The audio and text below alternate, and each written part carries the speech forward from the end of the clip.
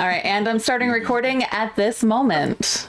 Hey. You started on that line? No, I started right after that line, which just makes me happy. This is called Dungeons and Dragons, but we're playing in a world called Aeternum, which I created. All right, so join which games? What was the thing? Cheeto. I'm sorry. bro, look at Chino's face right now. You need to join Foundry. Okay, so you click on that. Yeah, there's then- Levi that's clickable, and there's my name that's clickable. So you want to click on your name, Okay. And then put your password in. which is going to be Shino. No, his password is the food that I know him from. Oh, I thought it would be Shino. Everything's Shino. That's very true. Again, I made Player. these at like 7 a.m. So Okay, cool. Player name, thank you guys for the biddies. Shino. Thank you for the gifted sub, dude. I appreciate you. Henry Goldgust. Okay, we are in. Perfect. Okay, I see everyone in. I will give you guys a rundown when it comes time to actually utilize your tokens. But for right now, the game is paused. You don't have to worry about anything. I can see y'all moving your cursors around. You should be able to see me moving mine around. But for right now, I'm pretty sure. Yeah, I have everything blacked out for you guys anyway, so it doesn't matter. All right, cool. So, let's go ahead and dive in. All right. Oh. Change my volume mixer, turn off speakers, put it on music. Perfect. Okay, you guys can hear that, yeah? I can. Is it overwhelmingly loud, quiet? No, it's like perfect. Nah, Daddy, let's fucking roll. All right. That's what they say. Perfect, Monsieur. All right. So, beginning. The sun dips down on the horizon, casting the land into hues of amber and violet as twilight settles over the bustling crossroads of Viradonsk. The air hums with anticipation, an electric energy carried on the evening breeze. From a distance, the carnival of curiosity unfurls itself like a dream come alive, an oasis of light, sound, and motion amid the encroaching night. The world of Aeternum is vast and complex, a place where magic and technology intertwine, and where secrets and stories lay hidden in every shadowed corner. As travelers make their way in the to the carnival, they carry with them the weight of distant lands, the rigid militarism of Gravdalia, the spiritual harmony of Ethera, the unyielding frost of Runland, and the untamed wilds of Torva. Each step, if I turn this down, I want to test with you guys. Is this still playing? Yes. Yeah. Okay, perfect. I just want to make sure. It was a little loud in my ears, so it was making it hard to read. Cool. Each step toward the carnival feels like the shedding of burdens of the outside world surrendering to the enchantment of the moment. The first sensation to strike the senses is the glow of the lanterns. Hundreds of them, strung on delicate wires, bathe the carnival in a golden light. Some flicker with mundane flames, while others shimmer with hues of emerald and violet, hinting at subtle enchantments, but enchantments nonetheless. The air is thick with the mingling scents of caramelized sugar, roasted nuts, and exotic spices from distant markets, mingling with the faint musk of sawdust and wild animals.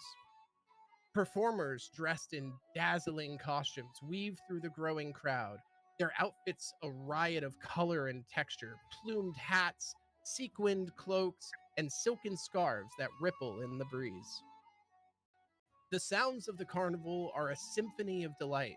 Laughter bursts from the mouths of children and adults alike, mingling the melodious strains. Wow, I wrote mingling a lot. We're not going to talk about that. The melodious strains of a bard's lute and the rhythmic thrums of drums from a distant stage. Calls from vendors hawking candied apples and steaming spice ciders rise above the din, while the occasional roar of the distant beast sends shivers of awe through the throng. In the center of it all stands a towering marquee striped in crimson and gold, its flaps parting to reveal glimpses of wonder within. Fire dancers spinning blazing torches, acrobats defying gravity with elegant leaps, and the illusionists weaving impossible images into the air. For the visitors, it's a place of escape and marvel. But for Bennett Wilkins, this is his home. From his vantage point amidst the chaos, he can see the carnival's life in motion.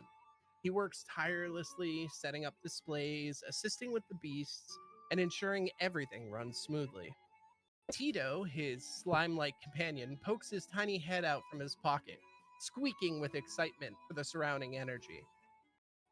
Familiar faces pass by, Grom giving a friendly wave, Nyx darting between tents with feline grace, and Zariel, the enigmatic owner, surveying all with a satisfied grin. Tonight, like every night, Bennett feels the pulse of the carnival in his veins. As the other players and people of this world approach, the allure of the carnival beckons them closer. The sights, sounds, and smells create a magnetic pull, inviting them to step through the gilded gates into a world of wonder and possibility. Whether seeking entertainment, answers, or something yet undefined, all of them will cross the threshold into a night that will change their paths forever. From the sidelines, whether it be you're standing at the front of the line for this carnival to open or the very back, all can see Zariel approaching, just a human male and speaking for a short while. The air is just so thick with all of these unique scents and spices. Each of you are more intrigued than anything, and whether you're excited for it to open or just determined for it to open, whatever your real reason for being there is, at this moment there is anticipation with every breath. There is excitement. There is eagerness. You can hear the children cheering, just waiting for the gates to open. And shortly, Zariel walks to the front. An elderly, but not too elderly, tiefling male of deep crimson skin. He wears long coat, a long dramatic coat of deep velvet that sways behind him as he approaches the gates. The gold trim on this long coat catches the light every single time, whether it be part of the enchantment or whether it just be exactly how beautiful it is. It's something for the eyes to behold. His hands are clasped behind his back, and there's a sense of anticipation in his posture, as though he's about to reveal some next grand twist for a story that is not yet told. He walks to the front of the gates and says, "Welcome, welcome all. This is my Carnival of Curiosities, and you here, all here at Verandask, are all here to see it for the first time, and it is so good, I promise you, it is. Now, when these gates open, I must warn you, there are some things that you will see that might scare you, but do not worry, everything is under control. This is our job to worry, it is your job to enjoy." And then he looks over down at a person next to him and says, "And spend a few coin if you have the opportunity." Gets a few small laughs. He says, "And with that, I welcome all of you to the carnival." Slowly bows his head, raises his right hand out, and the carnival gates open. As tickets are quickly taken and exchanged, everyone starts following in. I mean, I'm talking, it's kind of ridiculous at this point. It looks a little bit like they're rushing for their lives. With this, Henry, where do you see yourself in this line? Sorry. I see myself just simply sipping on a glass of ale. Okay. Okay. Do you see yourself more in the front of the line or more towards the back? I see myself more just sitting in the back, just enjoying the view. Okay. All right. Sipping So on you're ale. watching this, what almost looks like a funneling of just probably 100 to 200 people just all going through this small gate which enters into the carnival. Wet. All right. Kysna, where do you see yourself?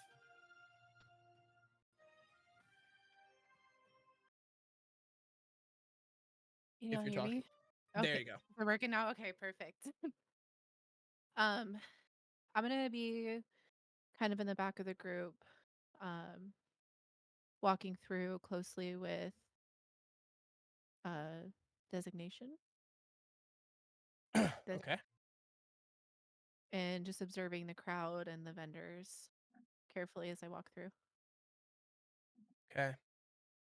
Galok. He is so excited. He's at the front of the line, and like as he's passing through the door, you know, like middle school kids who like jump up and like slap the frame. That's what he's Mhm. trying to do. He can easily do it. The gate surrounding the entrance to the carnival is only about 12 feet tall. Oh So yeah, it's he's so actually excited. He does yeah, a little yeah, skip and just like The woods just like- creaks. The workers like, hey.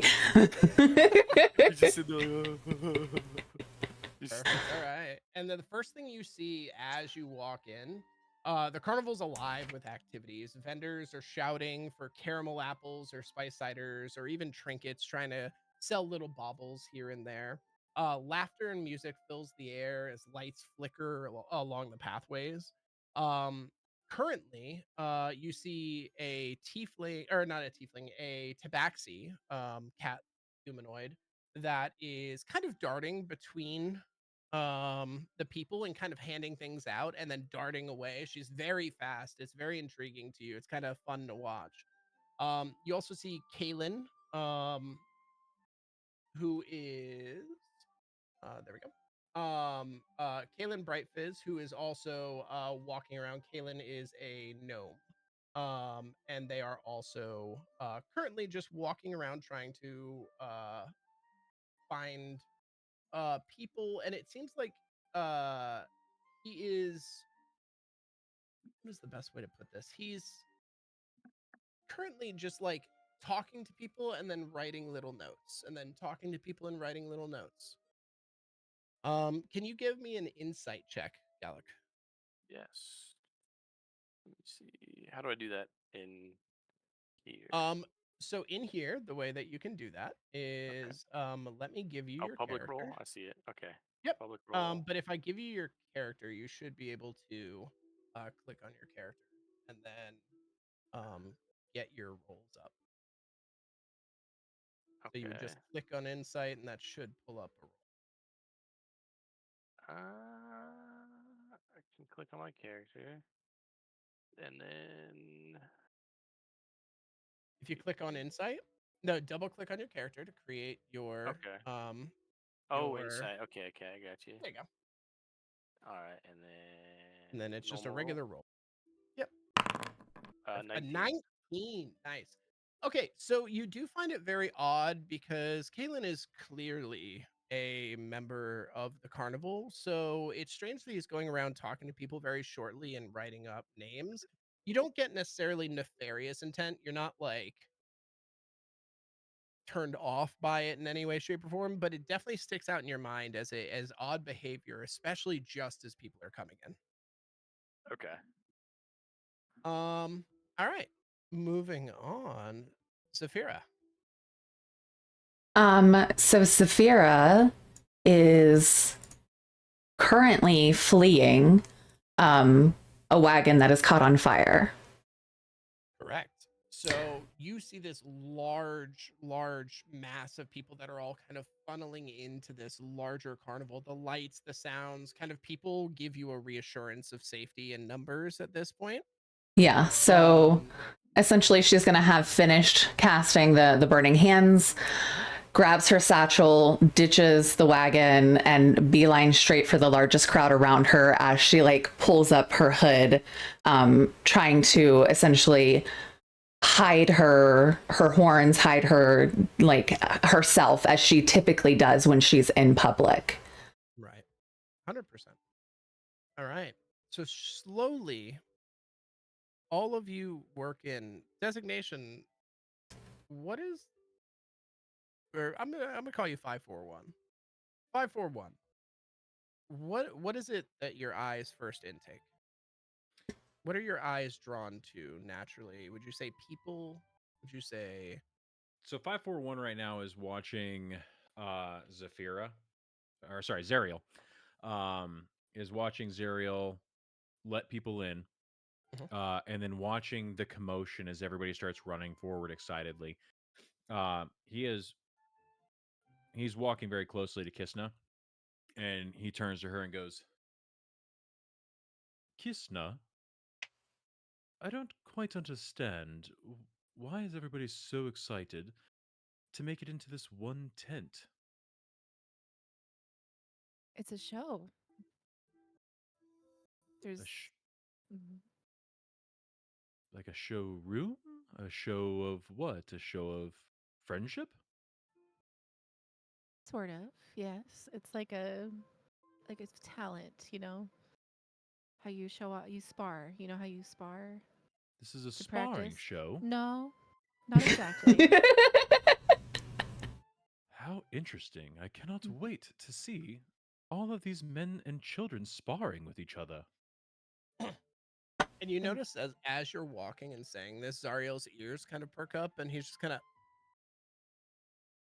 turns over with a very okay, yeah, and he just kind of lets you go, doesn't interrupt you, but definitely you've caught his ear at the idea of women and children sparring. Fantastic. Perfect. All right, you all make your way inside of the gate.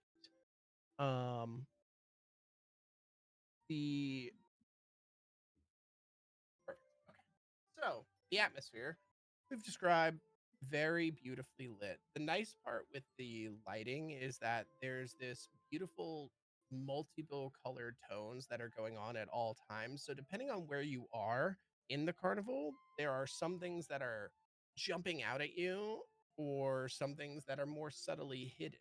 Example, you see a smaller tent over to the left which has future tellings.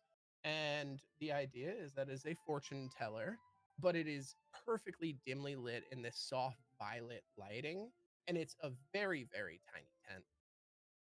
Alternatively, where you have the vendors that are hawking things, these are brightly lit, whether it be a marketing strategy or whether it be just so that way people can see when they're handling hot food. Each one of these vendors is brightly lit and quickly handing out things for very inexpensive costs, just a couple copper per item. Um, and yeah, you see kids slowly grabbing candied apples. You see them holding the roasted, pressure roasted nuts. Um, and most importantly, you hear some commotion coming around from the big center tent, that big tent with the crimson and the gold. And this tent seems to be where people are slowly filing in and then coming out for shows. Um, so there appears to be a bit of a line. Um, but yeah, we're gonna go ahead and go back to Henry. So you finally made your way back to the gates. What would you like to do? Hmm. I would like to explore a little bit more, see what is around me, Of see course. what is exactly, what is it that I'm intrigued by. Perfect. Can you give me a perception check? Yes. And remind me how to do the roll again. Yep. So just double click on your character. So right here. Oh, okay, thank you. Yep.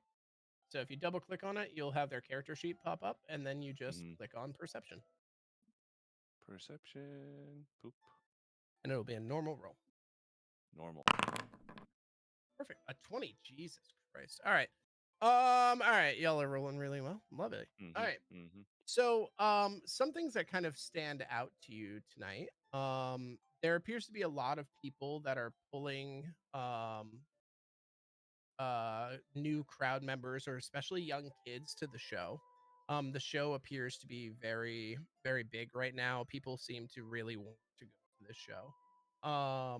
And additionally, the fortune teller is going around right now, trying to advertise. He's trying to get people to come over and get their fortunes told.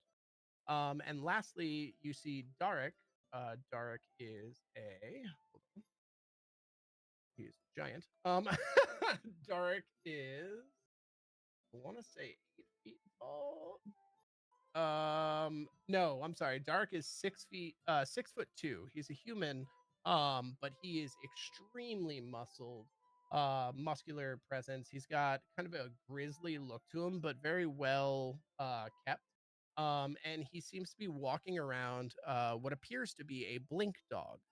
A blink dog being something that's not too rare throughout the wilds, where essentially the dog has the ability to do short little teleports.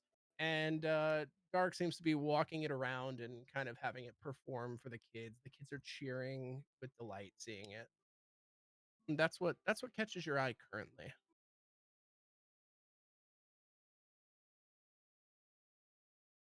Okay. Perfect. I don't know. I don't know what No, else to that's go off okay. that. Yeah, That's okay. sorry. So you can, from this point, you can choose to go anywhere you like, or you could choose to, go to one of the tents. You could. Does anything interest you, or are you really just kind of observing at this point? I'm just observing. Yeah, just taking it all in, get to know everything, my ins, out, exits. Very Perfect. cautious. Yeah. All right. So in that case, let's go to Galak real quick, because I feel like he's going to be running to most things. So Galak, what is the first thing that catches your eye, that brings your attention full steam ahead? Immediately the big tent, because he sees all the kids excited and running towards it. So he, in his mind, is like, that's where I want to go. Perfect. And as you're going up to the big tent, you see that Tabaxi once again, and she kind of walks up to you and she says, "Are you interested in our big shows tonight?" Yeah. Oh, perfect. Okay. So I'm not supposed to tell anyone, but Okay. I'm literally paid to tell people. So, tonight you want to make sure that you see a special show. Now, it's the first time the show has ever been out, so it's kind of new. The acts are kind of cool. What kind of And show? do you like puppets? What's a puppet? Um, well, okay, so they're not really okay. Hmm. She kind of like surveys you for a second. Her golden fur and her piercing gold eyes kind of stare into you for a second to see if you're fucking with her. No, so all she sees is just the biggest grin. Like his face in the picture is what she sees. Like he is so excited.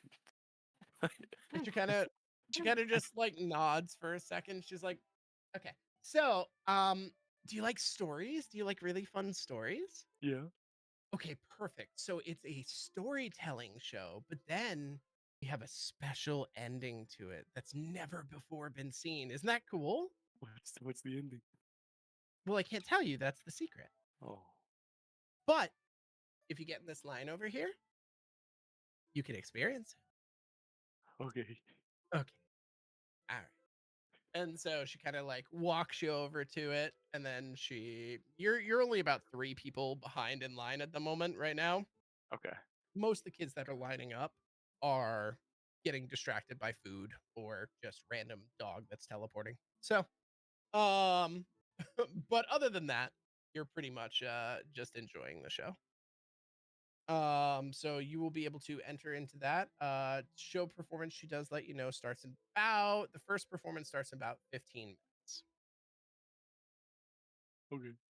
All right. Let's move over to 541 and Kysna.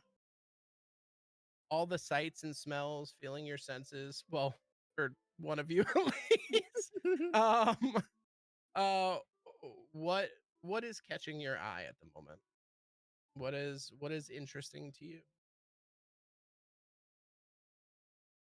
So this blink dog has caught my attention. Awesome. And being very in tune with designation, I'm gonna see him kind of lock in on the dog as well.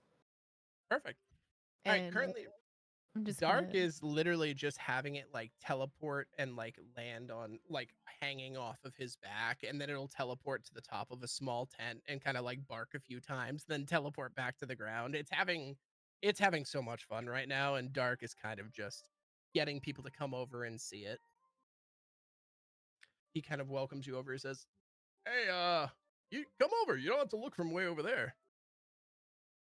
I step over and I say,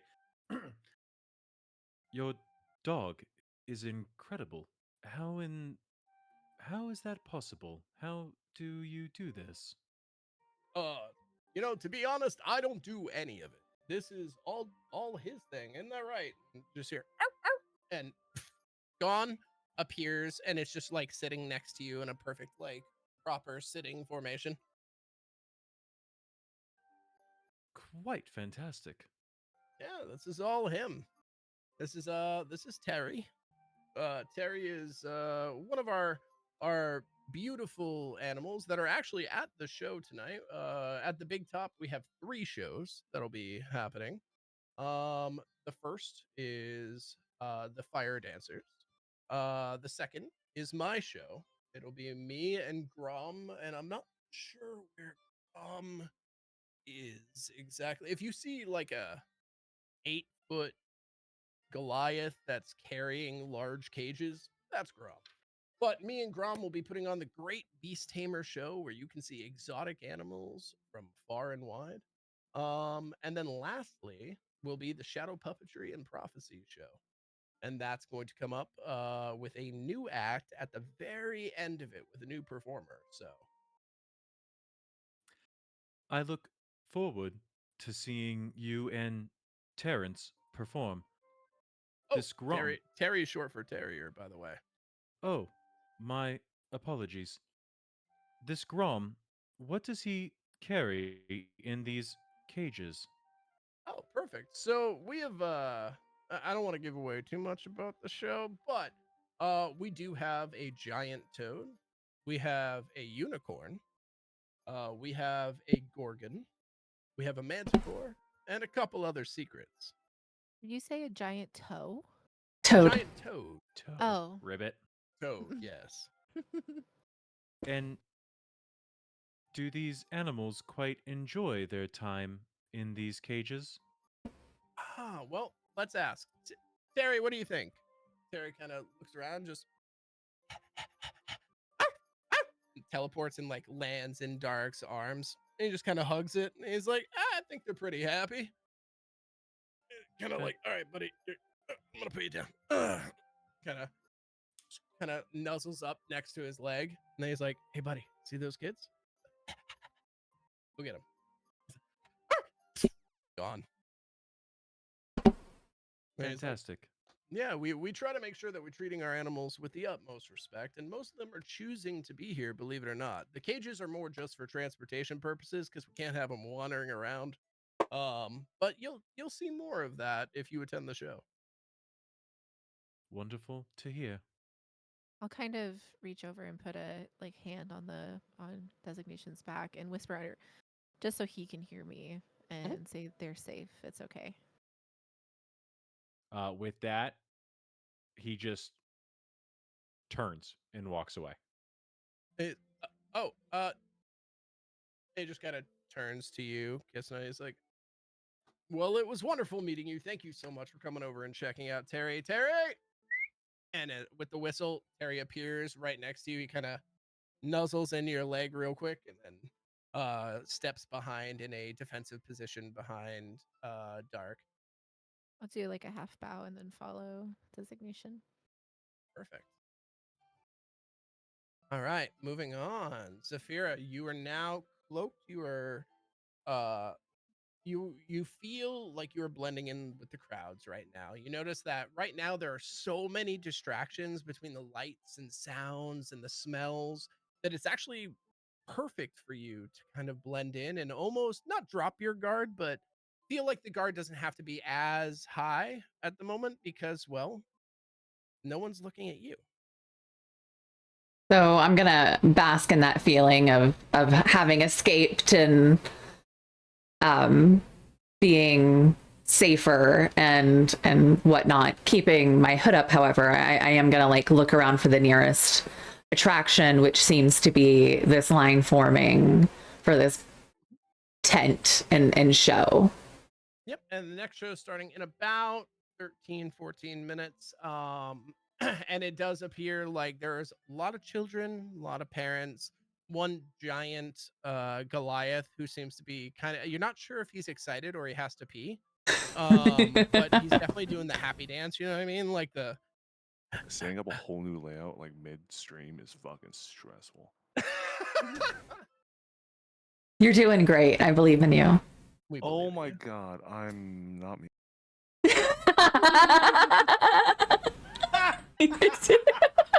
We believe in you. You're Henry. still doing great. We still believe in you. Yeah.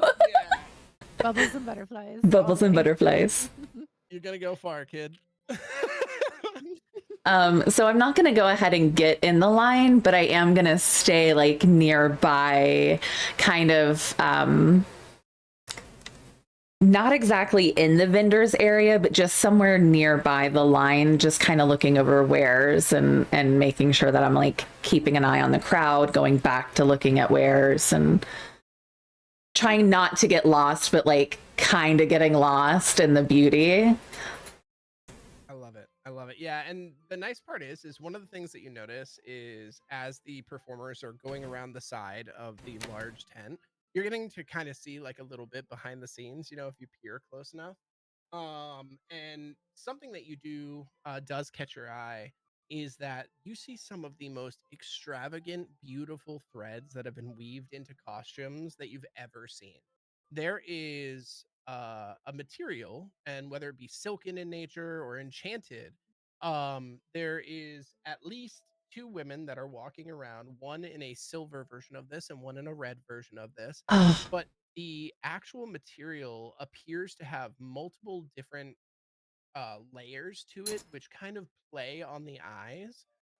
Think of sequins, but as if every other sequence was a slightly darker tone, and each of them look metallic but flex with the strength and or the tensile strength of a thread. Um, One of them has beautiful plumes that kind of go off the side, almost wing-like, that lift and then drop down, with a bit of a train that runs off the back. The train is almost entirely translucent until it hits the light, and then you see more of those glimmering little sequins that are all inside of it, and you realize that as she walks, there's probably about a 4 foot train that sits behind her and kind of waves in the wind, just catching little glimmers. So it's like wherever she walks, there's glitter following her.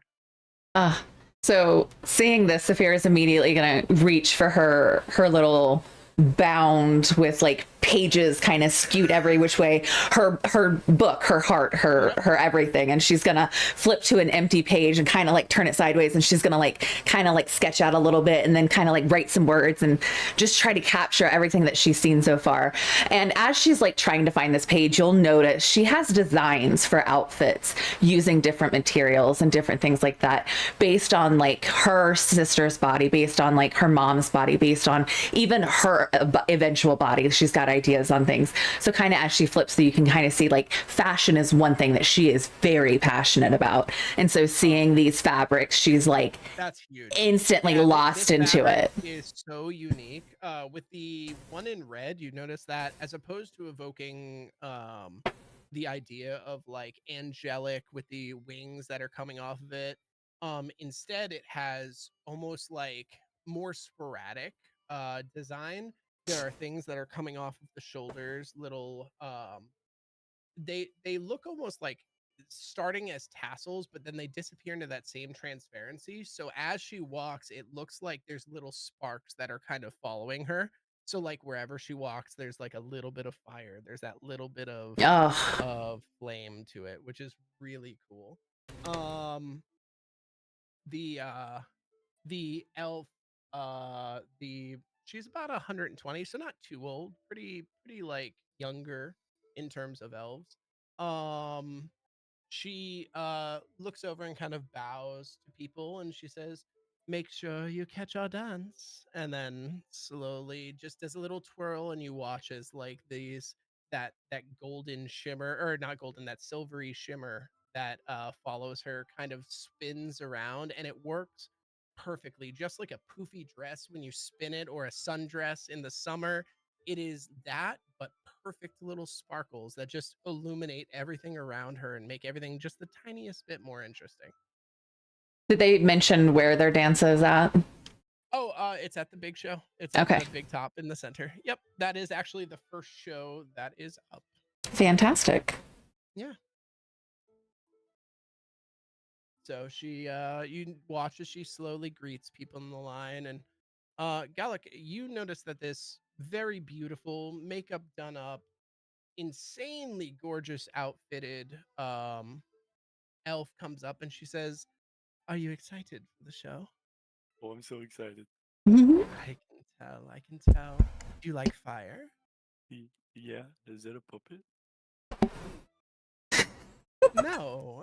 The puppet show is the last show of the night, but the first show is all about fire, and you seem to be a fiery one yourself. It's nice.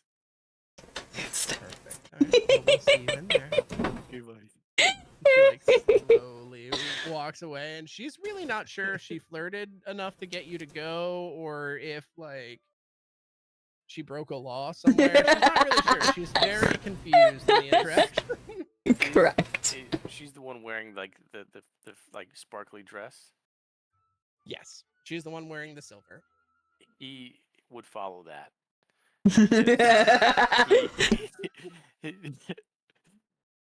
Like it's shiny, and like he's like, He immediately follows that tail. Okay, so as you start to follow her, she says, "Oh no. So you stay in this line, and the show's gonna be inside those little flaps right there, and I'll see you inside there." oh, Yeah, it's okay. for the puppets. Yeah, and she kind of like reaches up and like gives you, with just the one nail, kind of brings it along the inner lining of your throat and kind of up to your chin, and says, "You got it." He doesn't know what to do with himself. He's He's just She- standing there, just like, oh. She puts her hand on your shoulder and slowly turns you around, very politely, without much force, but slowly kind of guides you back to the line. He follows suit and gets back in line, just still excited, still confused why she touched his face, but so excited. Why'd you touch my Zephyra, you face? see this as like, damn, that was clean. Like it was very, very like masterfully done on her part. Yeah. Yes. Just making note of that one. Character idea for later. Circles it. Perfect. And shortly after, so we have an intelligence of 6. I just caught chat for a second, and I was like, not far off. It's pretty close. All right. Henry, as you're sitting there kind of surveying the area, you hear a voice kind of just appear out of nowhere. And you realize the voice is coming from much further down. And you hear, "So, are you finding what you're looking for?"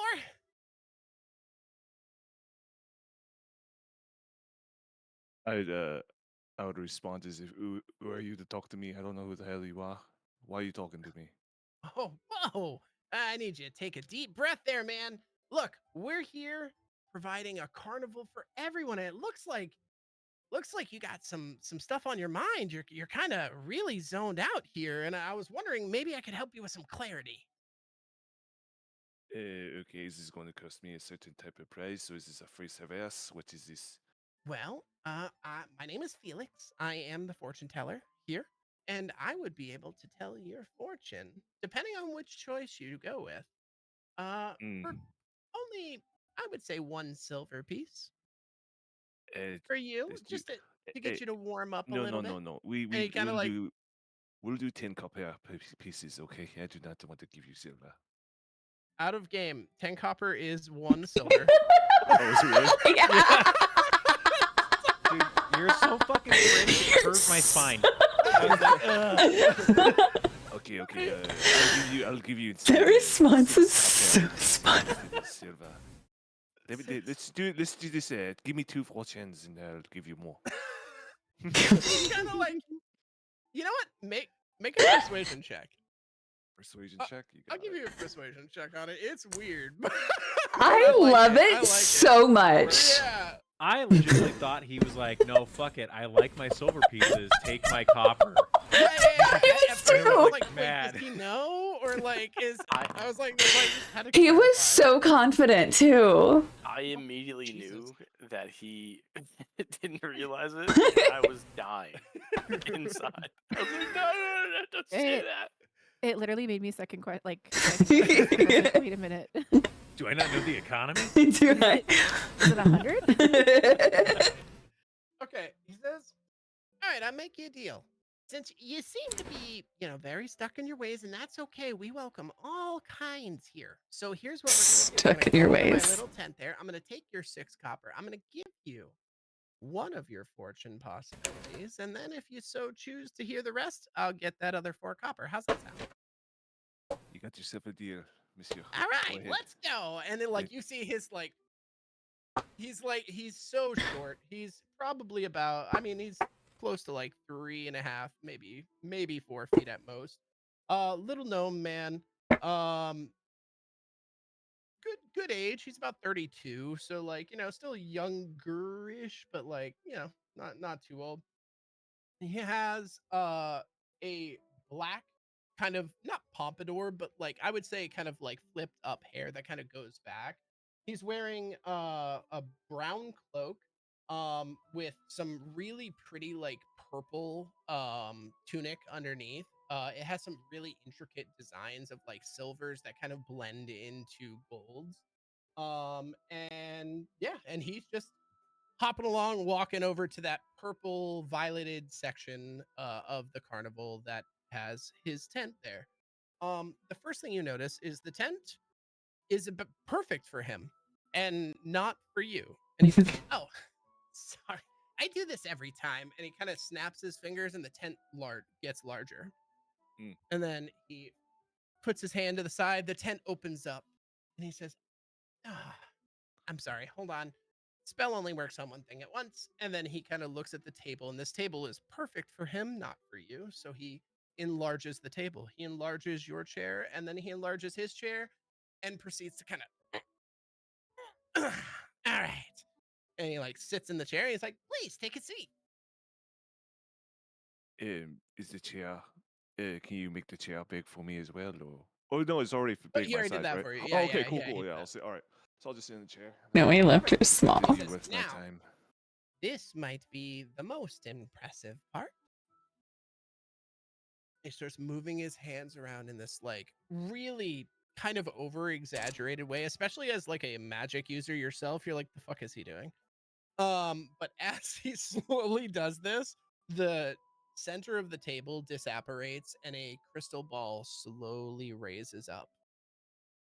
And he says, "Okay, so for your first part, would you like to know anything from your past, your present, or your future?" Tell me something about the future. I would like to know. Okay, I just need a little bit of specifics here. Are you looking for happiness? You looking for love, big guy? You never love big I'm guy. looking for. I do not care about love. Give me something exciting. Tell me something about a certain event that possibly alter my life's decisions. Ooh, all right. Well, other than attending the carnival.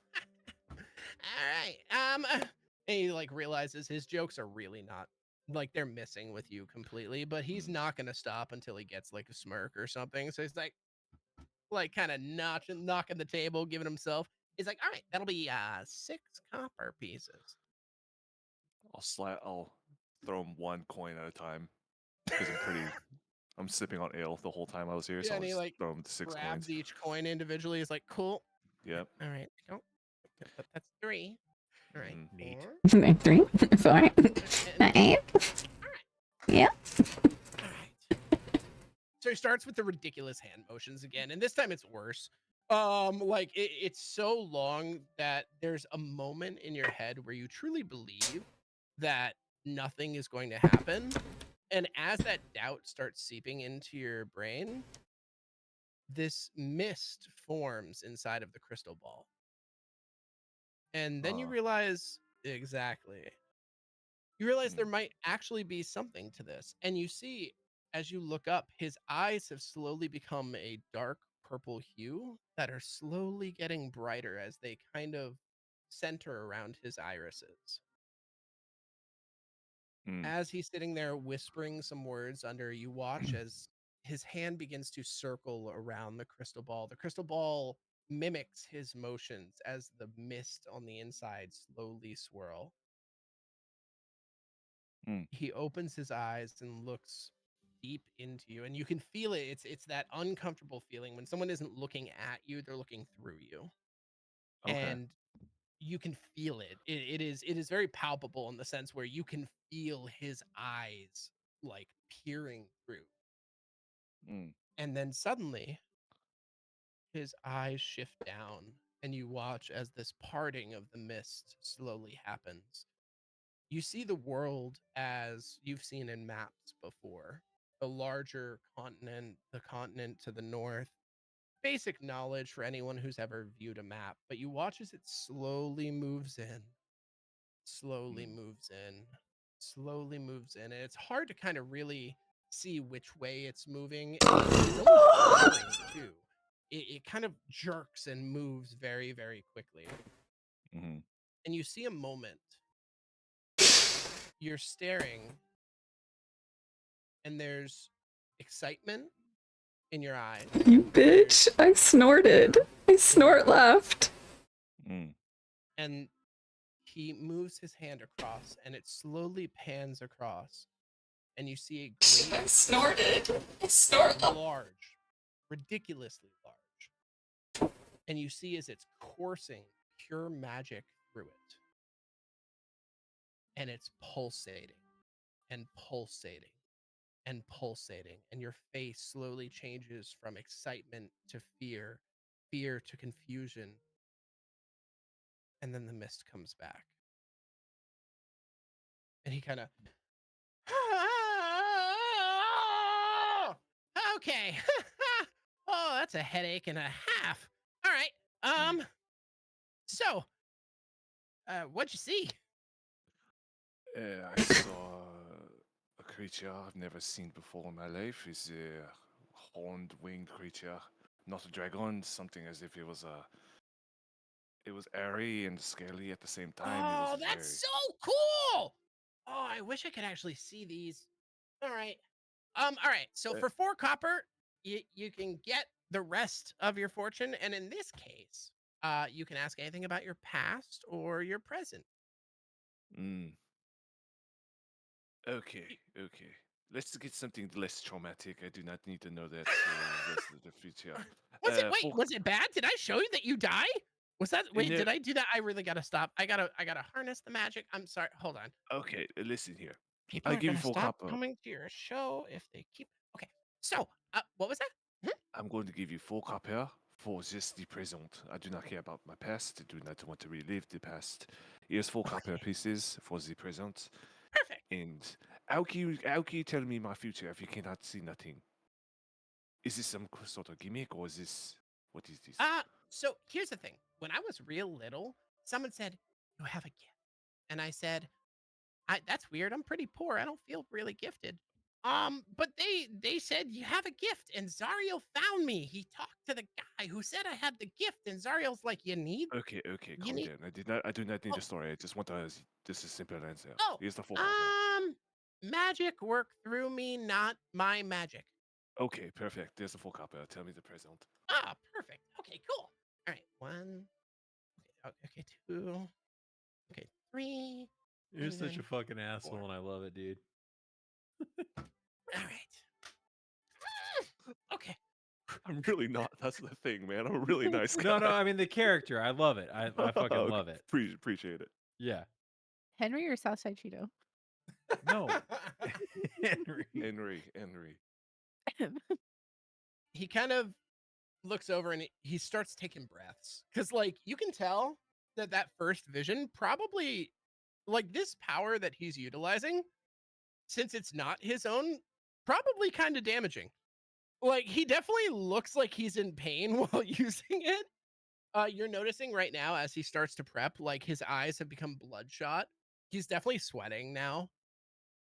But he's got that perfect stage performance. He knows that he can't falter for a second. So he still maintains his whole gimmick, his whole thing. But you can see that there is something more to it. He begins doing the ridiculous motions again. His eyes slowly sink to that deep purple. The bright purple comes out, once again highlighting those irises in now a sclera of dark purple. And he starts moving that spinning mist, and then he kind of stops it, spreads the mist, and begins moving forward. This time, it's a little bit easier to see because it's you sitting here. And for a second, you feel like you might have gotten scammed for about 4 copper there. But it slowly rotates outside of this tent, moves around the tent, and you start seeing everyone, but almost in unique lights. You start seeing some people basked in like a golden light. You start seeing some people that are basked in a dark purple, kind of ethereal, almost, I would say, I wouldn't say evil, but definitely less pleasant light. You see some people who are basked in like a red, like fiery light. And then you see someone far outside of the carnival as the the crystal ball dollies backwards.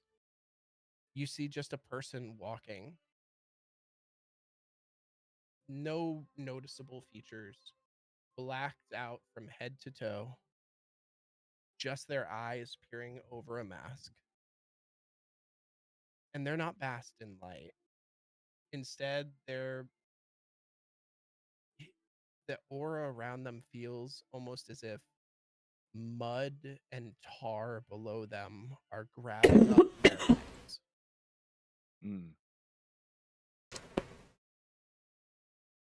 It kind of makes you uneasy. And then, oh my god! Okay, we're done. Was it cool? Was it? I hope it was cool. Was it? Oh god. Okay. I do not know. Is something I've never expected to see. Someone. It's quite a vision. That's all I could say, Monsieur. Yeah, Vision.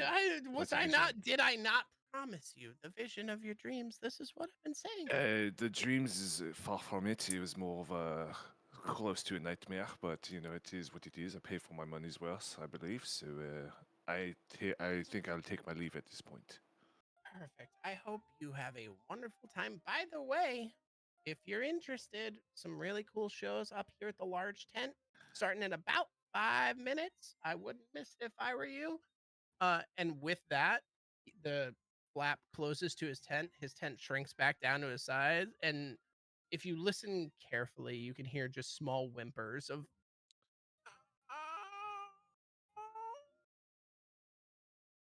Is it? Do you need a silver piece just to pay for this for your No, health there, sir? no, You I'm sound great. as if you're No, I'm dying. good. Thank you. No, that would be very unprofessional. I appreciate it. Thank you. Are you okay? Have a good day. No, Where's the closest tavern? I need a drink.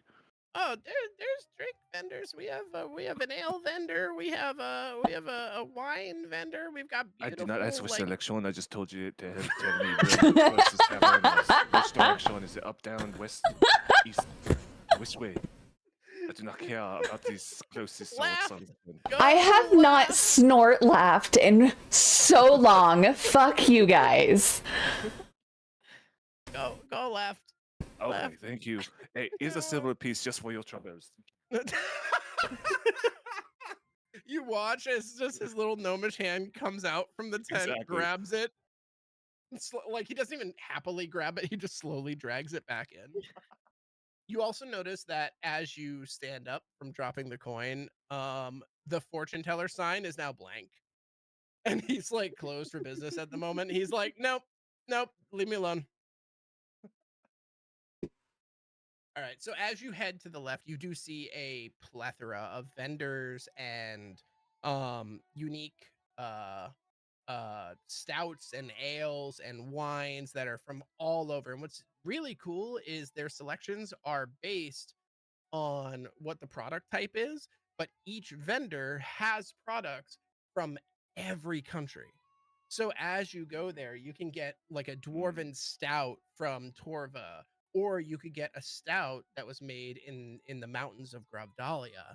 So like there's a lot of unique selections for drinks. You have elven ales and elven wines from Arbroath, which is the largest collection of elves naturally in the world. But then you also have the premium wines that, well, maybe not premium, but as good as a carnival could bring from Simnus.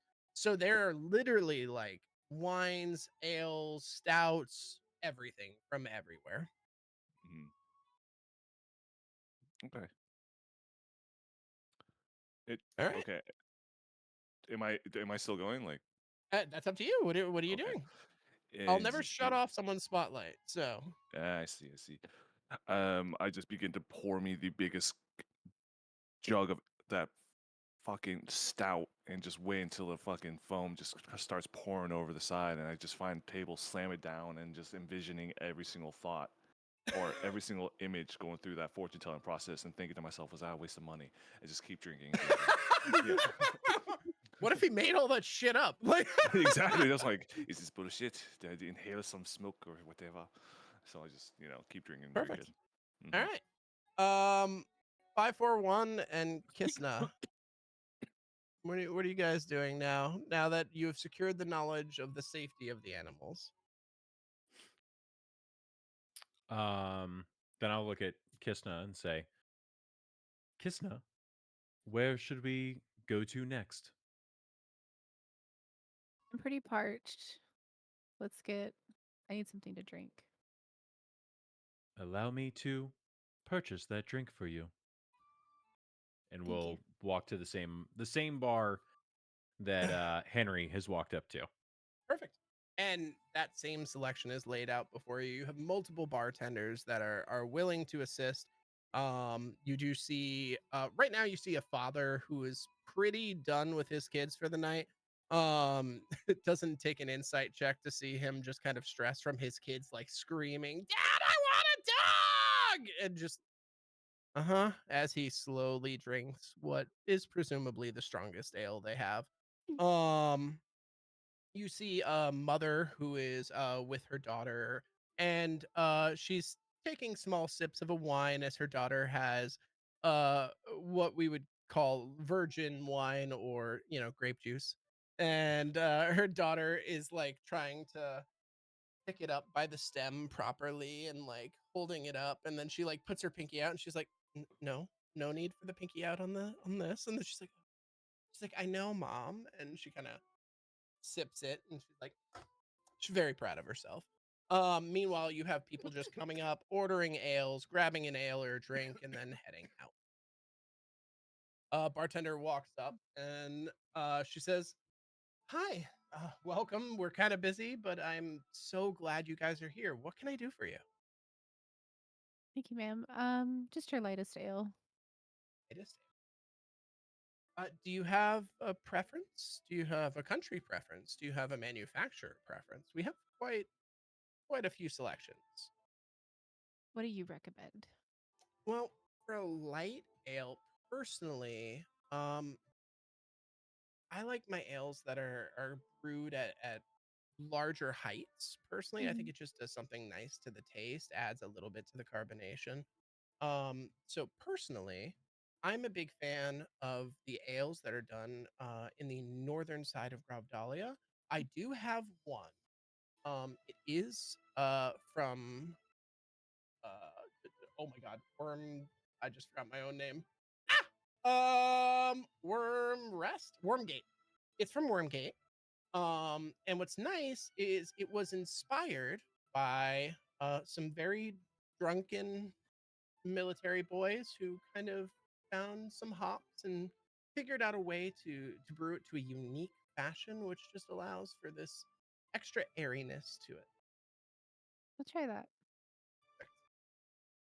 Over, gets it filled to the top, brings it over, is presented to you in a nice uh probably like some form of forged steel tankard. And Mhm. she kind of hands it over very delicately to you. Says that'll just be one copper. Clunk. Copper goes on the table Oh, for me. perfect. She kind of looks around. She says, and is there anything for you? He doesn't really drink. Neither does Mhm. Brahm. I Yeah. understand. Thank you. Um, Brahm, and you watch Mhm. as a Warforged begins walking around the corner, and he's carrying one of the kegs currently. Um, he looks over and he says, Yes, ma'am. What can I do for you? she says, nothing, nothing. I just wanted to say I knew that he didn't need to drink because you don't need to drink. She says, Yes, that is the logical choice. Thank you. And then just turns and walks away. There is a brief instance where Designation 541's eyes, which have been bright blue this entire time, flicker. And there is a little red that shows for a split second and then clicks back to blue. sorry, I'm taking physical notes as well. Perfect. It's okay. He was originally standing like just stalwart next to Kysna, and then turns to the bartender and goes, "How long have you had that Warforged in your service?"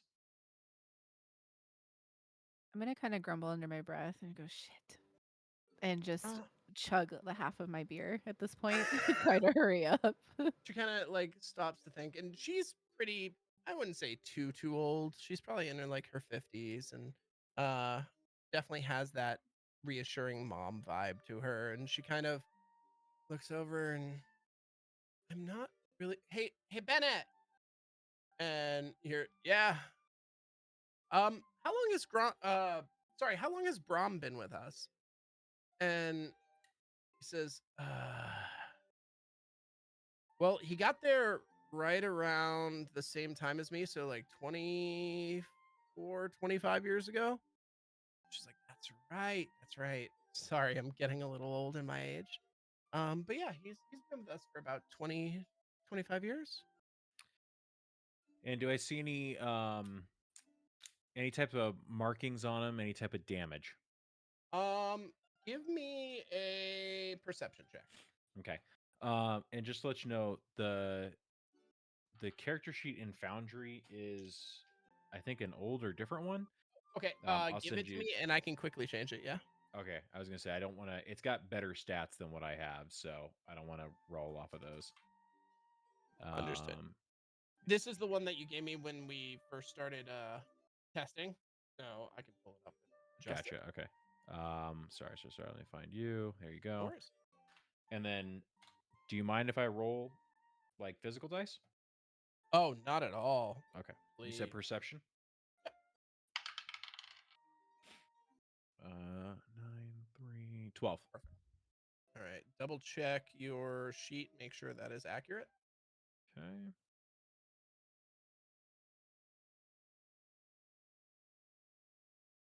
You've lost connection with the server. Of course. Still up, I promise.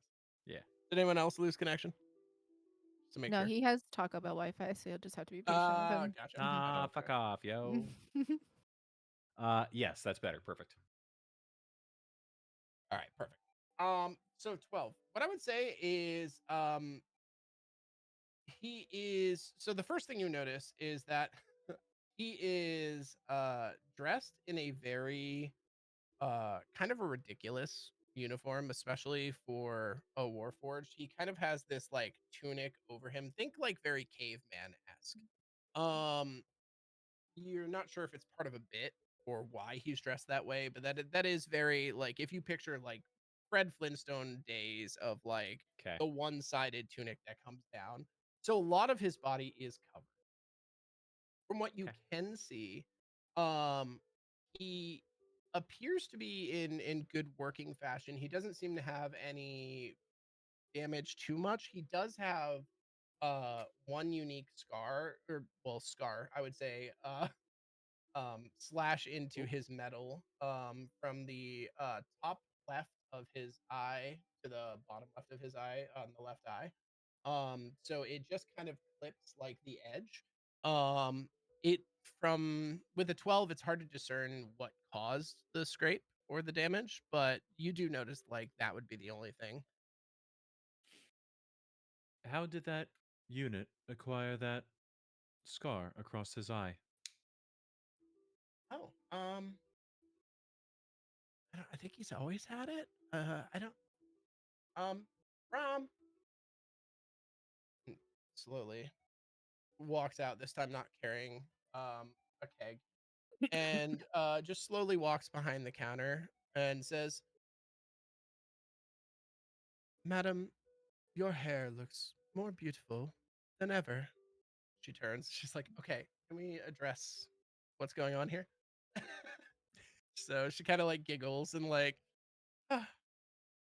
He says, yes, was there an inquiry about me?" And he just looks at you two. Got it. Yes. Brom, how did you acquire that scar across your eye? He kind of looks over for a minute and he says, "Oh, I realize. Oh, I just realized I was messing something up. Sorry." He looks over and says, As long as I can remember, my eye has been like this. My database was wiped roughly 40 years ago. Whether it be from a, how would you say, concussion or some other form of damage. That is the best of my knowledge how this happened. Thank you for your time. he nods and says, Ma'am, will you be needing any large lifting of any sort? she says, "No." And he says, turns and slowly walks away. I just realized I think I was using the wrong audio. That's okay. That's fine. okay. I'm pretty sure it was supposed to be, it's supposed to be this one, but that's okay. Ah, okay. Yeah, there we go. Yeah. Sorry, I apologize. Yeah. His That voice makes sense. is supposed to sound like this. I had to I like redo that. all of them, so we're working on it. We're working I on like it. it. Can Kysna and I get like a table that's a bit more secluded? Yeah, so it's kind of I don't know if you've ever been to a fair. Like most of them are kind of out there, but is one that's closer to the edge of the gate of the carnival. Um and really the only kind of person it's away from the kids, it's away from all of that. The only person who's near that table is a person who looks like he's pretty feverishly drinking right now. He's got kind of a Well, I mean, Henry, why don't you describe exactly what you're wearing right now? Can I interject real quick? For anybody who knows what a Renaissance fair is, think of that. Like how you have one entry point and you have like booths set up everywhere, food stands, things like that. That's what we're, yeah. Okay, so you want me to describe what I'm wearing? Yeah, please. I mean, you're the one feverishly drinking at a table that's near I'm the pretty secluded much area. So yeah, so pretty much a blue like blazer, but like made out like torn leather with a white button-down shirt. He has a winged necklace that has huge backstory, so I'll get into that. it's okay. I don't think they can see that by looking at you. No, exactly. I'm just throwing that out there. I got a whole bunch of bracelets on, some rings. I also have a black bandana, like just kind of like the normal way, just across your forehead, not like covering my whole head. And I'm just torn, torn pants, like made out of cloth, and like just a leather belt holding it all together. I'm pretty torn up, let's just say that. And I'm just that guy's just laying back, drinking, thinking. Did I waste my fucking money? He definitely looks Yeah. like he's deep in contemplation as he's taking large gulps of his. Yeah, of I'm his just ale. sipping and just boom in the sunlight. I love being in the sun. I hate being Well, in the cold. it's dark time, but Oh, it's not okay. Well, I like being outside then. I don't like being. yeah, there you go. Yeah, I like being outside, not indoors. That's okay. So I'm just sitting out there and just that's my outfit. Cool. Perfect. So we'll go take a table that's near him, and hopefully he's like not listening. We think. Oh, awesome. Okay. Okay. I'll You eavesdrop. can. Yeah, Yeah, no, yeah. I'll eavesdrop. Um. I'm nosy. So we sit.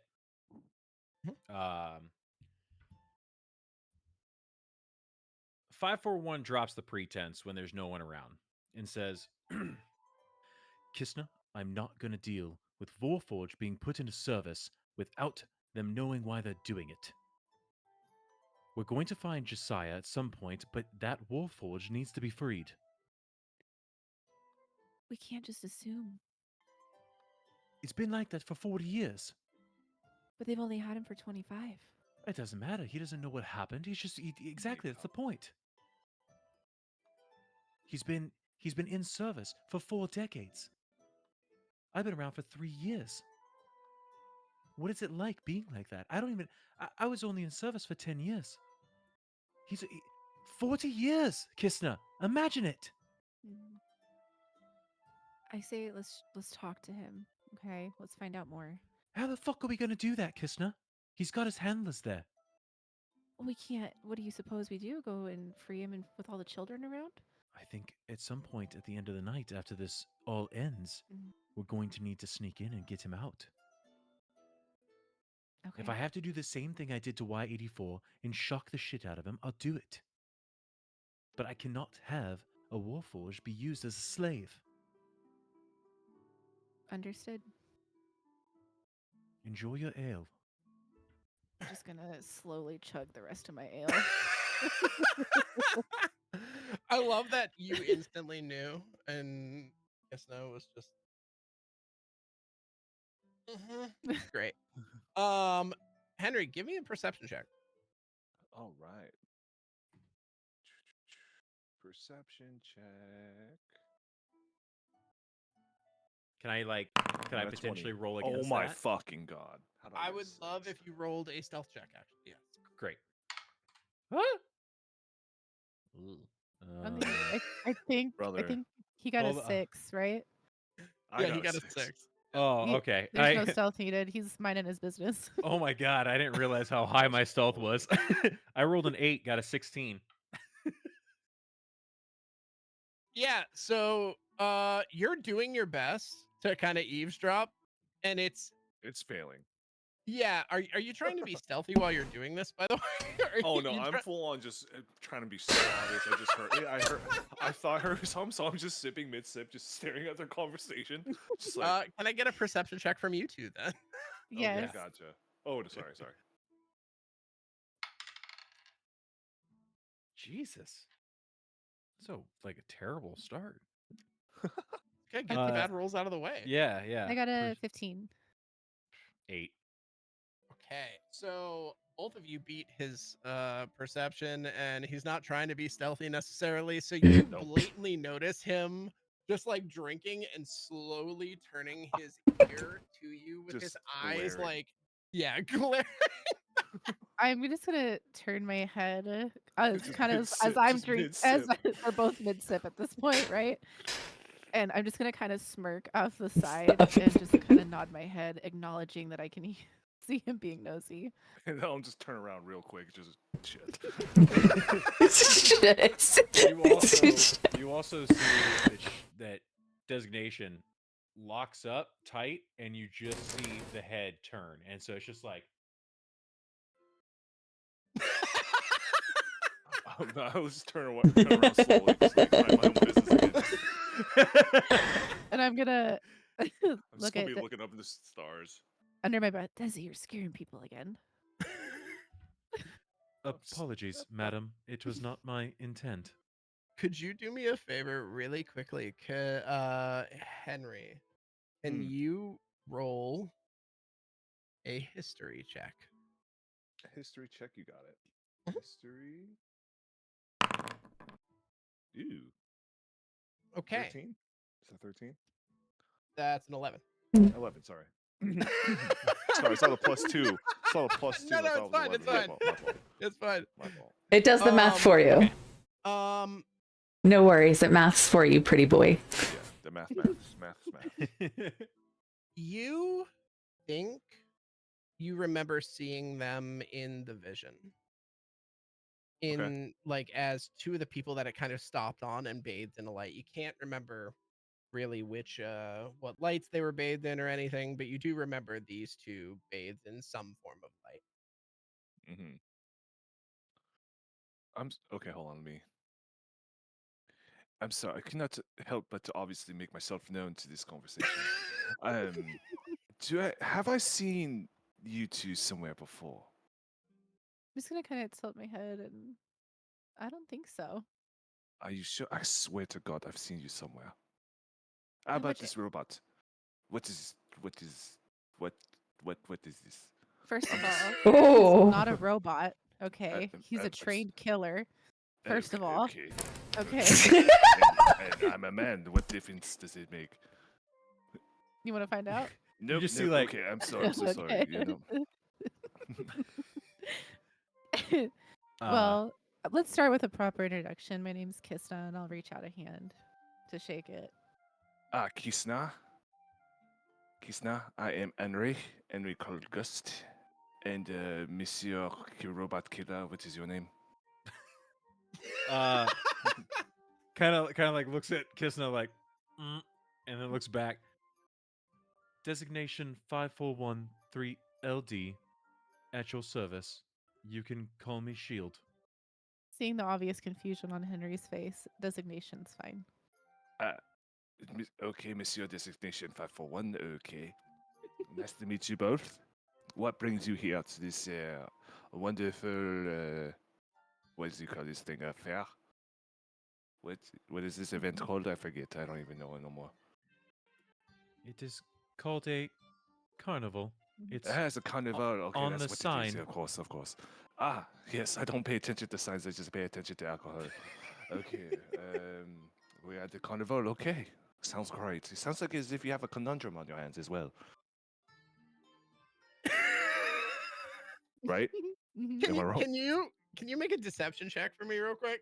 Me? Okay. Yeah, because you're bluffing. You don't know if they have I a don't? conundrum or not. Oh, my fault. No, Perception, right? that's good. That's good. You're bluffing. You're trying to get Okay. information. Right. Perception? No, deception. Deception. Okay, deception check. You guys get insight. Okay. 17. Okay, that's good. All right, so let's you guys, if you want to roll an insight. I got a 21 insight. Oh fuck.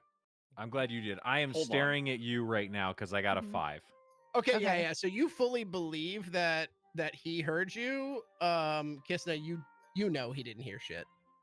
Like you're like, this is why I smiled at you.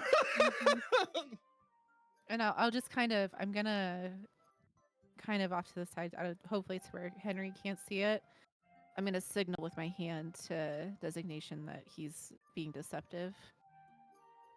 But I'll look back over at Henry, and the only conundrum that we have is the price of this ale. It's quite expensive.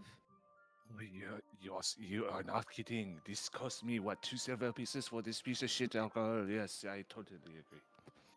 Yes. You have to try the lighter ale, though. It is better, a little sweeter. And it's all alcohol just is whatever. Okay. I just look for price. Okay. Yeah. And I kind of, I kind of want to look over to Desi and see, just kind of like tilt my head, inquiring. Maybe we tell him we could use the help.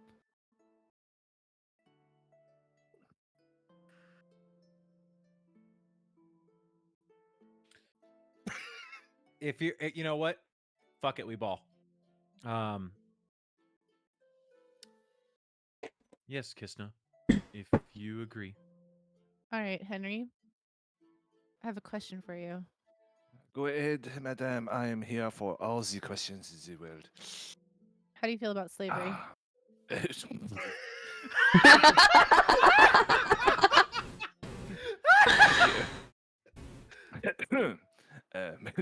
Slavery.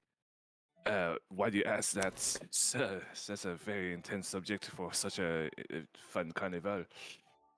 It's absolute bullshit. It's horrible. I don't ever want to see that kind of shit in my life ever. No. Okay, so kind of like perk up with eyebrow raised and be like, his kind is enslaved commonly, and we are trying to free as many of his as we can. Would you like to help us? For the rice bread, excuse me, hold on, let me drink this. For the rice. For this, okay, my services are not free, of course. It sounds as if, how much are you willing to pay for this service? As much as I want to end slavery, I want to be compensated for my time. 5 gold pieces come out of my like sleeve, halfway between us. I was gonna say this is the cost of not minding your own business, but the Designation is more generous than I, so. And I'll kind of scoot over the gold to him. 5 gold pieces. Why not? Sounds like fun. Let's go rescue some, what do you call him again? Attack robots? What is he called again? I am a Warforged, and I need you to fucking remember it. Okay, Warforged, a Forge of War. Okay, Warforged, Monsieur Designation Warforged. Okay, let's go save some of them. Let's go. Designation is for my friends. You can call me Shield. Shield. Okay, I'll call Monsieur Shield. Shield. Okay, let's go save your friends. At this time, in this slightly tense moment, you hear people begin to cheer. People begin making their way into the large tent. And you see a dwarf, younger, probably in like his 50s. And he comes out, and as soon as he raises his hands, fire begins shooting from his hands. All the kids instantly, the kid stops screaming about the dog, instantly entertained, and he says, "Hey, that's right! And the show is just beginning. However, here we have a little bit." And he looks down at the child next to him. He says, "Well, a wee bit of a tradition here. So," and he walks up to the bar and he says, "Madam!" And the woman who served you kind of says, "Oh, I'm sorry." And she kind of like bows ridiculously towards him. And then she provides him with this ridiculously large tankard. And I'm talking, this thing probably holds like close to 4 liters of liquor. And she just begins pouring it. And he's like, "All right, are you all ready for the pre-show show?" And the kids are like, "Yeah, yeah." And then some of the adults seem to be entertained a little bit. And he's like, starts moving his hand around. You watch as like a fiery dragon forms out of fire. and he begins moving it throughout the crowd as it begins. This serpent-like dragon begins swimming and moving and flowing through. It kind of blows right by your face, Henry, at one point. And it comes back to him, and then he shoots it up to the air, and it explodes in a firework of display. You watch as the kids begin cheering as the cinders begin falling, and just before they hit a child or the ground, it slowly dissipates and disappears. He does this for a few minutes, just to distract based on how long it takes to fill this giant tankard. And eventually he turns around and he's like, all right, no, I'm going to need some help with this. And you hear one of the guys say, I could help drink that. He's like, no, I don't want your help drinking it. I need help holding it. And so he kind of like lifts this thing up, and it is ridiculous. It is like large. It probably could be about this big, but they wanted to make it a little bit showy. So he grabs it, and kind of the guy on the other side holds it, and you just hear like a yeah, and they start chugging, and it's this very ridiculous thing. And as soon as he finishes it, they slam it down on the counter, and he's like, ah! And as he does, fire rages from his hands just out into the sky. Firework, firework, firework. Everyone at the carnival, anyone who's not quite yet inside, so both of you, Galok and Zephyra, both of you can see these fireworks just exploding directly next to the tent. And they are just, I mean, it's like the finale of a fireworks show. So we're talking mortars after mortars, just fire, fire, fire. And then he's like, now, if you were entertained by that, make sure you stop by the Big Top Tent. We are starting the Fiery Dancer Show. And one of the kids is like, I want to go to that. And so he's like, all right, grab your pant. Let's go. Come on, let's go. We have to hurry up. And so they begin ushering people slowly in towards the large tent. Galok, what you see is you just saw beautiful fireworks all over, and then you see kind of like the first thing you notice is this dwarf who currently was shooting out all of these fires, but then you notice him take like that mother and child and bring them in first before you in line. I'm not sure how that makes you feel, but he kind of allows them to cut the whole line of people that is now formed. I mean, he's just really excited that he got to see like shiny things, and like now that everybody's entering, he's just like inching like closer to the door, and then like he's like, wait, they said grab your parent. And he's just like looking around, just like, my mom's not here. And you see the person behind you kind of, they walk into you because they aren't sure why you're stopped, and they're like, you can go in. But my mom's not here. And he just kind of looks at you up and down, and he's like, yeah, I think you'll be fine. But you said to grab the parent. Your parents inside. My mom's inside. Maybe you gotta go see. He's just gonna take off running, just like, just so excited to see his mom. All right, so I love this. All right, continuing. Oh, this is great. Zephyra, what do you do? I wanted to buy some scraps of material like cloth and things like that, just kind of like bits and scraps of that. That's kind of what I was hoping to do in the 5 minutes before the show started. No worries. So during that time, you are able, they do have like some like textile vendors and things like that, so you're able to go up. What you do see is they do sell that specific thread that makes both of those outfits, and that thread, when you look at it still, even in your hand, it still looks like metal, but it feels like a wool, almost like a very finely drawn wool. And what you're noticing is that it must be the way that it's sewn, where they perfectly align these darker parts with the lighter parts that allow it to kind of create that sequins look, but it's not sequins, it's just the thread. Okay. So it's very unique, and you feel like with your knowledge you'd probably be able to discern what pattern was used in order to achieve that goal. Okay. But that is what you see, and yes, it's pretty easy to get. It is a little pricey. For that thread, it is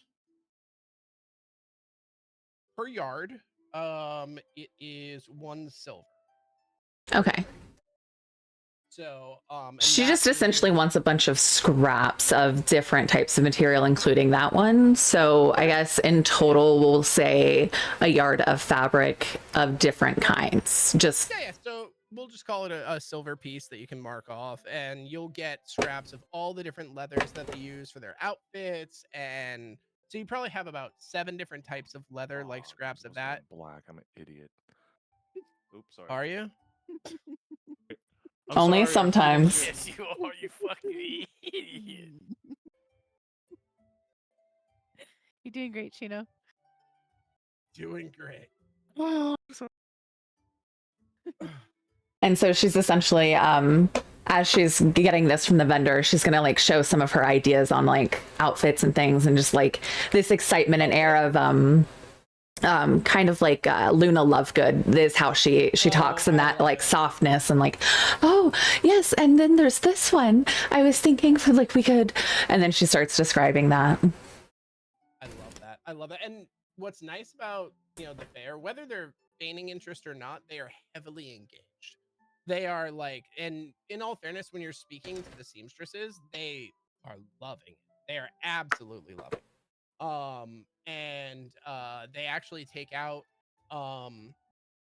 the sketchbook of the original designs for a lot of the costumes that you're seeing throughout. And you'll Oh, be able she to- is nerding hard on that. So within this 5 minutes, you are thoroughly entertained with some very creative sketch work.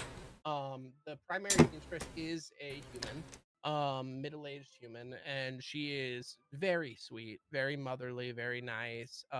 Which I mean, most of the people here seem to be extremely engaging and or nice or charismatic of one sort or another. And yeah, and that is easily obtained and And then well she's shared gonna by- make her way to the large tent. Perfect. Right. Perfect. All right. Now to go back to you two. Or you Maybe- 3. Sorry.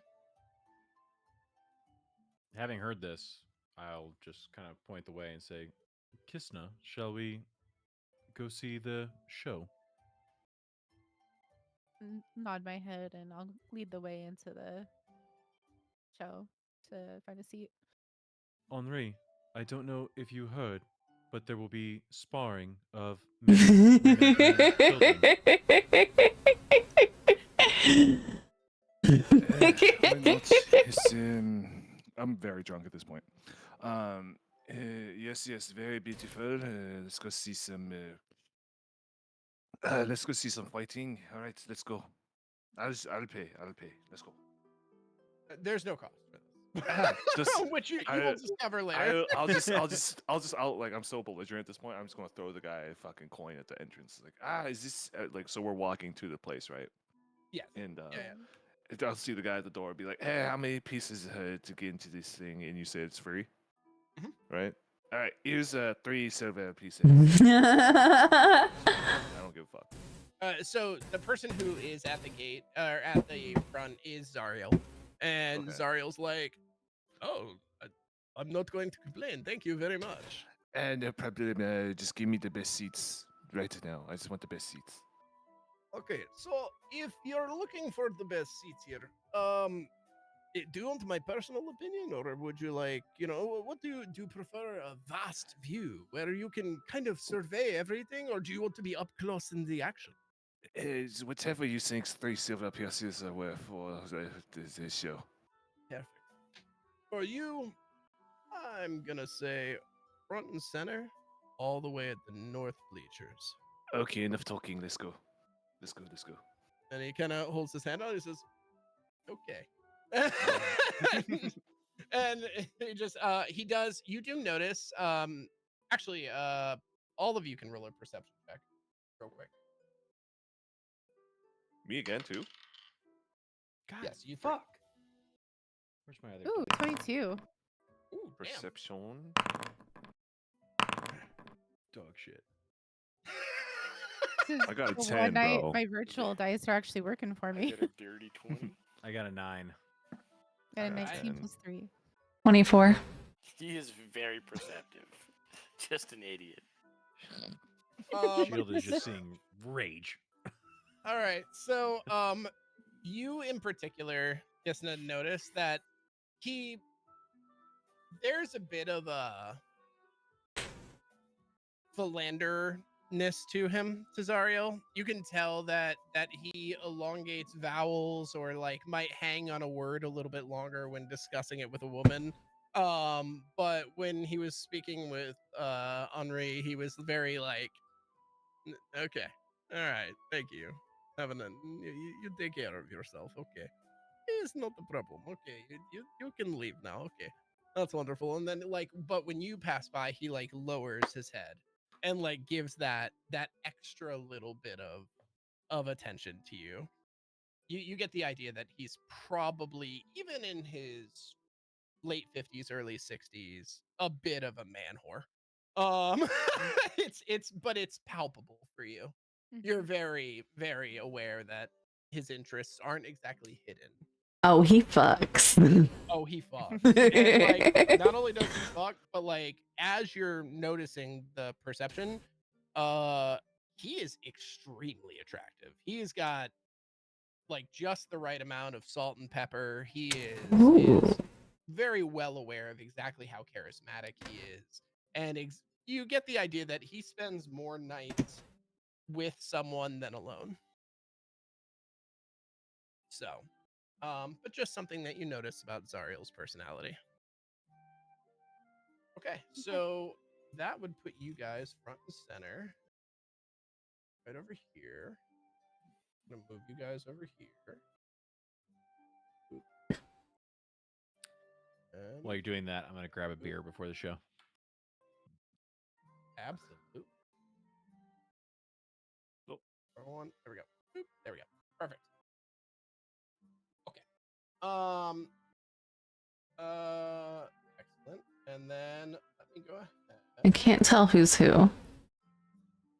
That's okay. So if you double click on anyone, you'll be able to see who it is, and you should only have control over your own character. It doesn't let me double click on them. Oh, it's because the So- game's paused. Oh wait, no, you should be able to double click on your own character. Right. I'm trying to see who's where though. Oh, you're down. Well, I'm gonna guess this kind of goes to you. Which side would you like to sit on? That's why I'm trying to figure out who's where. I don't. This might be mansplaining. I apologize, but you can scroll into the map to see a little better. Oh yeah, you can scroll way in. And right click. Okay, so what I'm seeing then is Drag. Kysna is flanked on either side, so I can't sit next to her. Right. Yeah, I'm in the. Looks like I'm in Correct. the middle. Okay. Who is on this side of her? Is that the warlock? Yes, that is Yes. Henri. Okay, I'll sit over here then with one seat between us. Turn off my camera for a minute. Oh, now it's you. I'm just gonna turn off that source for a minute until he comes back. Oh, there we go. Okay. Guys, if you do leave, please don't turn off your cameras because my stream is set up perfectly right now. Yeah, so Mhm. I Please just don't had turn to off the stop mine cameras. too. Yeah. I'm like, oh damn it. I just didn't think you wanted to see my fat ass leave, but next time you get it. Yeah, perfect. Thank you. Okay, cool. I can't move my guy. It says I can't take this action while the game is paused. You can't move yet. Oh, okay. That's why I was saying the game is paused right now. I just needed to know where you would like to sit, and then I was gonna move you. Gotcha. Okay. Next to Henry, just one seat down.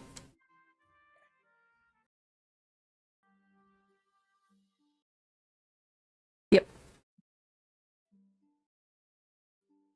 you're currently here looking for your mother.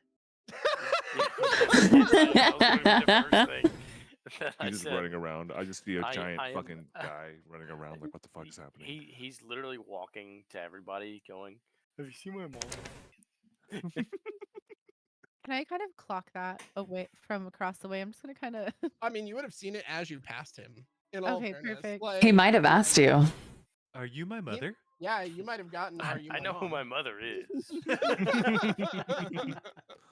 Well, You're not my mom, but do you know where she is?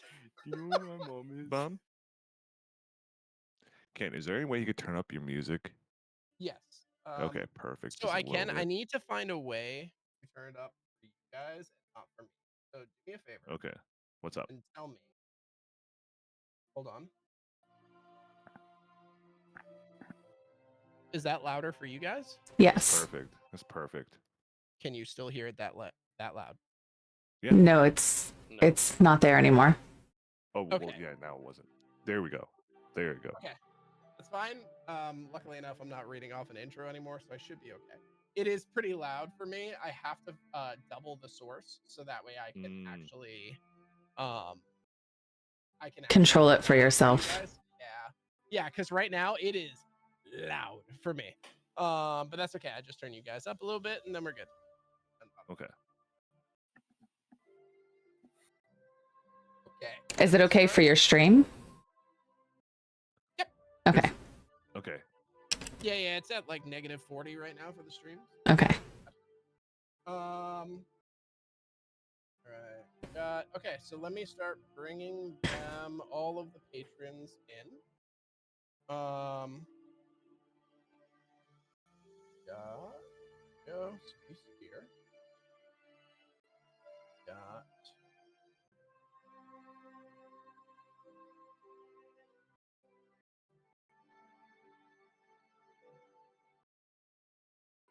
Here. Got. Oh, I need to get a drink too. Be right back. Yep. Go ahead. We're gonna go ahead and just set it up. And right now, everyone is just kind of filing in. So you're just slowly seeing people come in.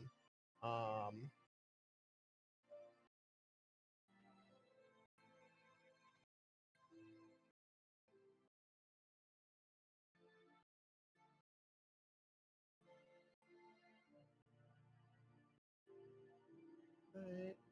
You guys are seeing them appear on your screen, right? No. The new players. Or not new players, sorry. The new I people. see like white faces. Yep. Yeah, with, that's like fine. hoods. Okay. Yeah. Most NPCs will be done through that because for the love of God. There's far too many of them. You put one on each row and say that's a row full of people. It would be. I wonder, can I actually, I might cheat. Can I do this multiple times? Oh my God, I can. Okay. There we go. We're going to cheat for now, and that's fine. It's called working smarter, not harder. Yes, that is exactly what we're What's doing. that? 100%. What's an IQ?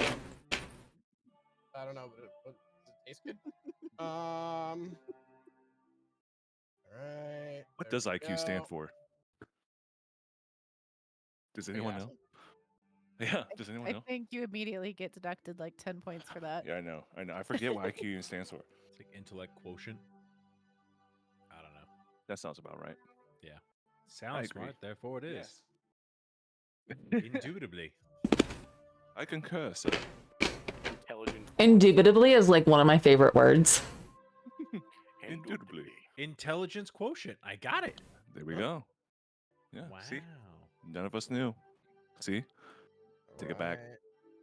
That's what happens when you're a robot. Perfect. And then who's in the back? Okay. Then we have two kids directly behind you with mother and father. And I will say, if you would have had me wait in the line much longer, Galok would have gotten really bored, and it would have been hilarious. I'm kind of sad I didn't.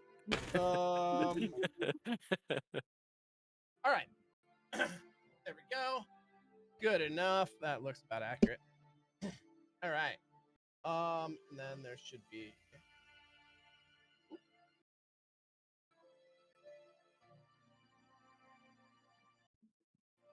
Perfect. Beautiful. Sorry, all up front. Perfect. All right. So, Zariel's going to approach you and say, approach you, Galok, and say, "Is there something that you're looking for? It seems like you seem confused. How can I assist?" You said to grab my parents and they go inside, but my parents not here, and then somebody said my parent was here and I don't see them.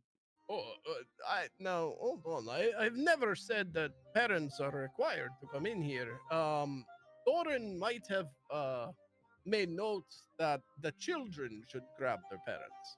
Well, yeah, are we all children? Maybe in God's eyes, but not when you're as tall as you. He kind of Thanks. surveys you up and down. Thanks.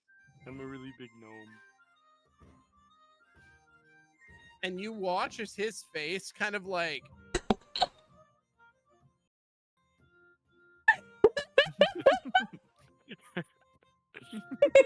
My mom says I'm big for my age. you know, the show is about to start, and I do not think you want to miss. So, do you want to take a seat somewhere and go enjoy the show? You can see lots of fire. You can see beautiful animals. But my mom. Yeah, she's not here, but that's okay. You know. We're gonna commit war crimes with this kid.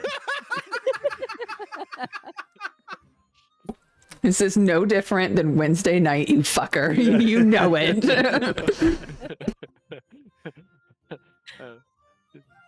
You know where she might be? I would assume at your home, Oh, but here at the carnival, there is great show. If you just go take seat, then you might get to witness something amazing. okay. Perfect. And he's gonna walk and just look for an empty seat.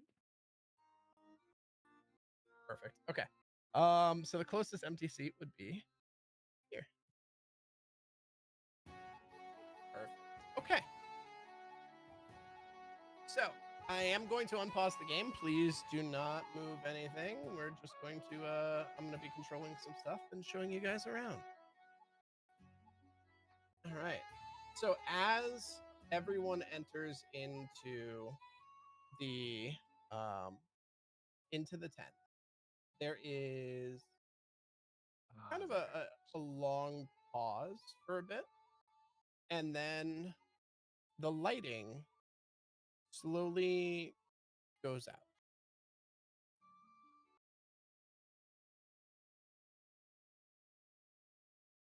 Except for in the center stage. Let me change my source real quick. And let me add display capture main screen. There we go. Perfect. So at least they can see it as well. Remember, no one watched my stream, please, and thank you. All the way at the back. There we go. Perfect. All right. So currently, all the lights except for the center lights go out. Zariel slowly walks out to the center of the stage.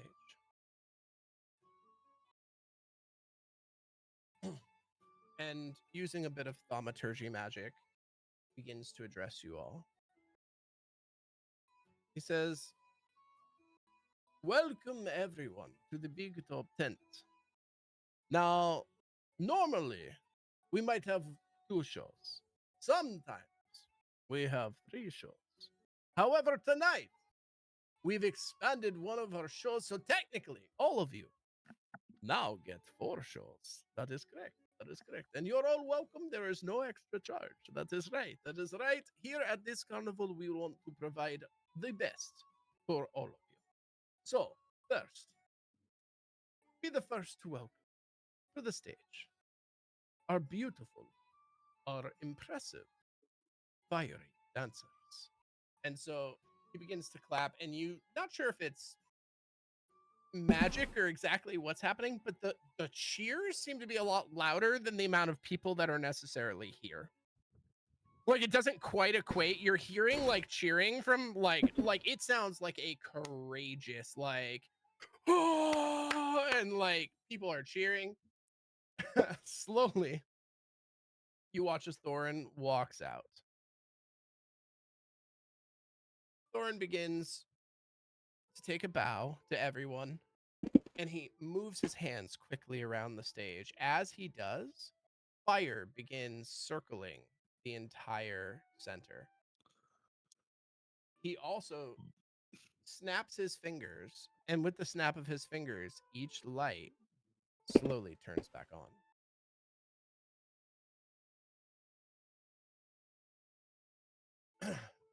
The fire is hot for anyone who's in the front row. You can definitely feel it on your skin. And it begins illuminating. And it's almost hard to look through, to the point where when he raises his hands, there are about 10 feet of flames that go up. When he puts his hands down, you notice that this was just a transition for Zara and Althea to take the stage. Now, what you witness throughout this show is beautiful acrobatics, dances that are intertwined with fire.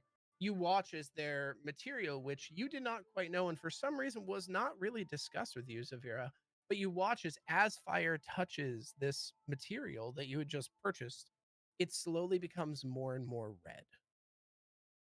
So it almost absorbs the flame into it. So there's definitely some form of enchantment on the thread itself. So as the fire bursts around stage and she can feel the warmth of it, she just kind of instinctually takes her satchel with like all of her treasure, like papers and things like that, and kind of like tucks it underneath her hip into safety, like not even realizing she's doing so. And then she's like pulled in and mesmerized and just watching the dancers, and like slowly like her hood comes down and she's just fully immersed in this. And honestly, this point, the show is beautiful. There are flips, there are tricks, there are everything you could imagine. Fire is just interweaved with them, and you watch as Thorin mystically and magnificently moves his flames in between them, slightly touching them just to get the flames to react across the enchanted thread. As it slowly builds up, the show lasts roughly about 15 minutes, and it slowly builds up to this insane kind of finale where again he starts launching these fireballs everywhere, and they're not actually the spell fireball but balls of fire. And as they're kind of hitting into the thread kind of almost absorbs it a tiny bit, and you get the idea that he's probably controlling this so he's not actually launching fire spells at them. But they start going back and forth, and the dance heats up and it begins moving faster and faster, and much like a tango almost, where the stomping of the ground and the ignition of the flames slowly culminates to this extreme beats per minute, to a point where there's this dun dun dun dun dun, and then the fire engulfs all of them. And as soon as the fire goes out, all of them are gone. And the cheering just begins. People start clapping. They start freaking out. Whether or not you were impressed with the show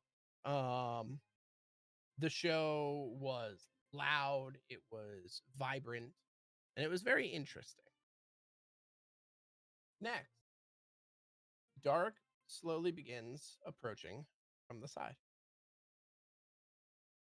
And as Dark walks over, he kind of looks over and snaps his fingers. As he does,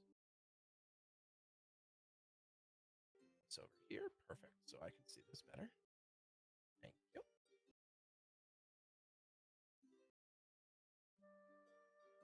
As he snaps his fingers, the blink dog, Terry, appears next to him. And Terry's very excited, and he starts doing these teleport tricks where he starts in one place and then quickly, death-defyingly turns over to another, disappearing from the center and then appearing right on the stage directly next to you, 541. He kind of looks over and kind of acknowledges you for a second, recognizing you, and then gone again, and then appears over here with a bunch of children, and the children start clapping. And you notice, for those of you watching the stage rather than the dog, that Dark is giving these slight commands that Terry is listening to. And you're watching as the teleportation happens over and over again until eventually Terry once again sits perfectly next to Dark. Dark then gives a wave with his hand, and he begins showing just a few more of the animals that come out. During this time, throughout the show, which again, this show also lasts roughly the same amount of time, you watch as a giant toad is brought out, huge in its appearance, but very kind in its nature. It slowly hops up to each of the different bleachers and goes and greets all of the different people. Hopping his way around. And eventually he too moves his way directly next to Dark.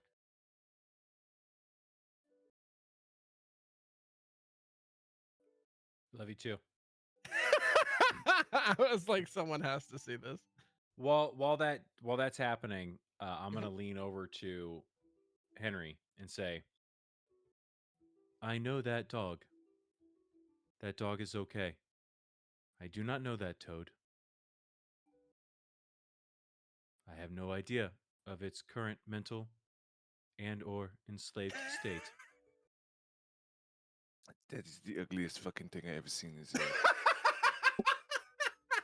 Zephyra is gonna be like, "Oh my god, it's so cute." I'm just gonna kind of put an elbow into Henry. Is are you kidding me? Look at this thing. It's fucking. Ugh. Anyway, let's continue. I'm just sipping on my beer still. Next up is a dire wolf. Yeah, actual dire wolf. Oh, there we Giant wolf. go. Yes, and the dire wolf jumps and leaps from one side of the bench all the way to the other, and slowly goes around and does some fun little tricks, slowly picking up the blink dog on the way and carrying it on its back as it kind of does its rounds and eventually ends up. Next, and possibly one of the more dangerous, is the manticore. And the manticore, for those of you who are not familiar with manticore, is kind of more terrifying than anything. It has the body of a lion. It has a scorpion's tail. It has some human-like features, giant wings on it, and it slowly comes around and starts really eyeballing like the children. And at first, it seems devious in nature, seems very unsafe, but it comes up and slowly lowers its wings so the kids can touch the bat-like texture of the wing, and then moves over, finds another group of children, and goes and runs over to them just so they have an opportunity to feel him, touch him. Makes his way all the way through once again before ending up here.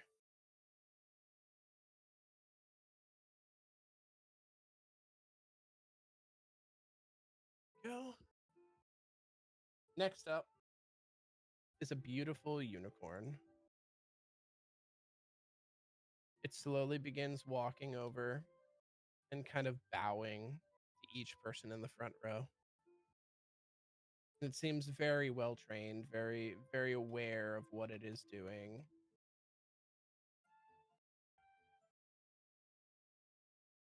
Bowing, goes up before you and takes a bow. And once again makes its way all the way to the other side. And then once again lines up behind Dark. Dark's voice suddenly comes out, says, "All right, now I'm gonna need everyone to just lean back into your seat here.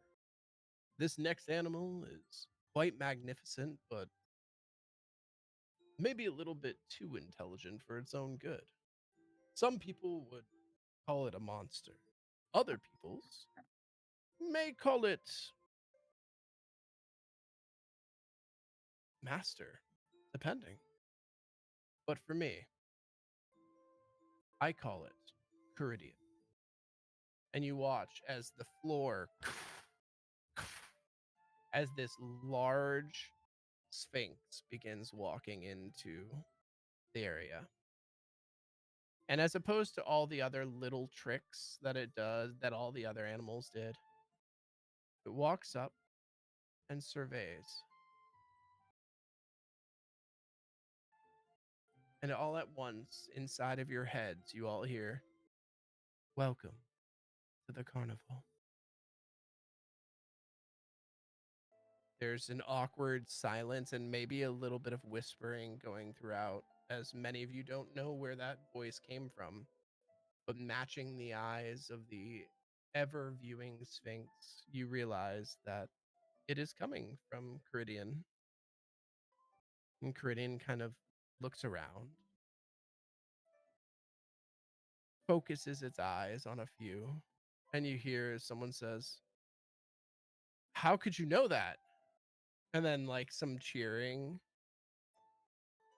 And then you hear another person say, "That's my favorite food." You hear some more cheering and it kind of nods its head.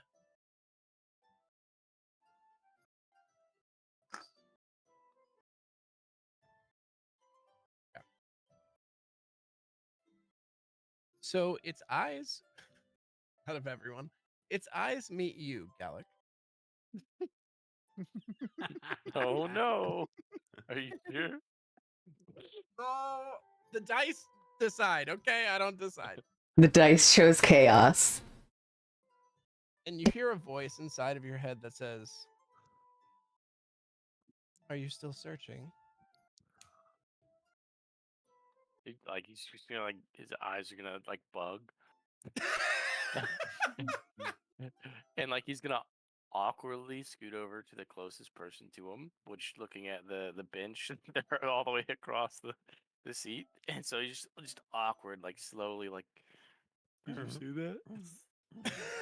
And they're like, the person next to you is a mother. And she looks down at her child and then looks back at you and says, "No, that wasn't me." Was it the puppet? She's just like, "No, I think," and she kind of points at the Sphinx, and the Sphinx is still just staring at you. Yeah, yes, I'm searching. Wait, am I supposed to think that? Just talking out loud. And just like in his head, he's just like, "Guess I'm thinking." Like not sure what to do with himself. And there's kind of, strangely enough, actually, can I get a wisdom saving throw from you really quickly? Ooh. Man. Yeah, you're so good at this. All right, let me see. Wisdom. That's like up at the top, right? Or no, where's the no saving throws? Right there. Oh, 16, not bad. That's really good. Um, let's say you feel like you feel a sense of comfort looking into the Sphinx's eyes. Can I hug you? Says, I don't think that would be wise during the show. Oh, after? I want you to notice, because you are very perceptive, the mother is now staring at you, watching you have a conversation with no one, essentially. Because the Sphinx is speaking directly inside of your head, so you're just like, can I hug you? And she's like, You should have said that, because now he's gonna look at her and be like, "Don't worry, I'm talking to the voices."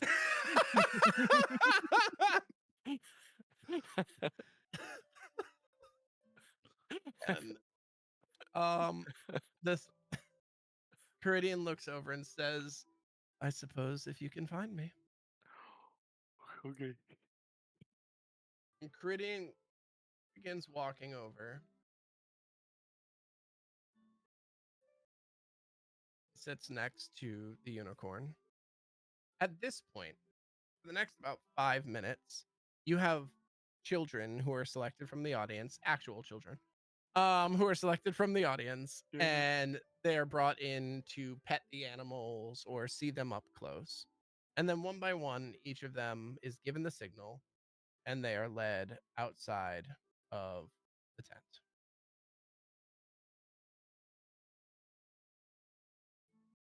I'll just do this much faster. Dark kind of takes a bow. People begin to cheer, and he too leaves the tented area. At this point, Zariel appears once more. He begins walking in and takes center stage once more and says, Ladies and gentlemen, I would like to present to you an interesting, unique, and some would say life-changing act. First, we have Rowan. And Rowan can tell stories like no other. His ability to manipulate shadows and illuminate everything that you see, it is unlike anything that you will ever see. So, please put your hands together for the storyteller, Rowan. And he kind of takes his bow, and Rowan takes to the stage. Once again, all the lights go out.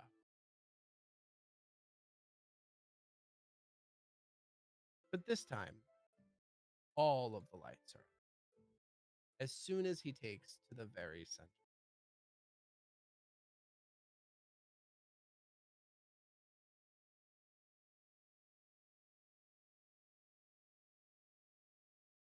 Perfect. Okay. You hear a voice that echoes throughout the chamber, throughout the tent. Now, as the lights are dark, this voice it's not scary, but it is purposeful. It is meaningful.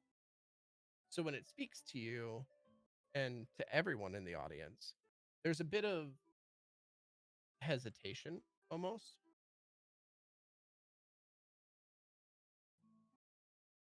At first, one light goes on. And then you watch as the shadows around it begin to move. You watch as it slowly moves and then quickly moves. Until eventually, there's almost a flow to the light. He brings the light back up and then says, No, I think that's perfect. And begins slowly turning on each light and adjusting it to set this mood.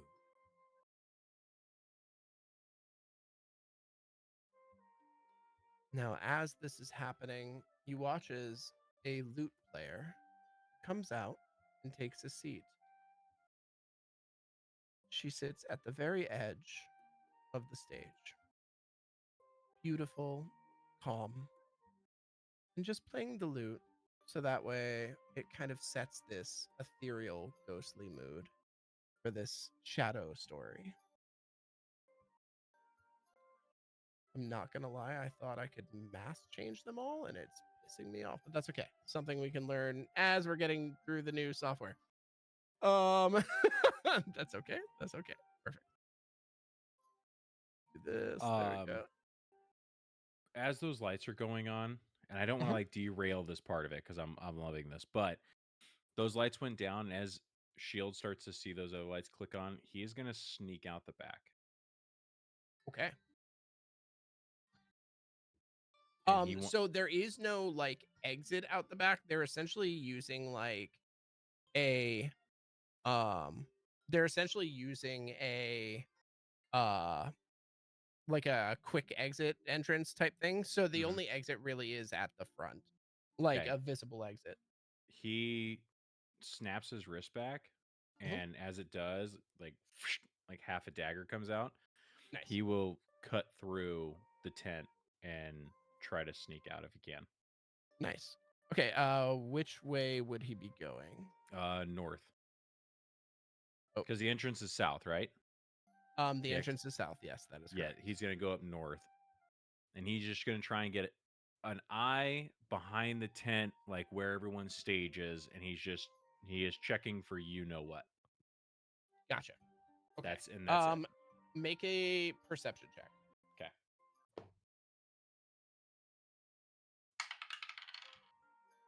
Ooh, that's decent. 17. Perfect. Okay, so what you see back here is this is the area where all of the things that are used for the shows are.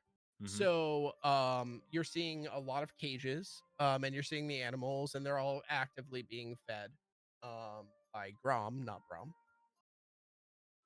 Grom is a very large Goliath, and he's just talking to all the animals, and he's actually having like full conversations with them. Are you trying to do this stealthily? Because if so, Yes. I would need a stealth roll from you. Yep. Ooh. 11. Luckily enough, there is a good amount of stuff to hide behind, so it's plus they're not necessarily looking at you. So a lot of the performers from the last shows are essentially just putting down their gear. They are moving about and mostly interacting with the animals. The first thing that you notice is the animals are free to walk around this area. Okay. And you do notice that the Sphinx is sitting in their cage, and just cross-pawed, just very observant. And you notice as it turns its eyes to you, and you hear a voice inside your head that says, "Sneaking, are we?"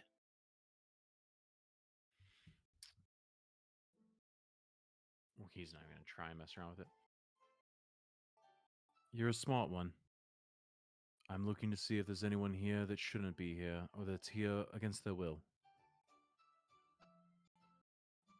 And you watch as the gate opens up in front of it, and slowly stands and gives a little that like hind leg stretch, and then takes a few steps out, and you watch as you hear as Brom looks over and says, "Hey, is there anything wrong?" And you don't hear it, but you assume Caridian responded, and he says, "Oh, all right. Yeah, I can give you guys some time here. Have fun." And just takes a leave. He's like, "All right, come on, guys. Caridian wants to have a conversation with them." So, and all of the performers leave. And Caridian looks over and says, "There is no illusion of captivity here. We are free to do as we wish. We wish to stay safe."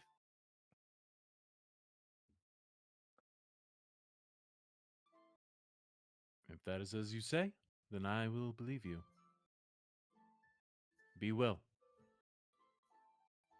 Is that all? Can I do a quick insight check just Yes, to see? please. Absolutely. Okay. Fuck, man. 3. Take it at face value. Yeah. However, you do pick up that Caridian is waiting for more conversation. Like you feel like they weren't dismissing you, Okay. and so Caridian kind of sits on its hind legs and kind of props itself up. Shield goes to turn, and then thinks about it and comes back and says, I'm new here. And when I say I'm new here, I mean I'm new to life. I I'm not see. entirely sure why it happened or how it happened. I mean, I think I know how it happened. I was there. But what does it mean to be alive? Many people question me for things. It is true we have knowledge beyond most mortal beings. But to be alive is to not be described. To be alive is ineffable. To be alive must be experienced. I could not draw you a picture, nor could I give you a sentence that would illuminate all the depths and crevices and pains and pleasures of being alive. Rather, you must take your time, day by day. And you watch as its head tilts, and you swear you see a smirk on it. It says, "And how you came to be alive, you will find out."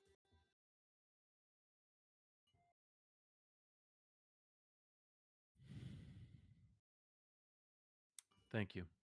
And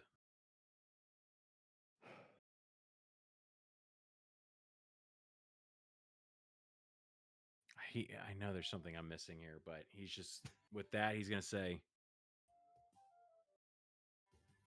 I have to return to my ward. Thank you You're, mi- again. you're missing quite a show. And he will turn and sneak back in. All right. So as you sneak back in, you notice that the lights were have now, and really what most of you have been seeing throughout this time, as this was relatively short, the lights have slowly begun to rhythmically pulse.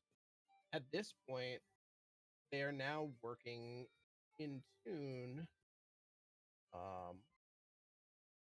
with the loop. There we go. Perfect. And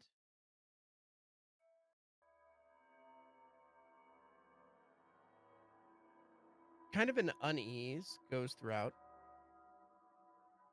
There is not fear, but like intrigue on a lot of people's faces as Rowan takes the stage and begins to move the shadows with his hands. Similar, Henri, to how the crystal ball mist moved, but this time along the walls, the farscapes of shadows and dimly lit areas coalesce into singular beings as you watch people walking across across the side of the tent and then dissipating into nothing. You watch as shadows slowly merge upward and outward off of the objects that they are currently being pushed on and then dissipate once more.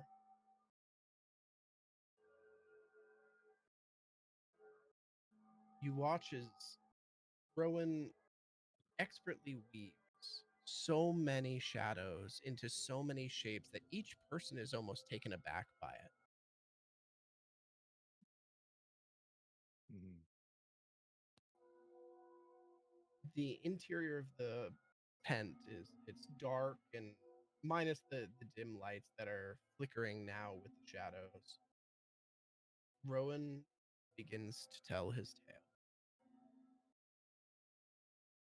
Long ago, in a time when adventurers walked the land in search of fame, fortune, and glory, there was one man who only sought survival.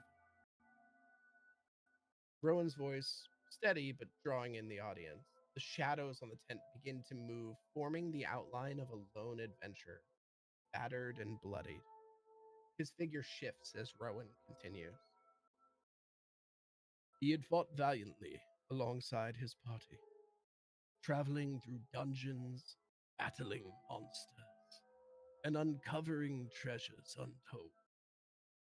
But on one fateful expedition, his luck ran out.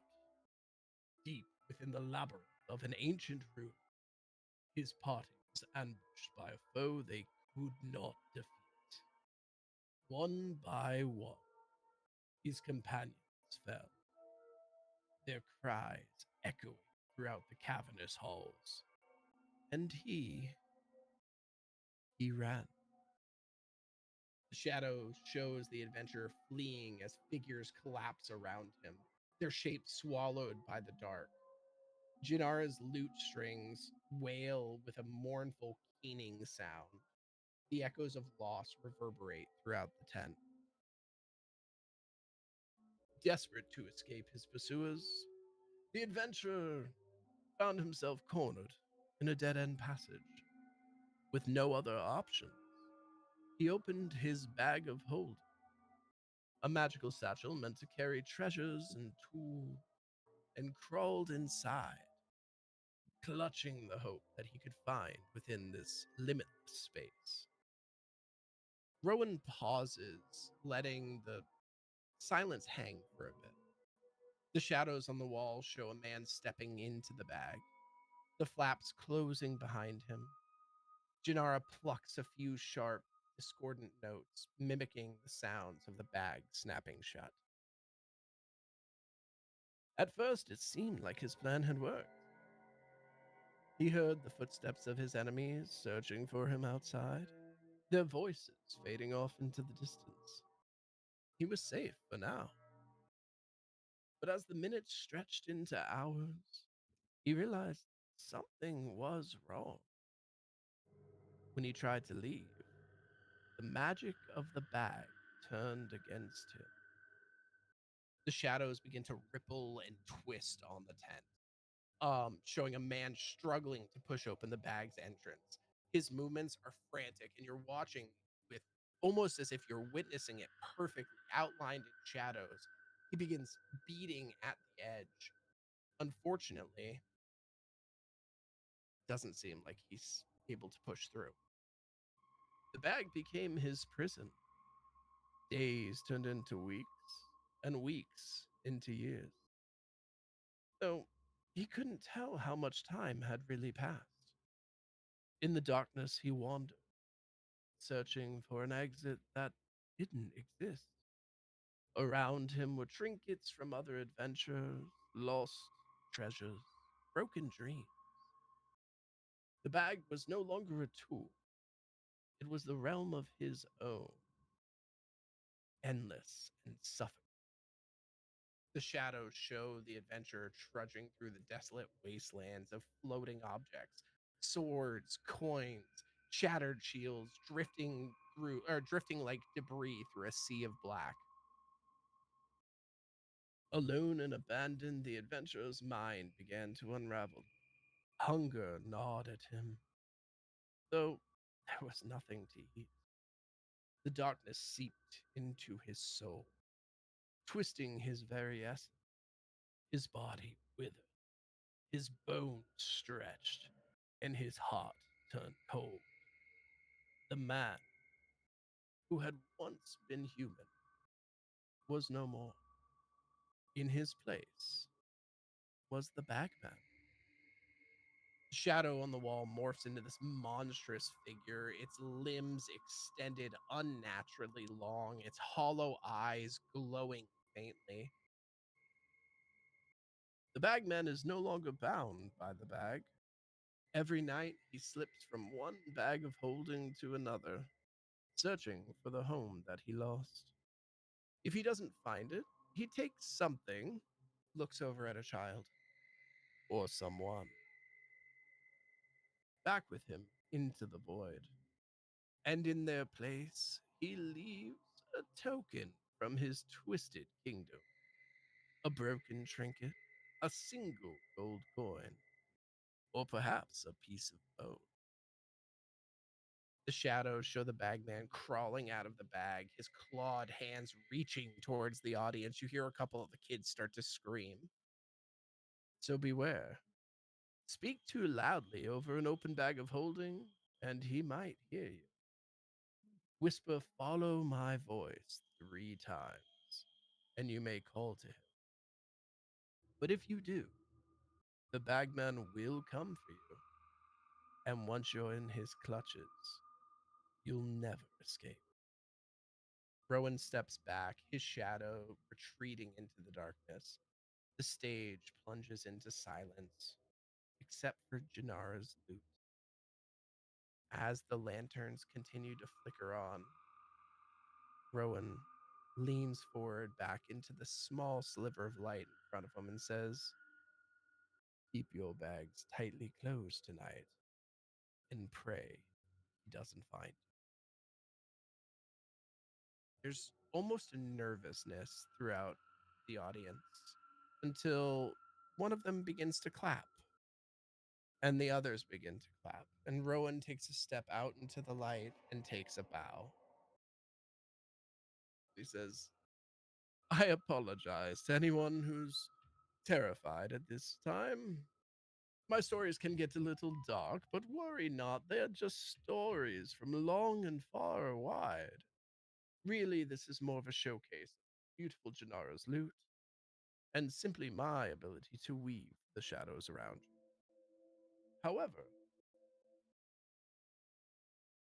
you've heard tales of shadows and of monsters, of things that creep in the night and haunt our imaginations. But what about those that walk beyond the veil? The spirits who linger tethered to our world by love, regret, or even vengeance. Tonight, for the first time, under the grand tent of the Carnival of Curiosities, we bring to you an extraordinary gift, a bridge between the living and the departed. A talent so rare, so profound, it is both a blessing and a burden. Please welcome to the stage the one who dares to reach beyond and bring forth the voices of those who have left us. The one who has embraced the gift of the unseen, the ethereal, the eternal, lyrial, nightshade, medium of the veil. And as she says this, the crowd starts cheering. And Lyriel slowly walks out. A frail but beautiful young girl walks up to Janara and touches her on the shoulder, and then takes to the center stage. She nods over at Rowan, and Rowan is, at first, I wouldn't say surprised, but at first very eager to see as she transitions to her new role and begins adjusting the lighting. An ethereal light begins to slowly cast over the large center. These blue waves of mist kind of combine with the shadows that are still within Rowan's control. Lyriel begins looking out to the people. She smiles and waves, a few cheers still going on. She takes a deep breath, both reassuring to herself and to those around her.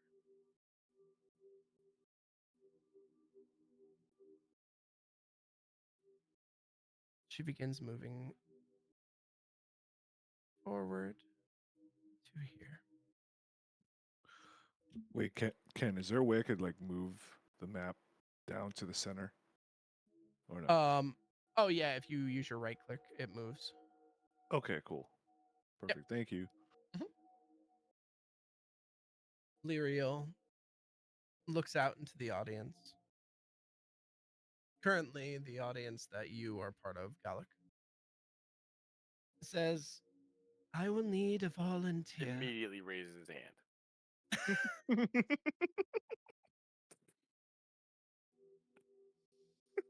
Oh, a bunch of the kids begin to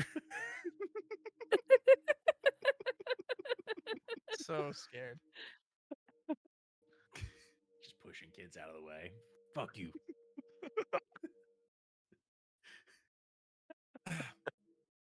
She holds up a hand and says, before you raise your hand, I need a volunteer of someone who seeks to speak with someone who has died. Someone from their past, someone close to them. The connection must be strong. I don't know that anybody that died, but I'll go. She kind of smirks at it. And she looks back at Janara, and Janara begins playing this ethereal notes.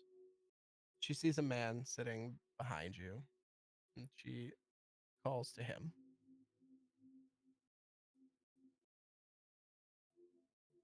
The man takes a step forward and says, my name is Christoph. I wish to reach out to my son, Stefan. Lyriel kind of looks over and nods.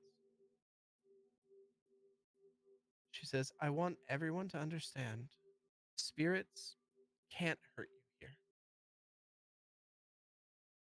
Stay in your seats, and we will move forward. She closes her eyes, and that strumming dark note from Linara's lute reverberates throughout. I call beyond the veil. Stefan, are you there?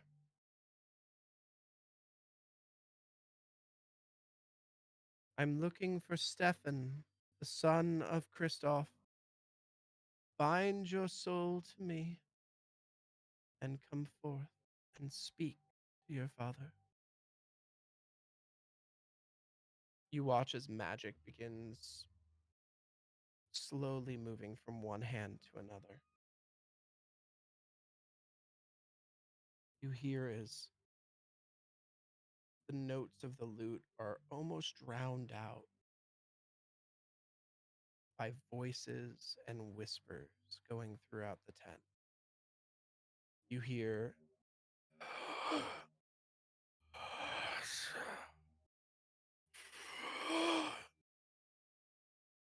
behind everyone's shoulder, you hear these noises creeping.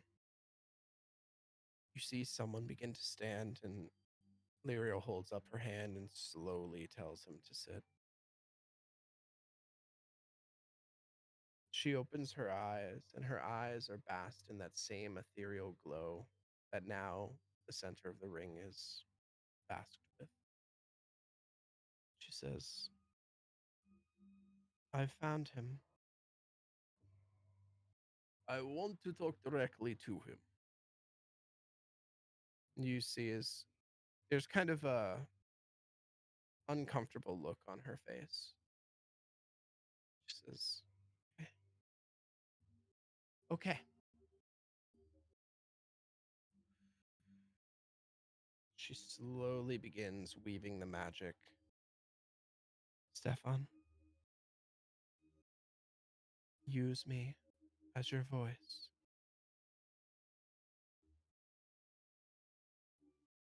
You watch as like her body begins to contort a little bit. You swear you could hear like the cracking of bones, like a very like when you crack your knuckles type situation. But it's loud enough for the entire tent to hear. And she says, Father,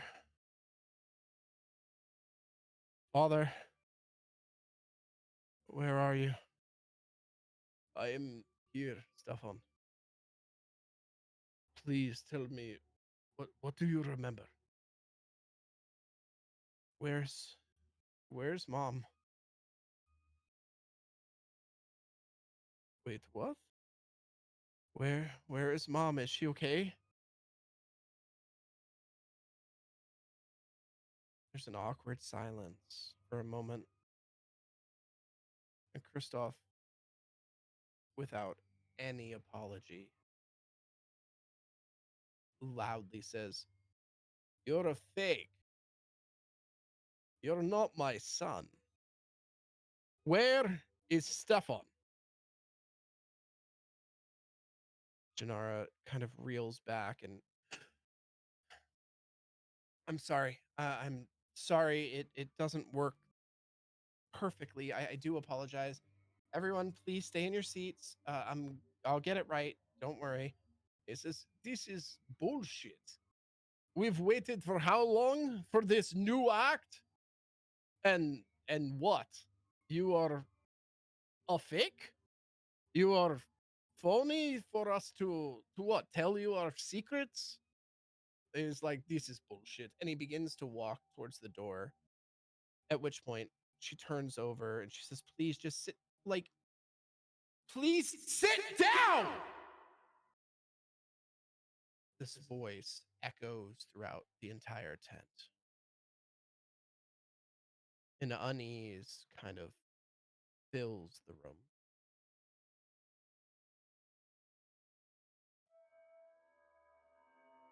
I call to Stefan. Whether you be in the heavens above or the 9 hells below, bind your soul to me. Reach out to the living. Speak to Kristoff.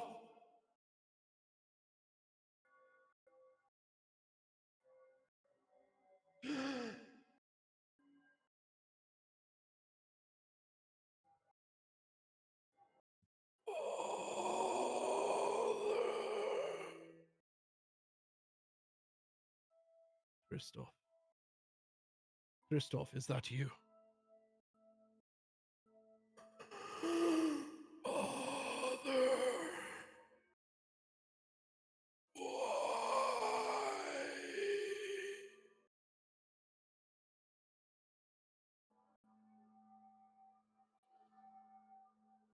Kristoff, I am sorry. Kristoff, I am so sorry. What happened? Why would you leave us?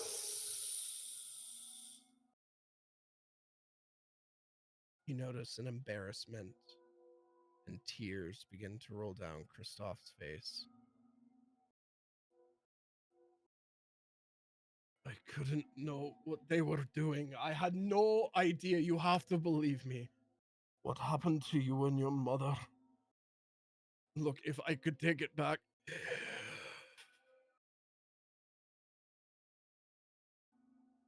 If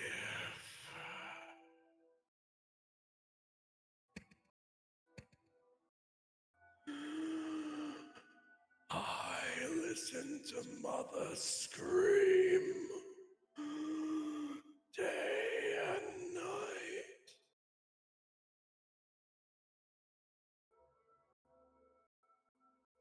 You watch as Kristoff drops to his knees. I could not have known. I am sorry. Please take my apology. I would do anything to have you back.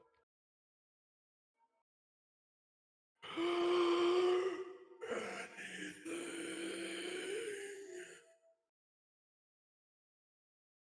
Yes. I'm so sorry, my son.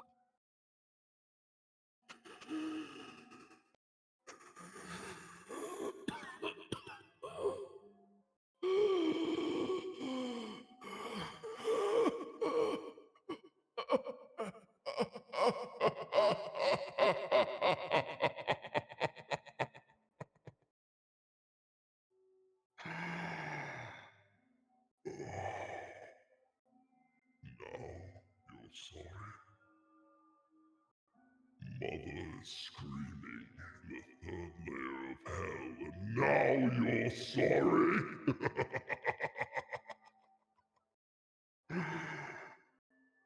I'm glad you feel a fraction of the pain that we live with day in and day out. Let us help you with the rest. The ground begins to erupt. And I need initiative rolls from everyone. Let's fucking go. So, I got chills.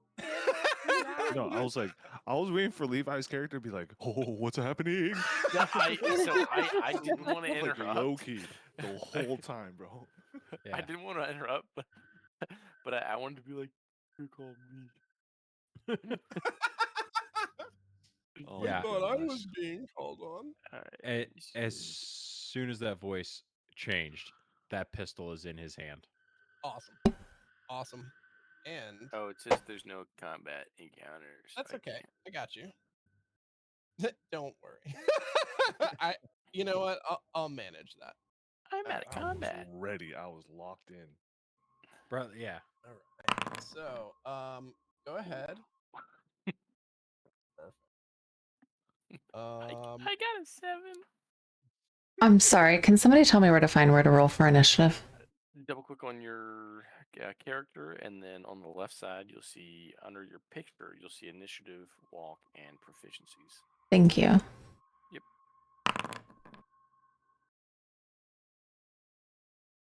So we're not doing great. We're doing fine. This is You guys are fantastic. doing so good. Are we all 25. rolling? Oh, there we go. Are we all rolling? Yes, initiative. Yeah, everyone is. Meaning we're about to start combat. So what you're seeing is slowly the ground, the dirt underneath, begins to become more exposed as hands of zombie undead slowly begin tearing.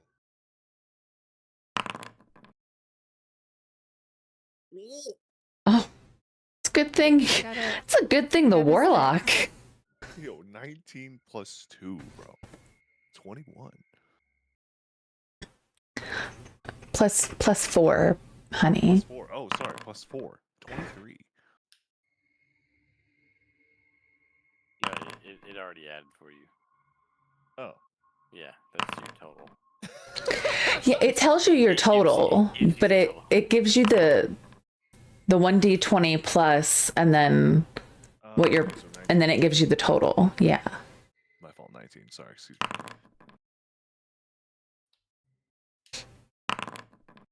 Okay. More. And go. Perfect. All right. How many is these motherfuckers out? God damn. Oh, Well, actually, 1, 2, 3, 4. future reference, when you're like in the middle of your whole spiel, can we like indicate like as our character? 100%. Okay, cool. I didn't Yeah, know. Add yeah, flavor. you can absolutely. Yeah, Yeah. sweet. Perfect. Perfect. And the thing is that it's kind of, in the sense of if someone is doing a story and you look over and you're like, what the fuck is going on? Like that Okay, still there's happens in so real many time. times. You know what I'm Yeah, there's saying? so many Yeah. times I want to be like that. Okay, cool. Got it. That's okay. Got That's it, got okay. A new campaign, new everything. I got you, man. Mhm. Cool. And like I said, this first session is going to be very exposition heavy just to get you guys moving, and then after that it'll be less exposition heavy. Right, This right. is more to get the ball rolling. All Mhm. right. So, top of the initiative order is Henry. Perfect. Real quick, because I rolled physically. Oh, 20. yeah, sorry. Let me add yours. Ho, ho, ho, ho. You are here. 25. 25. Holy fuck, just kidding. All right. Where the fuck? Where's initiative on you guys' sheets? I know where it is on mine. You double select, and it's just below the picture on the left. Oh, on the left, I see Yeah. exhaust. Oh, initiative, I see it. Okay. Yep. That's fine. I'm just gonna do this, If and then I'm gonna alter it so that way. Okay. He can add it too. I was gonna say in the future, if I need to just roll from here, I can do that online. You said it was a 22. 25. Jesus. Fuck, It was alright. it was an 18 plus 7. I just want to make sure it's included because that's only fair. Okay. So, all right.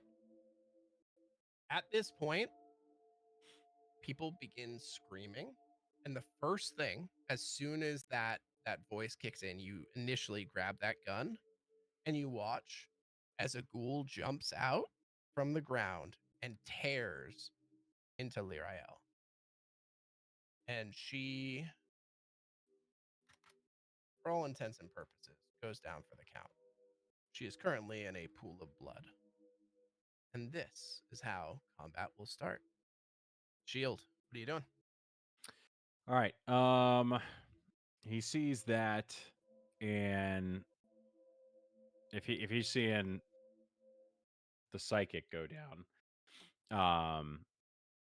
that's gonna be the first target. He sees that happen. That pistol comes up. Has a what is this? A between 30 and 90 feet range. He's just gonna take a shot. All right. So, yep, yeah, you already have it targeted. And then what we can do is I can just so for I don't know if we'll be able to have you roll in person for this. Okay. But you might be able to. I do want to double check to make sure pistol. Whatever makes life easiest. Yeah, probably just for combat purposes, just to make it easier, unless there is a way to, and I want to see, because again, new product, I want to see, is there a way to just write what your role is? There's okay. So yeah, if it's just for note's sake and things like that, if you could do it that way, it would just be a little bit easier. How cool is that though? You have combat dice and now you have roleplay dice. Yeah, true. Now they're not tainted by each other. Okay. So what you're gonna do, you would right click on the target, toggle target state, so you see the little things around it, the little triangles around it, which means that you're targeting it, and then go ahead and do your attack, which is go up to the top here. You should see when you click on your character, you should see inventory, and then you'll go to pistol. Perfect. And Okay. Yep. And then now you'll see it here on the chat box. So in the chat box, you can just click on attack and it'll prompt you for a roll. Great.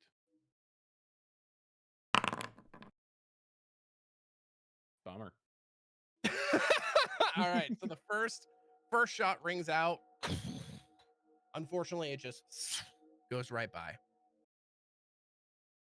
Right.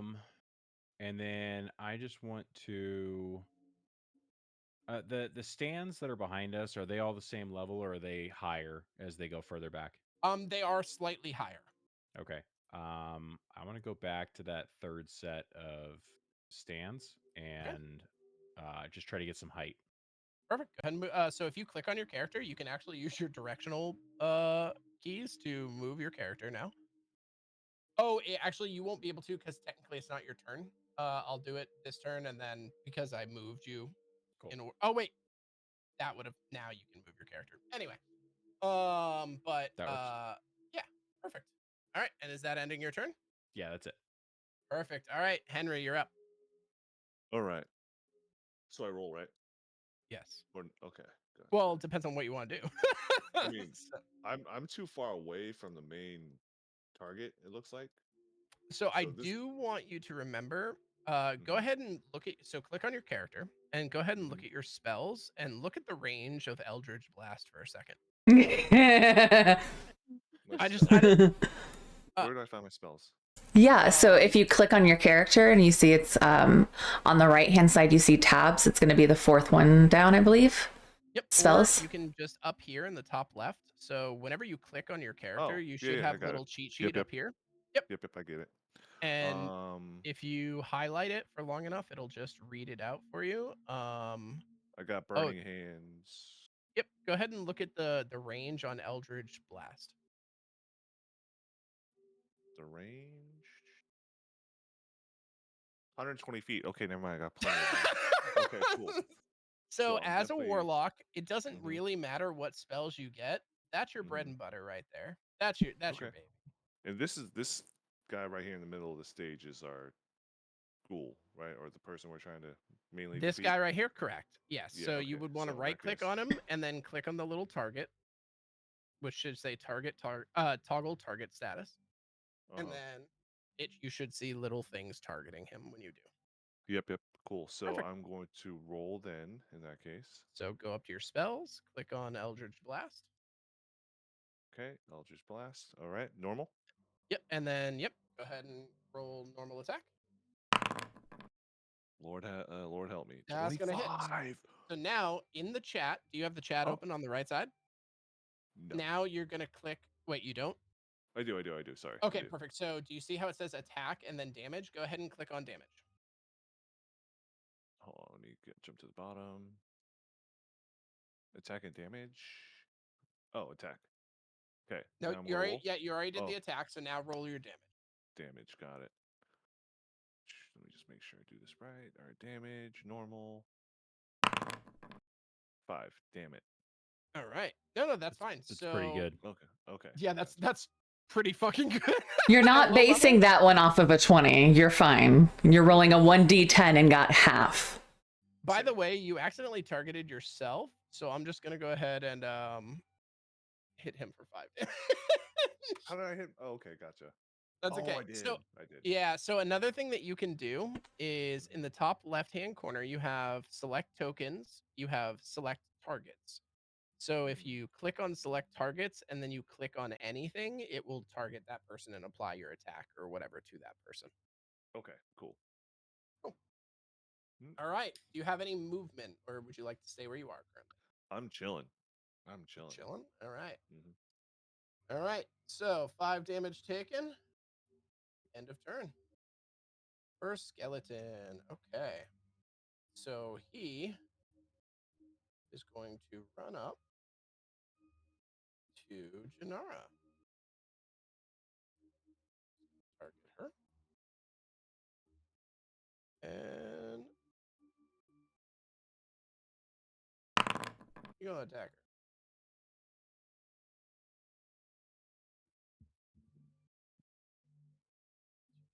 Yep. Yeah. That looks like it hurts. Oh, I have to remove the target status here. There we go. Perfect. Okay. So I'm gonna roll damage for that one more time. Sorry. There we go. Target. Perfect. Excellent. Damage. All right.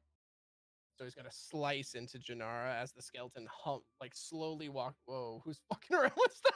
Sorry, that's me. I'm trying to get rid of it. I don't know how to get rid of that. My fault. Ken. What did you click on? Was it the measure square, distance? Yeah, measurement control. My fault.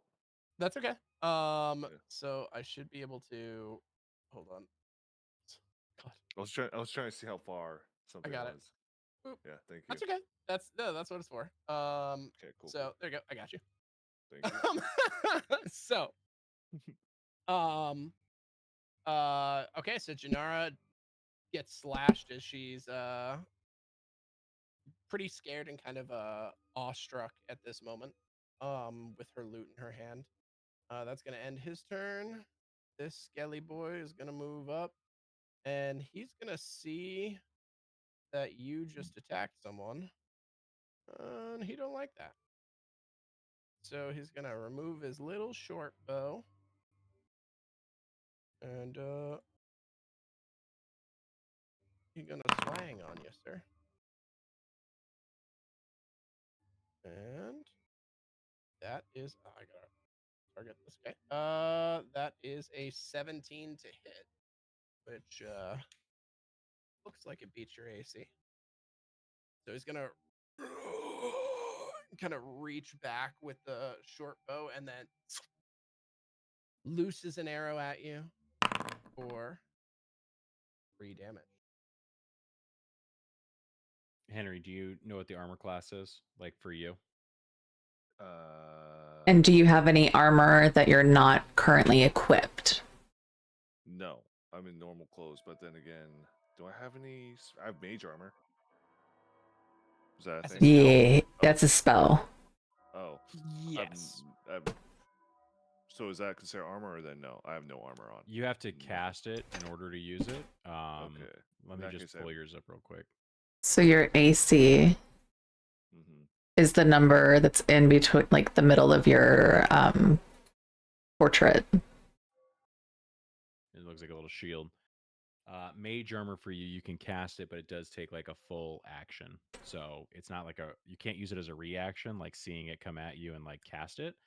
But your next turn, you could cast it and bump your armor class up so you're harder to hit. Okay, I'll do that next turn. Cool. Yeah, currently you have a 12 AC. So Mm-hmm. Okay. you're also a squishy because you're a warlock. That is the downside about being a caster usually. Yeah. they tend to Yeah. be more squish. Yeah. All right. So that's his turn. Moving forward in combat, it is the ghoul's turn. And the ghoul is here on a mission.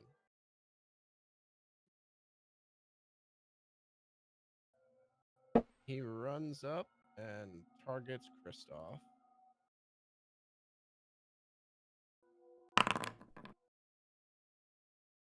Gonna make a bite attack. Ooh, he actually misses. That's wild. Actually misses. All right. He's gonna try for his claws. And he hits. All right, there we go. And normal. All right. 4 points. So he goes to bite, and Kristoff instinctively, in his fear, kind of rears back and moves back. And as he does, he catches 2 of the claws right into the ribs and begins bleeding slowly into his tunic. Next up, this skelly boy. There we go. All right. He is going to run straight into the crowd and comes across a child. Oh fuck! No, not the kids, man. Not the kids. Withdraws his short sword. Yeah, kids don't have the highest AC. Imagine. Yeah. Fuck. And he cuts right into the child's shoulder. The kid starts screaming as the mother looks over and is terrified for her child. Next up, Zephyra. Tell me about the lighting situation in the tent right now. It's consistent dim lighting. So if you have night vision, or if you have dark vision, then it's normal vision for you. Okay, so taking account of the crowd, how many of them can I tell can see or not?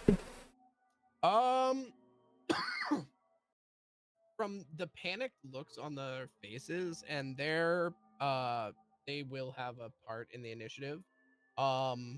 But from the looks on their faces, some of them can see. A lot of them are humans, though. So while they can see, it's still very dimly lit right now, and they're kind of just hearing screams and fear and these loud. I mean, right. One of the things they saw was a giant purple blast shoot from one person in the audience into this creature that is now currently tearing into Kristoff. So mostly you're just seeing fear across everyone. So I'm gonna cast Thumology and bring the lights up, essentially. So anybody who's hindered by darkness Love that. Okay. can see. Love that.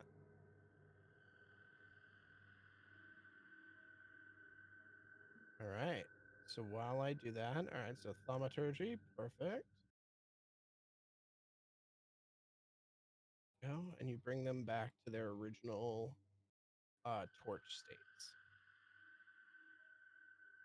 Oh, not that one. There. And then I'm going to grab for my daggers and kind of do this like cool flippy thing and like flip over the back of my seat and kind of put like the seat between me and them. All right. So, all right. So you would move. And depending on what the ground's made out of, like wood or whatever, you might hear her hoofs like clop.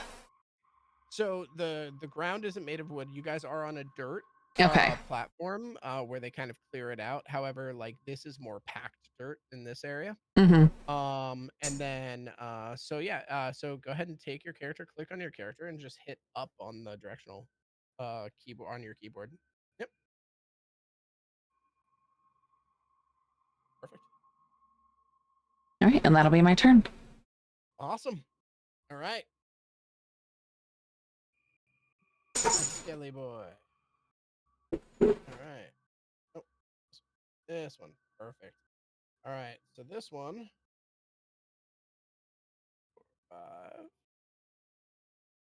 5. Perfect. E. Gonna target over here. This is another child. Man, these kids are not in the best position. You were really you put a lot of emphasis on kids being at this show. I already foreshadowed that some kids were dying tonight. It's not gonna be good. Oh fuck. Yeah. Yeah, that kid is that kid might have caught the arrow right below the clavicle. We'll start a may have GoFundMe. Nicked some things. Yeah, it's not looking good for that kid.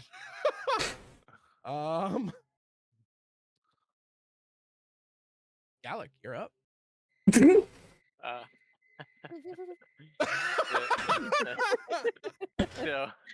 So Galok, seeing all of this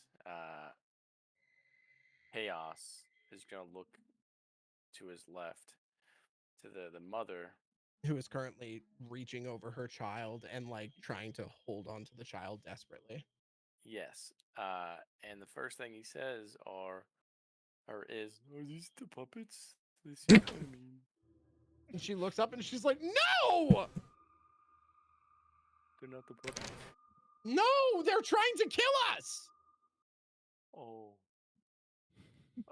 And are you sure? She just looks at you and she's like, "Yes!" Okay, so she's immediately just gonna see like his happiness just disappear, like stone cold face, like eyebrows drop, just a grimace on his face. He's going to raid. Oh wait, I just realized, Kysna, your initiative isn't in here. I got a 6, so I don't think it put anything off. It just didn't put you in. Yeah. Me and coach. Put me in, coach. And then I've got to figure out my wild magic. I got to remember how to get to that. That's the wild surge, correct? Right? Yep. Wild Yeah, surge. it's up there. Yep. Yep. Okay, And it so should open up a table for you. public roll. Oh wait, there we go. All right, let's see. Roll table. Okay, so going to roll, and I got a 1, which is. Can you try to roll your initiative one more time, Kysna? Sorry. And go ahead. You got a 1, which is. I got a 1, which is shadowy tendrils lash around you. Each creature of your choice that you can see within 30 feet of you must succeed a Constitution saving throw or take. I can't read that. Take 1d12 necrotic. 1d12 necrotic. Nice. Damage. You also gain 1d12 temporary hit points. So you said within 30 feet of you, correct? Within 30 feet, yes. Okay, so Is that a 30-foot radius or a 30 Yes, foot? each creature Holy of your shit. choice that you can see Okay, within so 30 5, feet of them. 10, 15, 20, 25, 30. There it is. So the only creature of your choice that would be in there would be the ghoul. The ghoul. Okay. And I believe it, like, if I move, it moves with me. Correct. I'm gonna be moving it with you. Don't you worry about that. Okay. All right. So the ghoul needs to make a Constitution saving throw. You said. Yes. Okay. What is the DC? Let me see. It just says make a Constitution saving throw. Let me. No, that's for me to roll. Do they roll it against you? I'm not sure. So 1d12. Let me. I have my D&D open as well, just in case that popped up. I will say I just did 2 rolls. I did one on D&D Beyond and then one in here. The one in here got me 16. The one in D&D Beyond got me 4. So Yeah. So you have to do it in here. Oh. Everything has to be done in here from now on. Like Okay, for combat. perfect. Yeah. That's wonderful. I'll take the Okay. 16. Well, Yeah, you got a 6 because you still want to turn this round, right? Yeah. Yeah. So we'll go with the 6. We'll go with the 6. Okay. Just so that way you I'm, weren't skipped. I'm guessing it's a contested one because it just says on D&D it just. So each creature of your choice must save a Constitution saving throw. What? Oh no, your DC equals 8 plus your proficiency bonus plus your Constitution modifier. Oh, okay. So 8 plus what you guys have, a 2 Plus 2. proficiency. Yep. So plus 2 plus what's your con mod? Con is plus 2. Okay, so 8 so 4, so it would be 12. He Oh. just succeeds actually. Okay. But you also gain 12 temporary hit points. Yay! Let me go back over here. And I've gone ahead and added that to you. Oh, you already added it to me? Okay, awesome. So then I'm going to do a attack on the one that attacked the father. Okay, so go ahead and move your ass over there.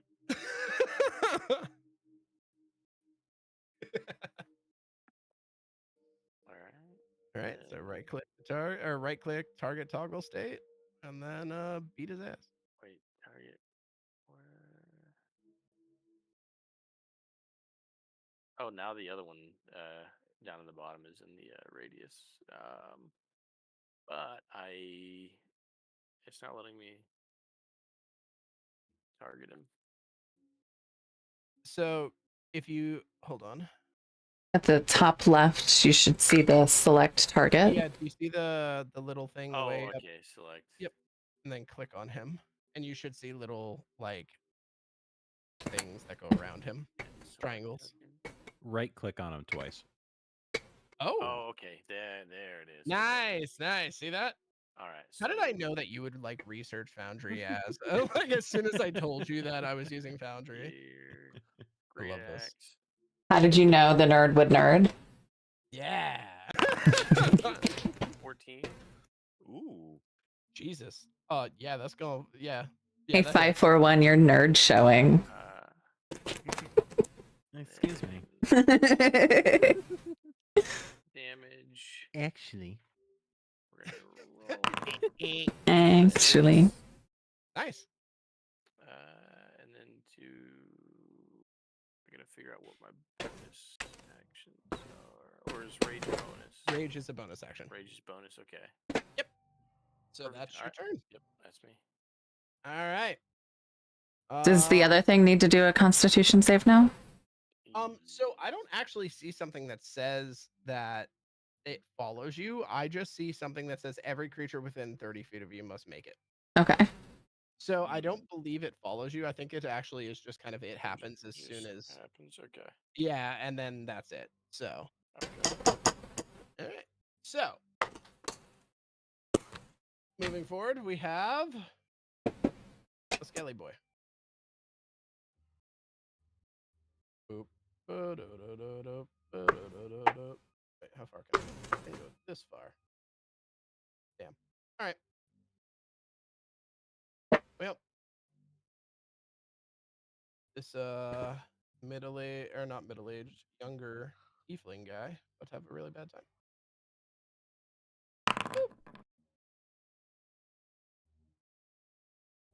Jesus, these rolls are going nuts right now.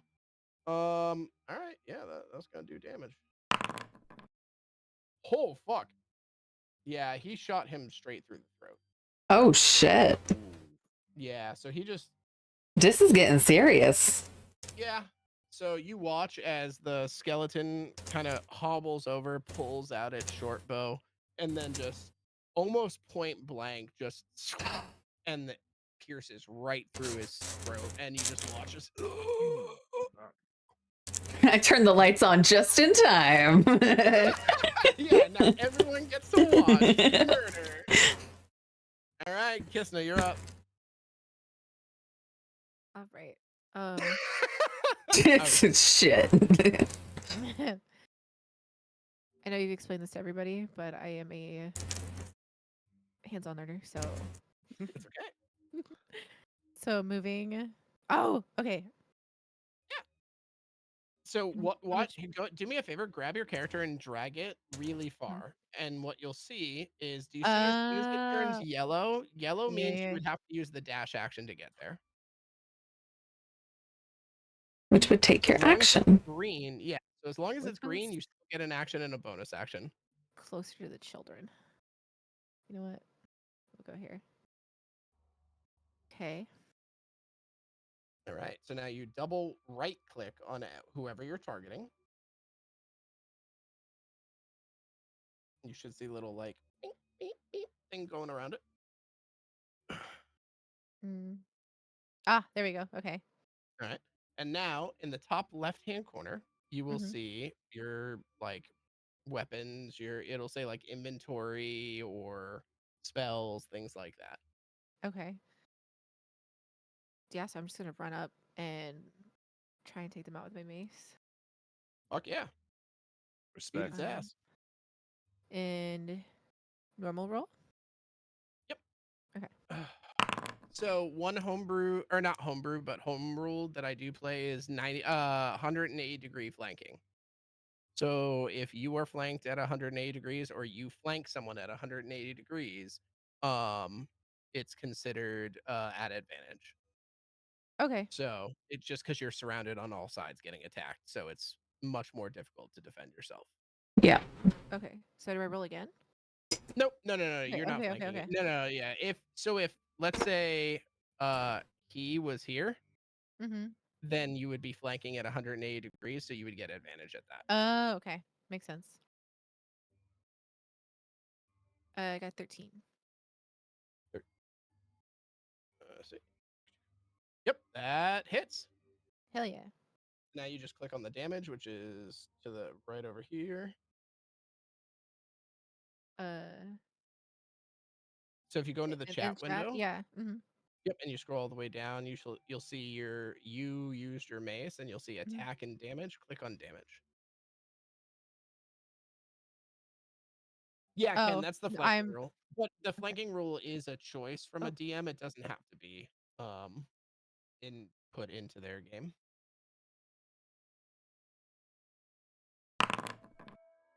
Jesus. Okay. Yeah, that'll fucking do. Blobber. Yeah. So you just walk up and you crash your mace through this thing, and its bones literally shatter underneath the weight of it. And yeah, it's fucked. Sick. Yeah, it's not having a good time. So it's gone. It is dead. You did the good. It's bone meal. Oh yeah. It's bone meal. Yes, the undead has become the dead. So perfect. So that is that. Do you have a bonus action? I don't believe I do. Let me just double check. Sorry. No worries. Oh, I could do a spiritual weapon, which actually I will if I, because is this one the one that's in front of him within 5 feet of me? No, technically nothing is within 5 feet of you. Also, the range of Mhm. spiritual weapon is pretty good. I think it's like 60 feet or 30 feet, something like that. Okay, maybe I just wasn't reading that. Oh, it is 60 feet. I'm just blind. Okay, yeah. Yeah, I'm it's fine. gonna do I'm gonna go ahead and conjure that and up to a dagger that I'll just kind of cast directly at its head. Awesome. Give me Uh, 2 seconds. I think I actually can bring that onto the screen for you too. Hell yeah. Okay. I believe it is in. Hold on. Open compendium browser. Yep. Bard. Thanks. I need the spells though. Where is it at? Classes, species, feats, backgrounds, items, spells. There we go. And you said you were doing spiritual weapon? Yes. Sweet. Grab Theos and give me. I'm gonna go pee. Oh, I can't use it. Okay, what weapon are you going to be using? A I can do dagger? it this way. Make it a dagger, I guess. So I believe you have choices, if I'm Mhm. not mistaken. Make You create a floating spectral force that resembles a weapon of your choice and lasts for the duration. Oh, interesting. Okay. on a It used to hit, be like it takes 1d8 plus your spellcasting ability modifier. So it doesn't Correct. matter what she makes, it's just if it hits. right. Okay, dagger. There we go.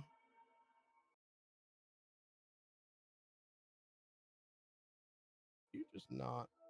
Okay, we're gonna. I'm just gonna put a light somewhere, and then you'll know that that's yours.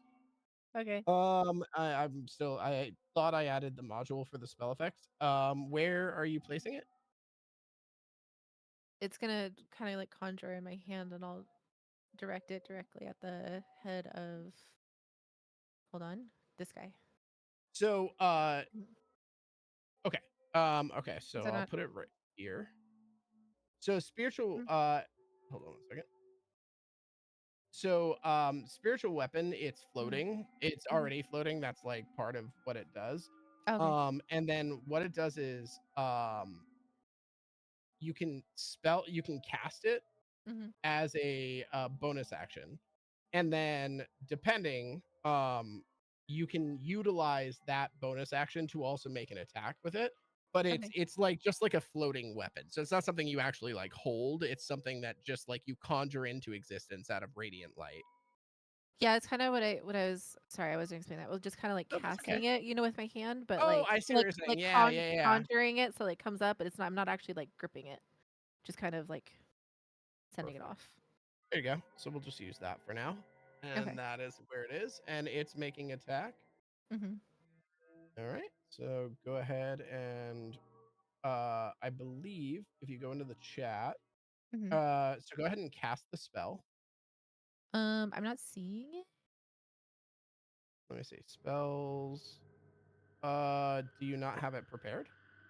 I do have it prepared on my sheet. I might have. She's using the other character sheet, not what you have imported. The D&D Okay, Beyond. So I think I updated it after I sent it to you, so that's my fault. Okay. Because Hold on. I only had like 3 of the 6 slots, and I was like, oh wait, I've got 6 slots. So Okay, check now. okay, thanks. Ah, beautiful. Okay, thank you. You're That welcome. was spiritual weapon. Yes. Attack.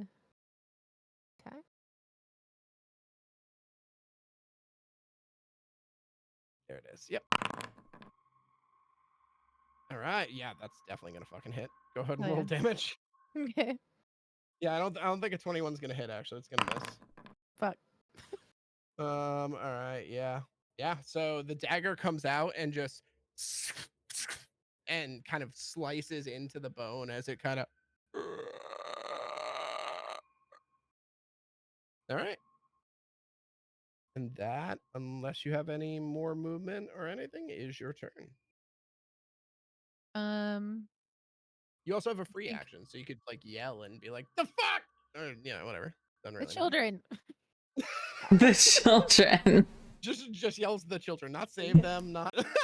Yeah. Like, Fuck This them is kids. No, that was an audacity. Like, how dare you? Those were children. You hear from behind you up on the stands, shoot the children? Be right back, No, Mom. it Grab says something to drink. the children save them. My apologies. Really bad timing to be so literal. I will kind of see if I can hold on. Oh. Sorry. ahead. No, you're good. I'm just trying to see my movement. How do I? Okay. I can move that much more, right? You can't go into yellow, so anything that's Okay, green, you that's can green. Okay. There's a guy under like the chandelier there. Is that what I'm seeing? Yeah, that's Okay. Rowan, the guy who's telling the stories. Wait, is he still storytelling? No, he's pissing himself right now. Okay, Oh, good. okay, yeah. Good. Okay. We'll just go right here. Just move up a little bit. Perfect. All right. Skelly boy number whatever.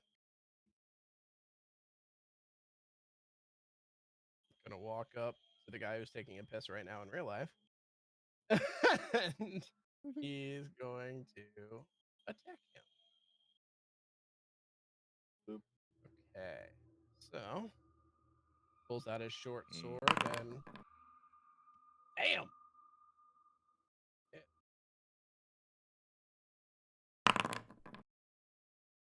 Go. So 6 damage halved because of rage. All right. Next up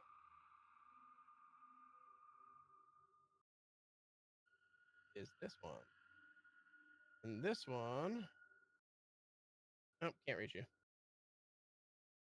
Can definitely reach here though.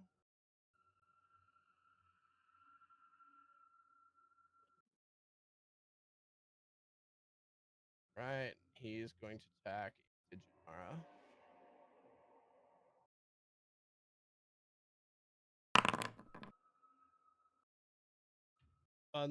Somehow he's missing a target that's frozen with fear. So that's his turn. Good old Skelly boys. And last skeleton.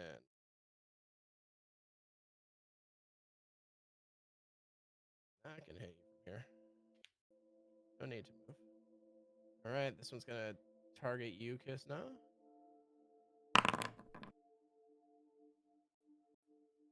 And a fucking 22 will do. All right, gonna do 3 points of damage to you. Okay. I already. So it automatically updates in the game, by the way. Okay. So if you double click on your character, you'll actually see that your character now has less hit points.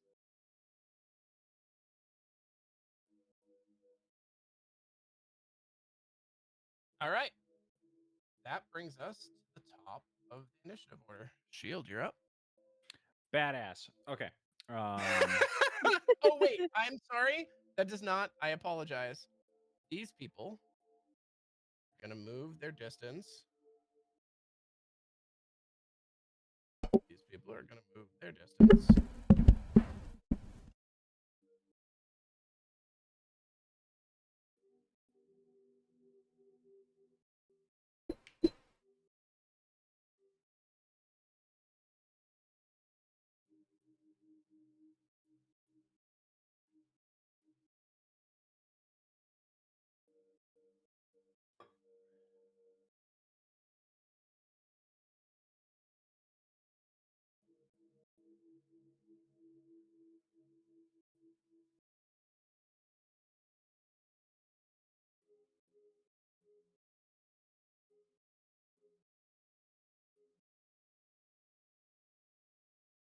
People running corner.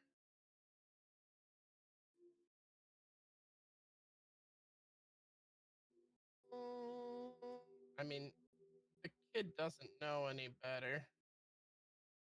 He's gonna try to run.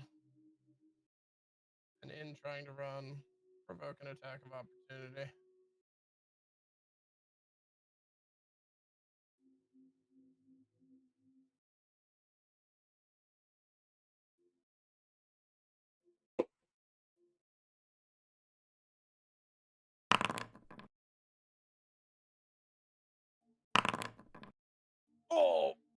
Yeah, kid's dead.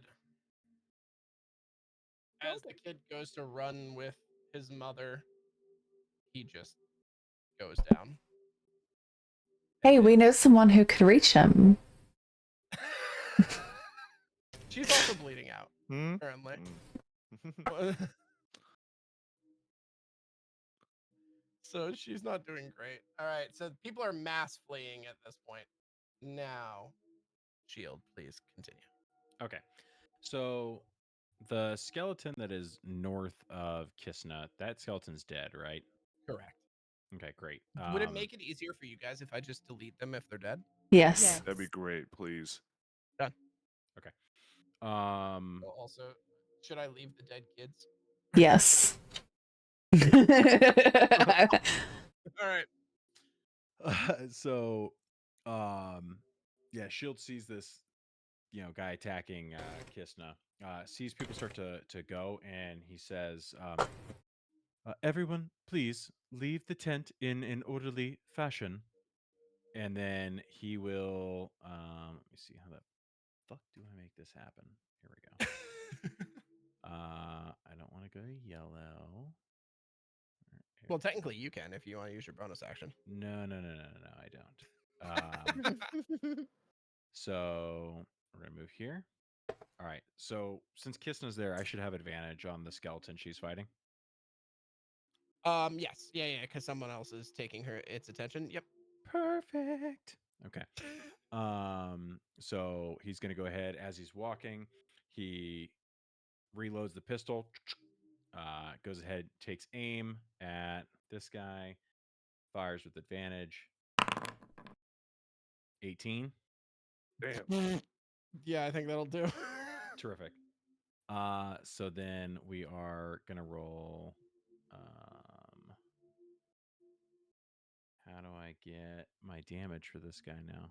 So it's right here in the chat log. If you you'll see that you used a pistol. If you scroll all Yeah. the way down in the chat log, you'll see attack and damage under pistol. Click on damage. It doesn't show me that. So if you click up here, there should be a little chat log, chat messages. Oh, there it is. There it is. I see it now. And then scroll all the way down, and then you'll see damage. And then Okay. if you have an effect, or if you have a for you, there would be a feature which is sneak attack. So you'd also click on sneak attack to deal damage. Right. So we're gonna do our normal. Yep. And fire that. That is 11.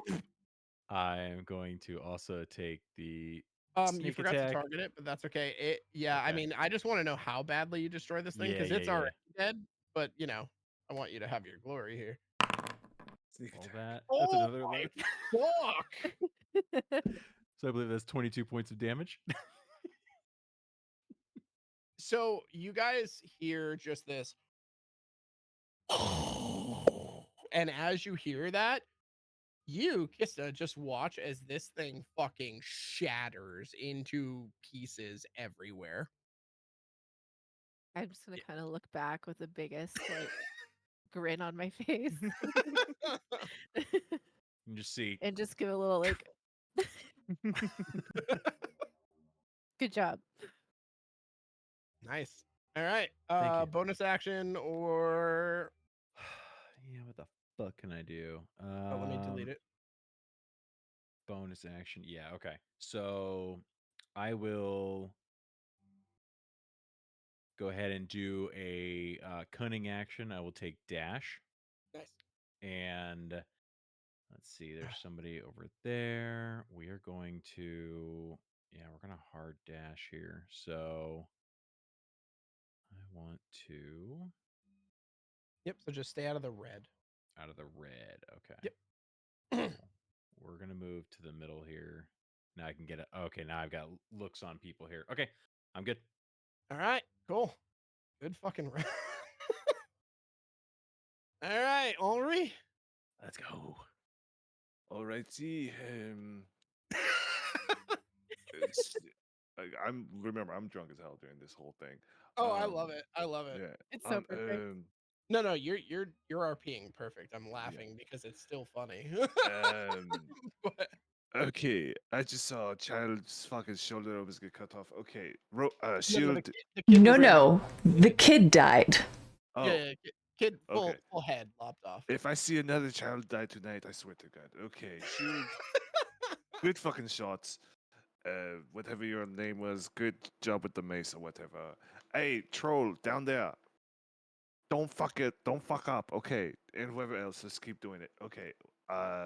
My first action then is I'm gonna apply armor. Can I apply armor to someone else, or no? No.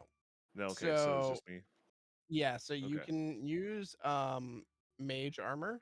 Mhm. Well, no, you technically can use mage armor on people, but the problem is that mage armor only works best if they are if they're like a high dex user and they're not wearing high armor.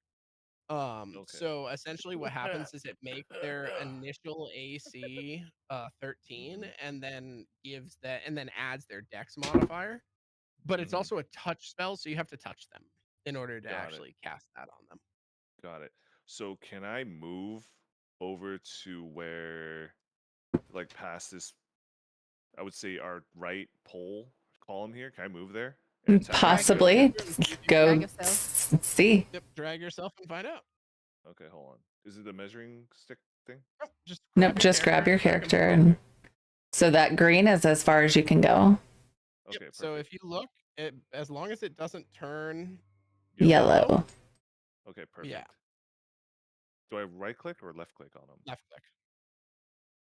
Because I can't move. Hold I'm on. trying to move. I can't move. It's Oh, definitely okay, I weird. got it. I got it. Boom. Nope, you went yellow. You went You yellow. actually moved.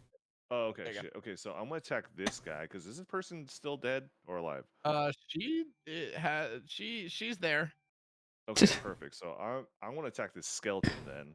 All right, fuck that guy. You Okay, got perfect. Eldritch Burst him. Yeah. All right, I'll so play the you know how to armor target later. him. Yep. By the way, as soon as that shot rang out from 541, like Zephyra immediately book in hand as she's watching the fight, she's just making notes. All right, Nice. so I'm gonna do my normal roll. I'll call that your free action during each round. You're just like, good to know. Oh. Got a 15, Big ass gun. and then I do attack, Yep. right? No, you do damage. Damage. That's right. Fuck. Okay. How do I do the damage attack? Oh, damage. Boom. Normal. 4. Nice. Okay. All right, so a purple blast rushes into the skeleton and kind of chunks off one of its lower floating ribs.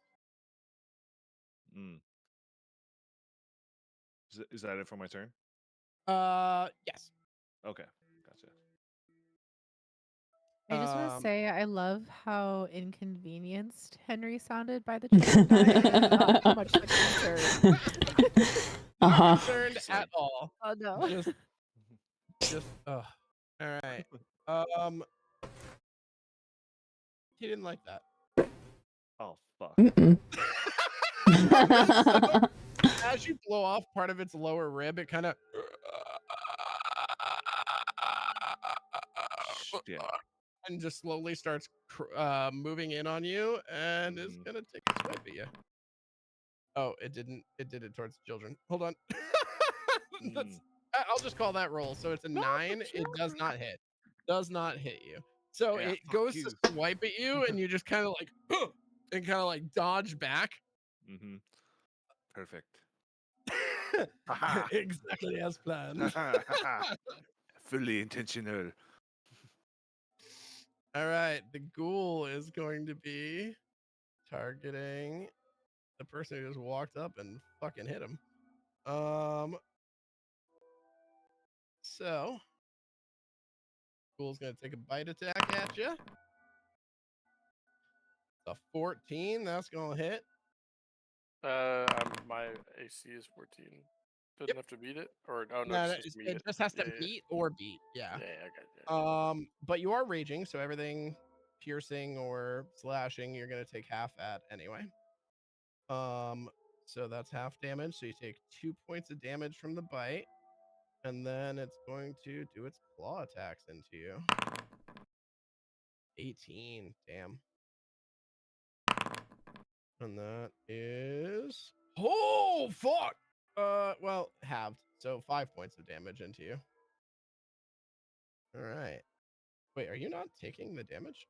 The hell? I had the Oh, the temporary hit points, bro! It's not even touching your actual health pool yet. Oh man, fuck you. All right, Love it. next skeleton is up. Which one is this? This one. Oh, the one that killed the kid. Nice. Yeah, it's just gonna go to the next person.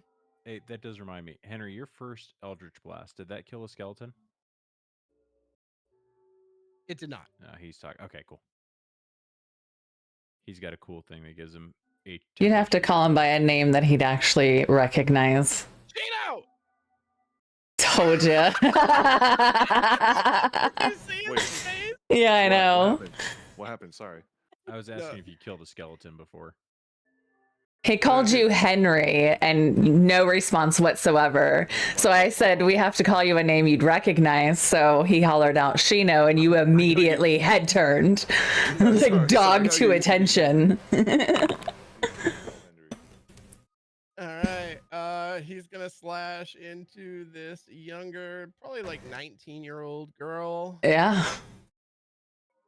With a 22. Jesus. The massacre. Yeah. Only does 4 points of damage, but like stabs into her back as she's running away. That brings up Zephyra. All right. Let me. That's not doing what I want it to do. Make sure you're on select tokens. Select. Thank you. Then you can drag it.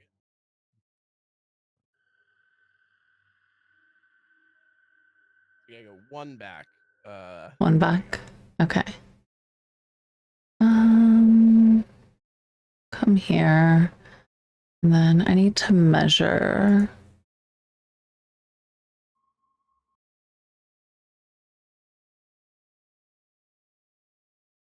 Yeah, that works. All right, we're gonna magic missile. I gotta go to the bathroom. And I'm gonna target the furthest skeleton away that's attacking the 19-year-old. Nice. All right. So go ahead and target him and cast away.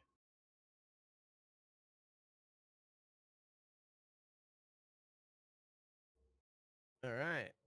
And they hit. So, because that's what it do. So, nice. You chunk it out. Almost bloodied, but yeah, you take. Technically, was that all three that it rolled? No, that was 1d4. You roll 3 of them. Oh wait, no, hold on. Each dart strikes of your choice you can see a range of dart deals 1d4. Yeah, so you do 3d4 plus 3 essentially. Okay, so first one goes out, strikes, bam. Second one goes out, strikes. Third one goes out. Oh, it is living by a slit. Well, it's undead. It's undead by a sliver. Okay. But yeah, you chunk out large portions. Most of its skull is gone at this point. Definitely the ribs are kind of all scattered everywhere, but he is still up.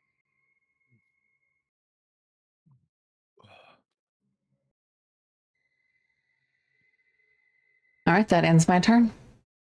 All right. All right, this skelly boy.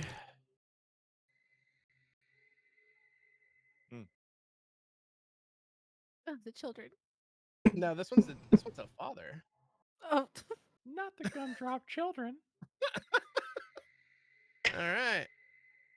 Going straight for the short sword into the dad. But the popping sounds they make are so yummy. All right.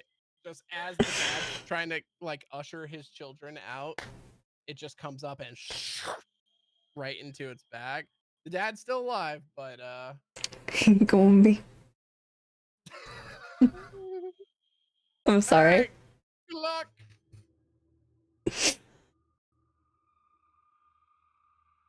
Oh, that. Hey, Um, buddy, how's it no, going?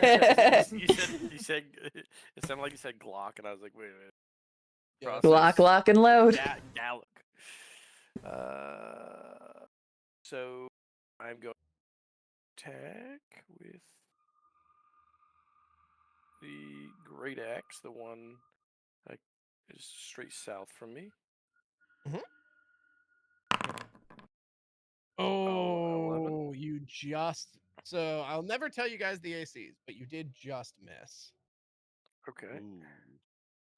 Ooh.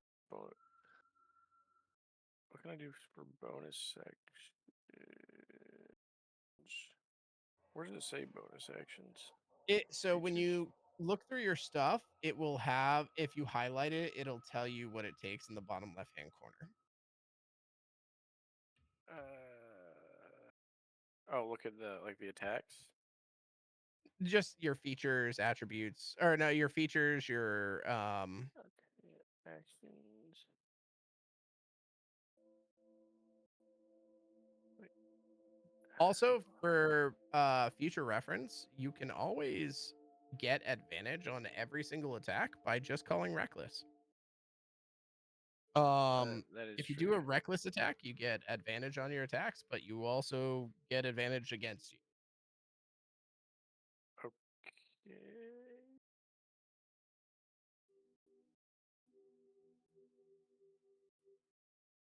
Yeah, I don't think I have any bonus action. Or anything that I can use as a bonus action.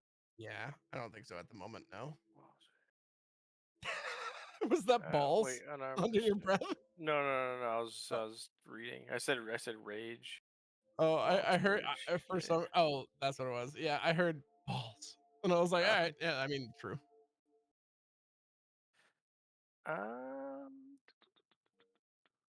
I will allow you to pull your balls from your inner thigh if they're stuck as a free action.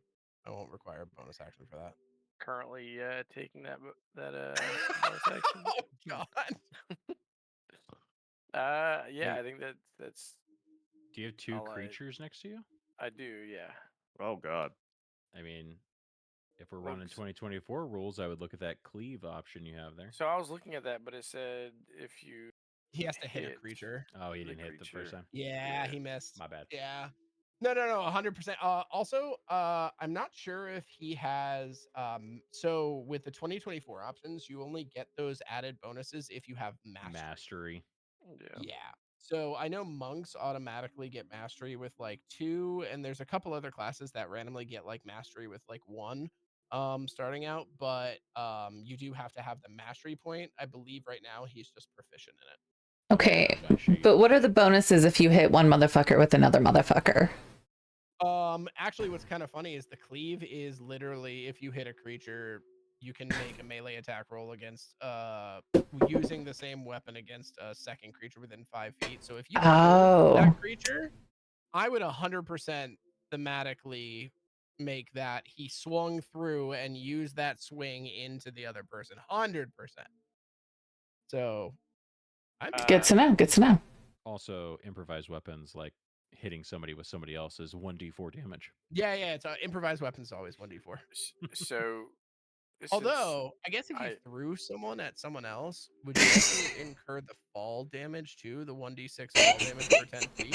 Shino, like, these are the questions we need to know. Like, what? Shino's face is so. He's just like staring into our souls right now. Just, like, keep avoiding him and like making eye contact. I'm just trying to. I'm literally just absorbing information. You're doing you're doing. You're so good. I'm like all these numbers and letters. I'm like, oh God. You're just absorbing my entire soul with your eyeballs right now. Exactly. So technically,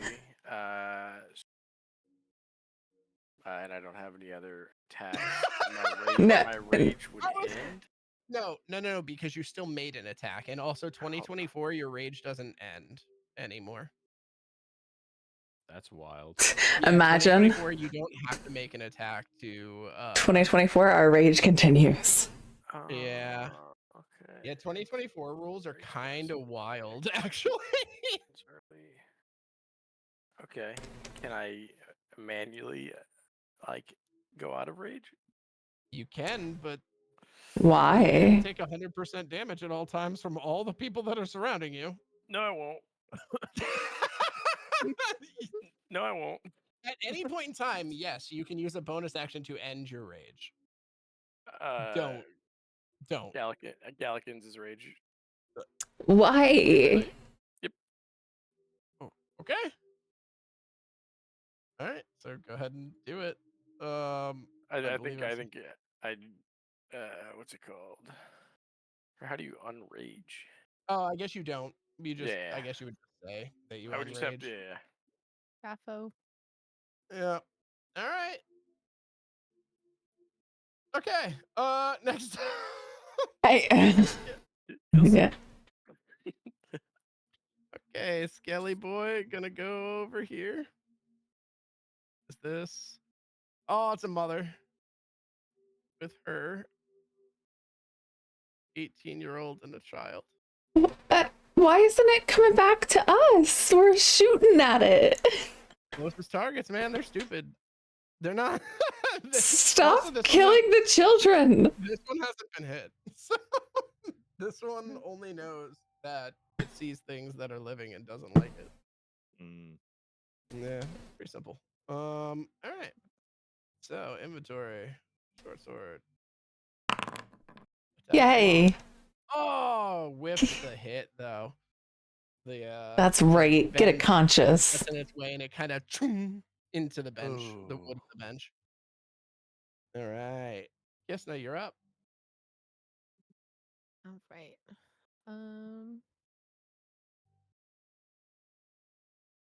Okay, perfect. Yeah. Go ahead, head down here. I don't think I'm. Am I close enough for my? No, I'm not. For my mace, I have to be right next to them, right? Yeah. Okay.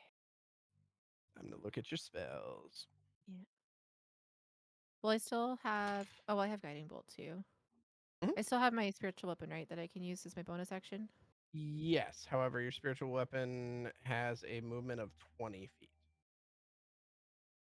The only downside about spiritual weapon. So it can move to like here, or it can move to like here, depending on which way you want to send it. I'm gonna go ahead and send it down to the right. Send it. Yep. Okay. And then go ahead and cast guiding bolt. Oh wait, I need to mark the guy first, right? Yep. Target the guy first. And cast it at the ghoul. All right.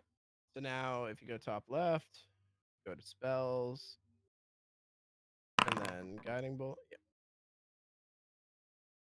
And oh no, you missed. But, You just missed, yeah. well, So you light of radiant a beam of radiant light shoots from your hand and right by the ghoul, unfortunately. okay. No. Okay. I know. It sucks so bad when you whiff. I know. Oh, it didn't count your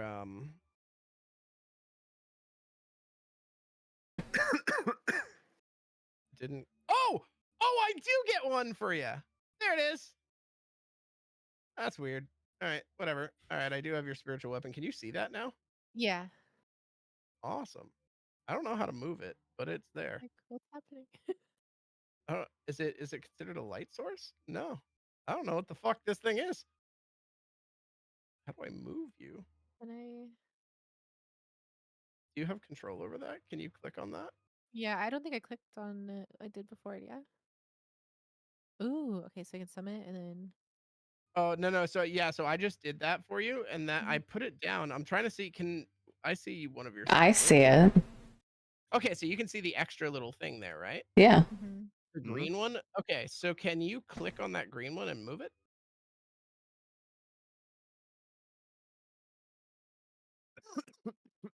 No.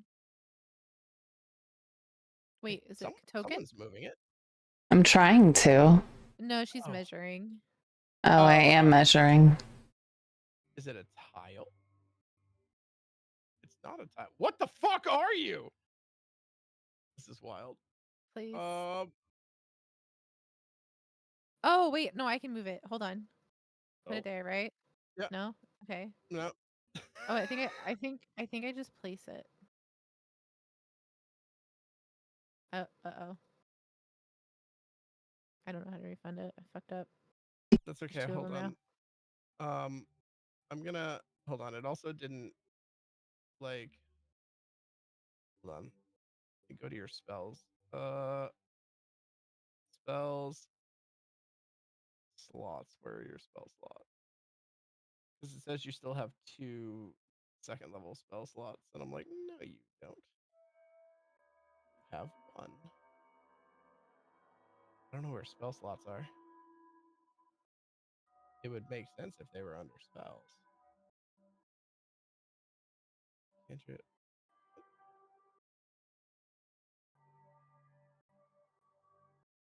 You guys use spell slots? Yeah, so the spell slots are so like where you see where it says first level, and then we have these little tags. So the right, top right. First spell slot, second spell slot. They look like little banners almost. Oh, I don't even. Yeah, let me look at yours. Hold on. Oh, I don't see those. I can't see those on her sheet. She might not have selected the right spells, possibly. No, she definitely did because she moved or she placed it on the map. What the shit? Do you see these, Kysna? Do you see the I see tags? both of them. Yeah. Oh, okay. So remove one of them. It won't let me refund it. It says I don't have permissions. So I can refund the resource, but it's saying I don't have the permission to do it. Consume resource. See if that worked.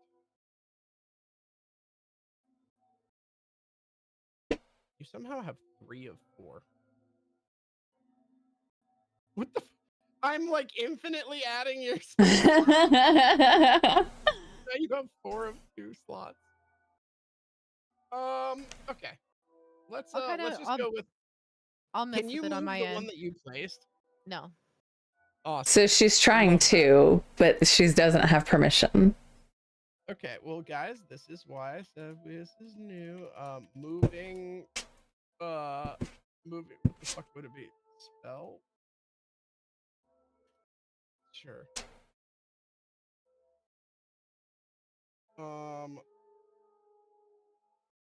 Okay. Nope, that's animated spell effects. I know. I don't know how to. Like, I don't know what it is. I can't interact with it no matter what I do. It's not a tile. It's not a token. It's not a wall. It's not a light. Those are my options. That's all I got. And you can at least click on it and move it, right? Like, you can't actually drag it anywhere, but I saw you guys like, oh no, you guys were measuring, weren't you? Yeah, we were measuring. Fuck. All right. This is something we're going to have to learn at some point. I apologize, but that's okay. We're just going to stay with using the light because we have control of this light, and that's going to be it. And then we know you have 1 second level spell stuff. Okay. We'll just go with that. I think what happened was up here. Nope. No, ignore mine down there. Where you have the light right now is where it should be. Perfect. Okay, that's what we're gonna do. All right. So that's its bonus action and your action, and your movement. So I think that's it. Okay. All right. Skelly boy.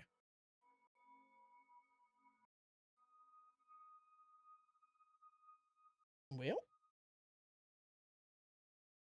friendo. He gonna swing on you.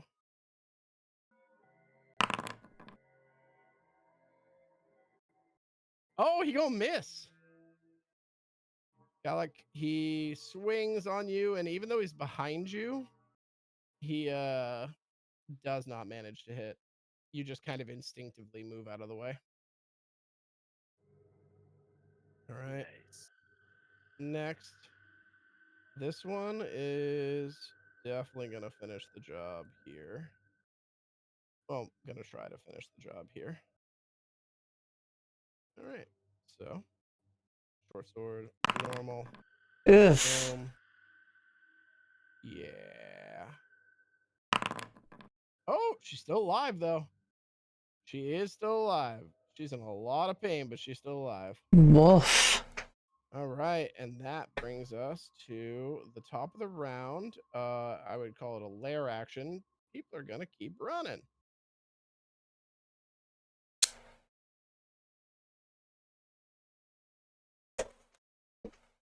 2, 3, 5, 6.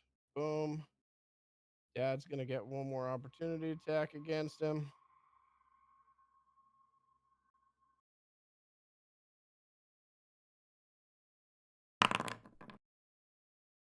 Oh, Dad. Oh, damn. Oh, damn. Oh. He is so excessively bloodied at this point, but he is still hobbling away with his kids. We have this one moving here. These running into the corner. These running into the corner. Oh, that one decided. There we go. And then trying to run away. This one gets another opportunity attack from this.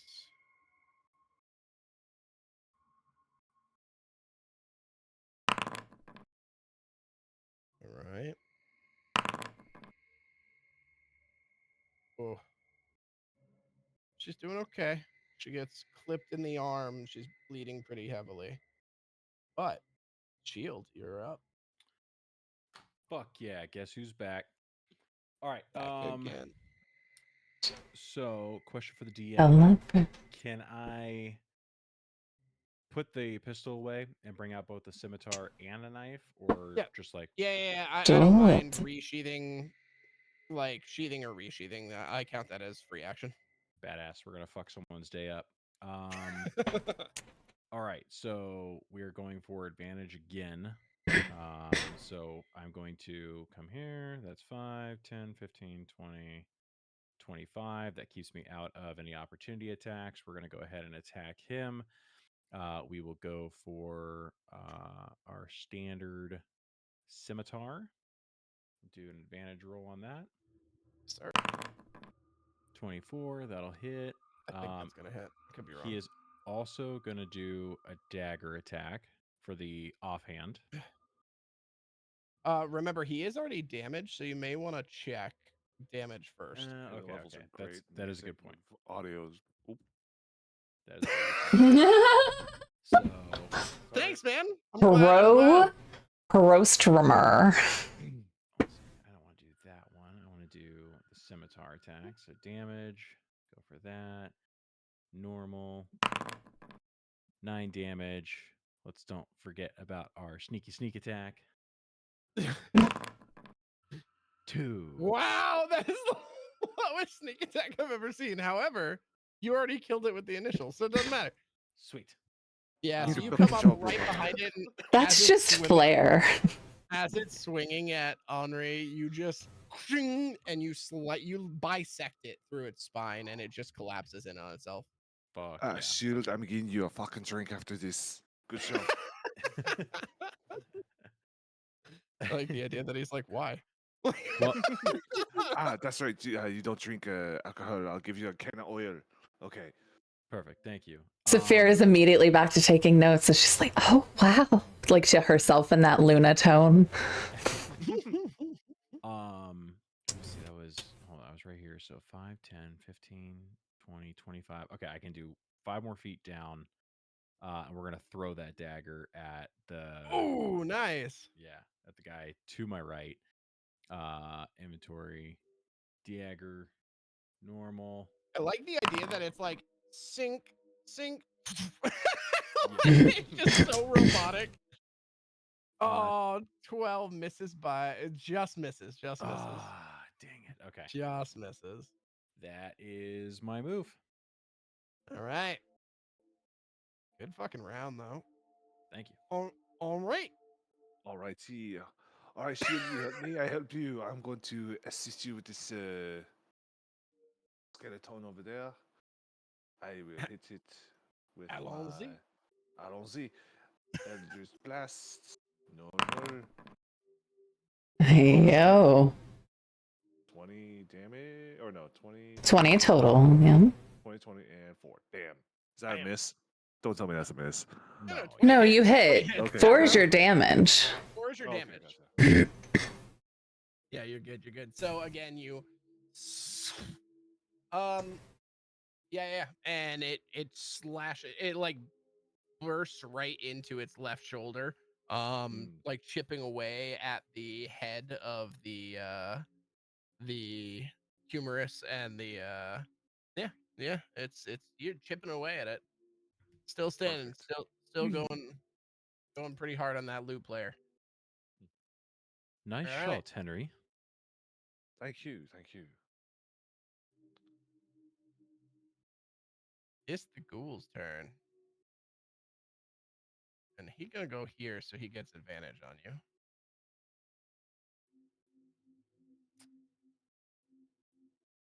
Damn, I feel bad for Levi right now. He has a plan. I'm definitely I'm interested in the plan. I want to see where it's going. Oh, right now though. Oh wait, no, that's a regular roll. Sorry. Do that again. Fight at 10. There we go.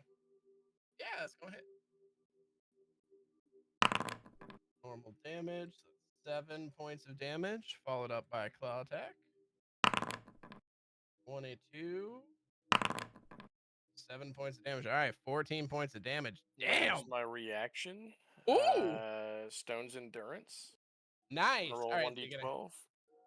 and then reduce the damage by that much. Yeah. Yep. Hell yeah. Reduce damage roll. 7. By 7. Nice. All right. So that brings you up 7 points. So you're back at 37. Wait, no. Yeah. Fucking show off.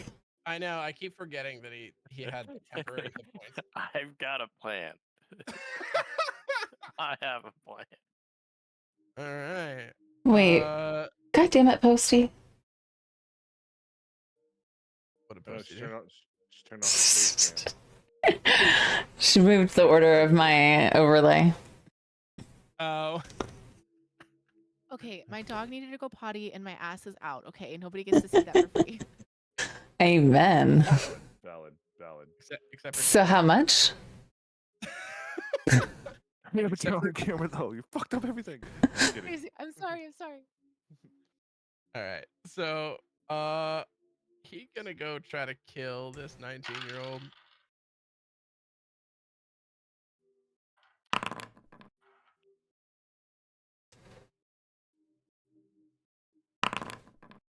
Oh, this young girl had so much in her life, except for breath. And then he's gonna move up towards them. All right. Zephyra, you're up. Let's see. We're here, right? Or is it one more? Yeah, you're good there. As long as the tile is green, you're good. I couldn't see the color of the last one. Eh. We're gonna move here. And we're gonna do fire bolts at the same guy from earlier. Nice. Good 120-foot spell. Oh, Just miss. Or no, it misses. The bolt. Okay. I could be cruel and be like, nah, just from that direction, from here straight down. That's gonna. Hey. No. Don't be mean. Sometimes flavoring, if you nat 1 on a roll, sometimes flavoring is. I can understand that, definitely. No, you just miss. So it zooms right by its head. How far can I chuck a dagger? 20 feet with regular, and then I think it's 60 feet with disadvantage. I think it's 20-60 for dagger. Inventory. Oh, you don't have any daggers. sorry. Oh, you forgot to equip your daggers. Oh, I did, didn't I? 2060. Yeah. All right, I think I'm going to So equip my dagger. Yeah, just go into, and that's fine. You can just equip them as a free action. And then I'm going to whip the dagger at disadvantage on this guy.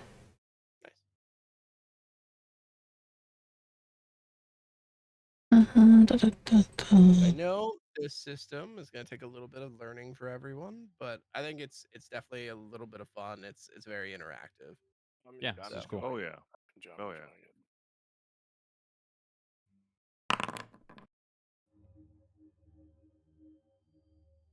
21. Yep, that'll do. That's a disadvantage? That was at disadvantage. Holy shit, way to go. And then That was the lesser of the two. Now you just roll. there it is. Yeah, we're playing technically on 2024 rules, but we have some 5e stuff. There. Like just in anger when I see that my fireball misses, I'm just gonna like kind of flip my dagger, grab the tip of it, and just thunk it into the other guy. I respect it. All right. Skelly boy.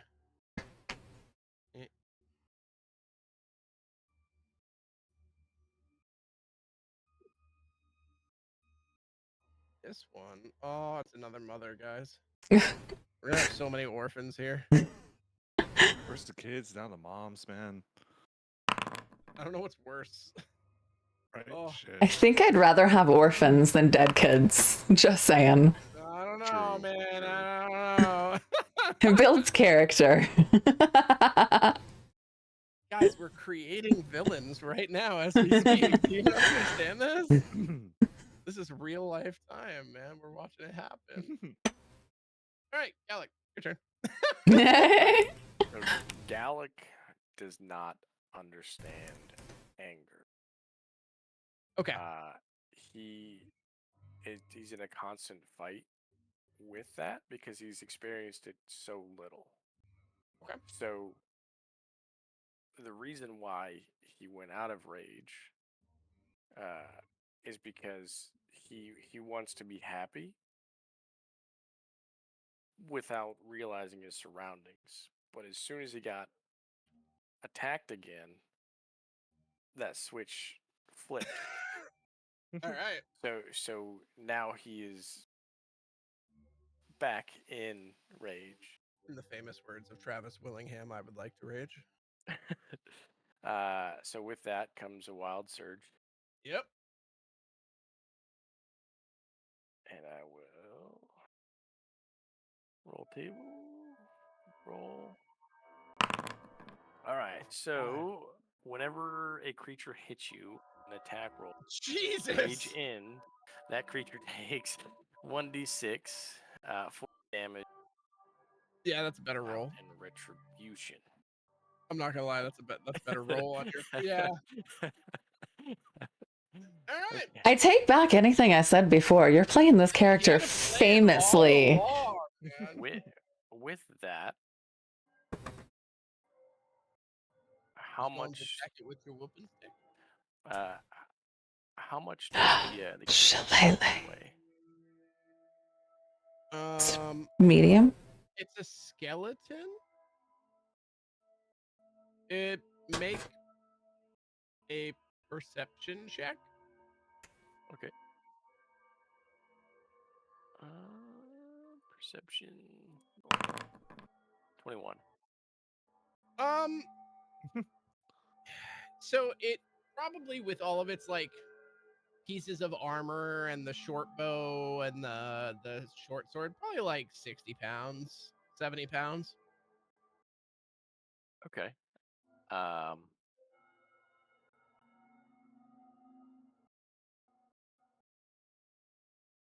I'd like to pick him up. Okay. So that would be considered a grapple. So what you're gonna do is, I believe, for grappling, it would be Be an unarmed strike. no. So yeah, grapples unarmed strike. The target must succeed a strength or yes. dexterity saving throw.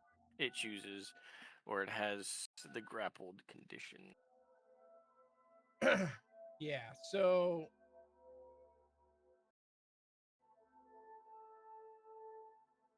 I'm just trying to pull up the 2024 rule set for it because it is a little different in 2024. But I just wanna double check. I actually don't have the book. That's okay. Of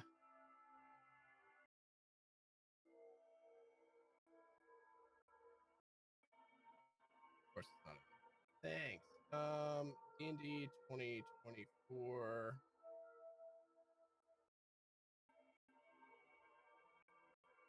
Yeah, because grapple is harder to pull off now. All right, give me 2 seconds. I'm just gonna grab the player's handbook because I don't have it directly in front of me. Ow! Just smashed my fucking.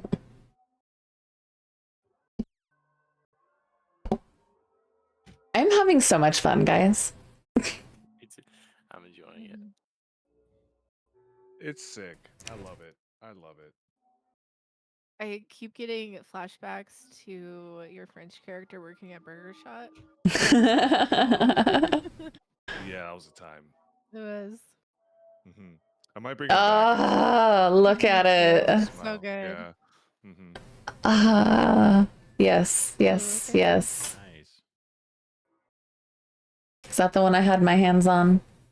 These are the new alt art covers for them, and they have like some like metallic flake in it, so it reacts differently to the light. Yeah, It's so pretty. I really like what they're doing for the alt arts for this. I just hate that we have to wait for February for the monster manual to come out. But that's okay. All right. Here we go. So, grappling 367. Lovely. Jesus, that's almost at the end of the. Perfect. All right. So, grappling. Here you go. So, can typically grapple by using an unarmed strike. Many monsters have special attacks that allow them to quickly grapple prey. However, grapple is initiated. If a grapple is initiated, it follows the rules. See unarmed strike and grappled condition. Grapple condition: successfully grapple a creature, giving it the grappled condition. One grapple per hand. Escaping a grappled condition, yeah, your speed becomes 0. There's also a new effect, which I hate the way that it's named. because the naming for it is you are incapacitated, I believe, or something along those lines, and it doesn't matter because it just means that you can't move. Some of the new naming conventions are very weird. Can you say grapple yeah. one more time? Grapple? I don't think we had it enough. It's Grapple. still too real. Grapple. So yeah, so go ahead and make an unarmed strike. Yeah, it gives me that grapple option. Oh, does it? Okay, Yep. cool. Yeah. Hell yeah. Unfortunately, this system is built off of 2024, but the items and the weapons are built. Or sorry, the system's built off of 5e, but the items and everything that you guys are using is built on 2024. So, yeah, that's gonna hit. It even gives it a little green check mark. Nice. All right, so target must succeed a strength or dexterity saving throw, whichever it chooses, or it has the grappled condition. Okay, so gonna try to wriggle its way out of it.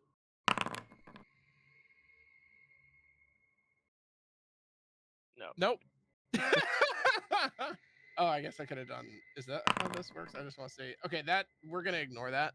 But yeah, I can do that from now on. Okay, perfect. Awesome. All right. So movement, it right? fails. So then I'm going to give it the.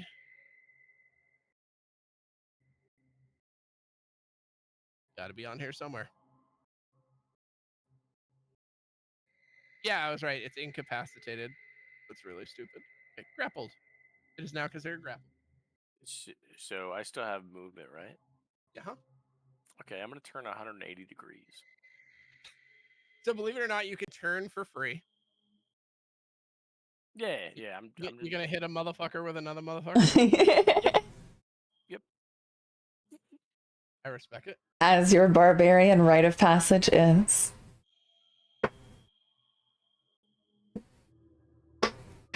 All right. So yeah. That would be an improvised weapon. So you'd be make an attack against the ghoul with an I don't know if you have improvised weapon. I don't. I have my great axe and then strike. All right. So you would just make an attack with I believe with an improvised weapon, it's I can give you proficiency or not. Yeah. It's I'm gonna say you're really good at bear hugging, so I'll let you keep your proficiency. So go ahead and just make an attack similar to your great axe. So make an attack with your great axe for the attack. 24. Yeah, that'll do. So then you're going to go ahead and roll 1d4 dice. So roll an unarmed strike, basically, for damage. Okay. Unarmed strike. Okay. I'm gonna click on that attack. I'm just gonna click on this just so that way I have the option. Yeah.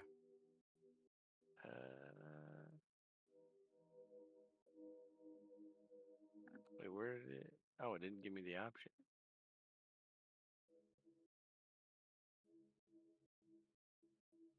Yeah, it just gives me the attack option. Didn't give me the damage option. Great axe damage. Oh, do you have to select unarmed strike? Well, so you said, you have to. You hit attack. Yep. Attack. Oh, no, you're not attacking the mother. Interesting. Okay. Is there manual rules? Yes. I don't know where they are, but yes, there is. if you want, go ahead. If you have D&D Beyond up, go ahead and pull that up and just roll a 1d4 on there. Okay. D&D 1, 4, 3. Okay. Takes 3 points of damage. Perfect. All right, so you smash that, and then I'll also deal the 3 points of damage to the skeleton, because that makes sense. All right, so you collide its skull with the ghoul's skull. Perfect. That'll be my turn. All right. All right, so with that, we are going to move to this skelly boy, who is about here.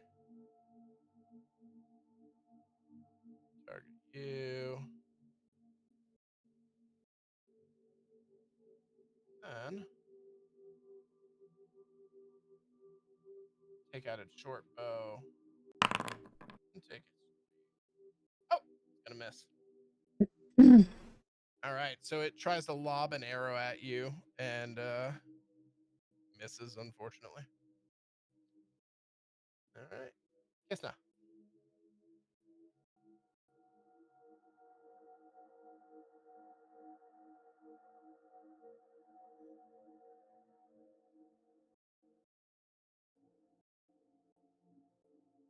Kysna, did you freeze? Kysna, What? it's your It's turn. your turn. Oh, sorry. I was reading up on some stuff. Sorry. That's what I get for being proactive. Okay, let me see where. I guess they're occupying a similar space now. Hmm. Can I make them stack? Can.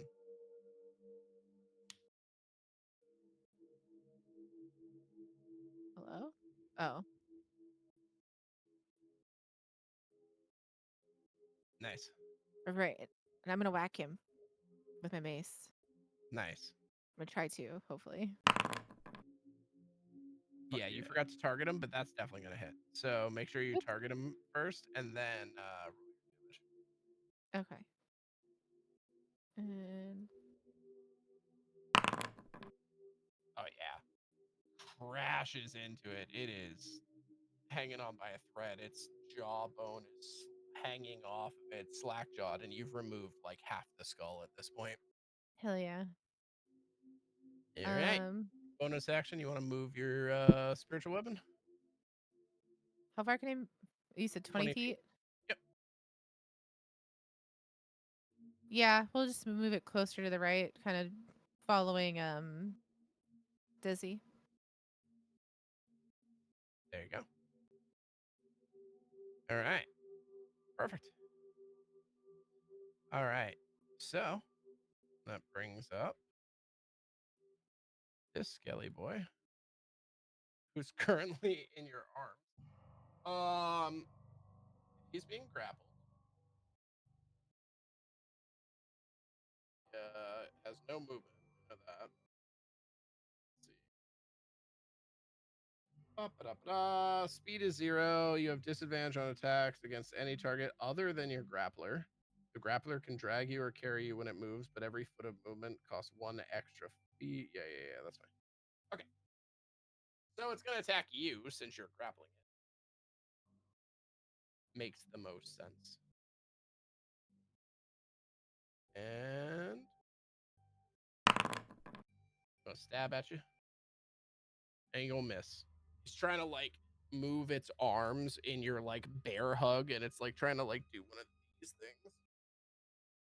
things. But it's unable to get to you. All right. Next up, another skelly boy.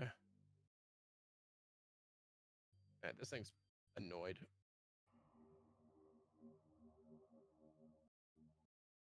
With Shayna. No, with Henri. Oh, I get his name now.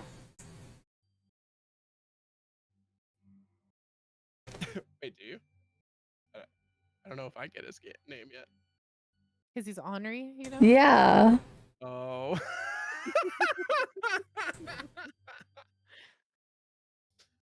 um. Am I giving him too much credit? My bad. I don't know. He's muted right now. So I we're good to know. Oh. All right. No such thing. No such thing. Henri, you get up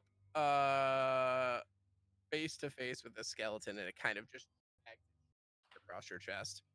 Oh, he cuts me. Yeah. Ah, motherfucker. How dare you make me bleed my blood? I don't bleed my own blood. All right.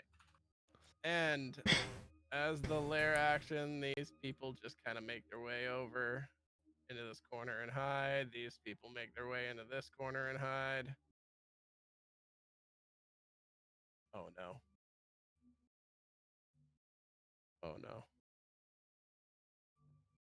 More children? No, I think this one's Oh, a okay. mom. No, this is a Oh, mother. God. Fine. I'm Opportunity so mad at that attack. one. I'm so mad at that one. Yeah, it should Oh, be dead. fuck. Oh. All because I didn't do just a little bit more damage. She's Damn still it. alive. She's still alive. She is literally hanging on by a thread. Anyone who's not dead here. Wait, you're not dead, right? Nope, you have 1 health. You have 3. Oh my god. All right. They're making their way downtown. Not Takes very walking fucking fast. though. They're trying, man. Limping.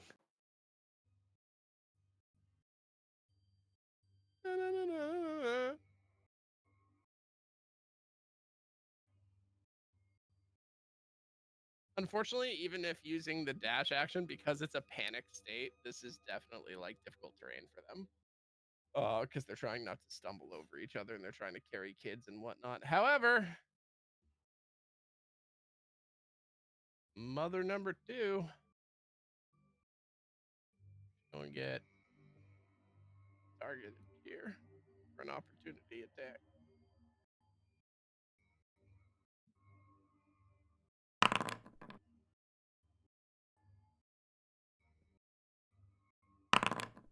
Oh, she is now bloodied and limping as it cuts into the rear of her hamstring, and she's now like stumbling to carry her child. All right, top of the order. Take it away, Shield. Right. So I'm gonna look at Henry with this guy up in his face, and I'm just gonna say, "Allow me to assist you. Stand back.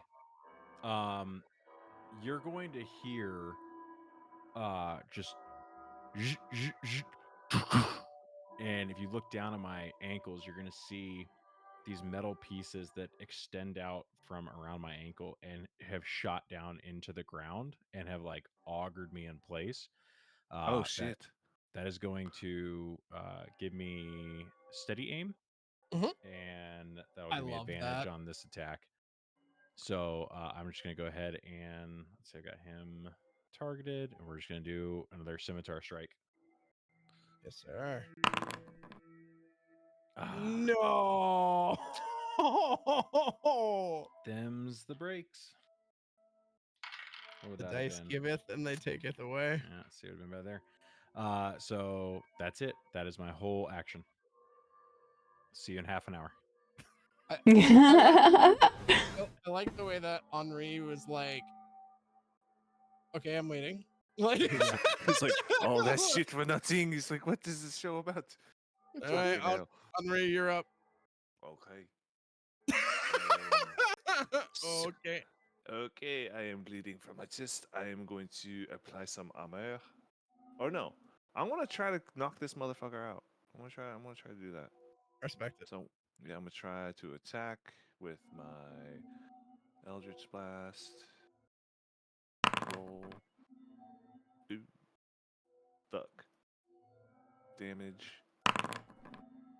Oh. Do I Well, miss? you missed it. So Alright, Shield, we're both fucking up here, buddy. I'll lock it in. Okay.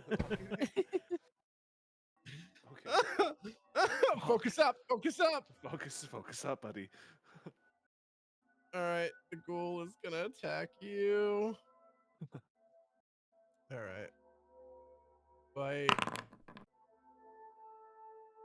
It's gonna miss. It's a Thank little God. concussed from getting its ass fucking hit or head hit with another motherfucker. It is gonna dig its claws in you though. And Oh, that's going to be 7 halved to 3. So you take 3 points of damage. You big bastard. All right. Next up, Skelly Boy.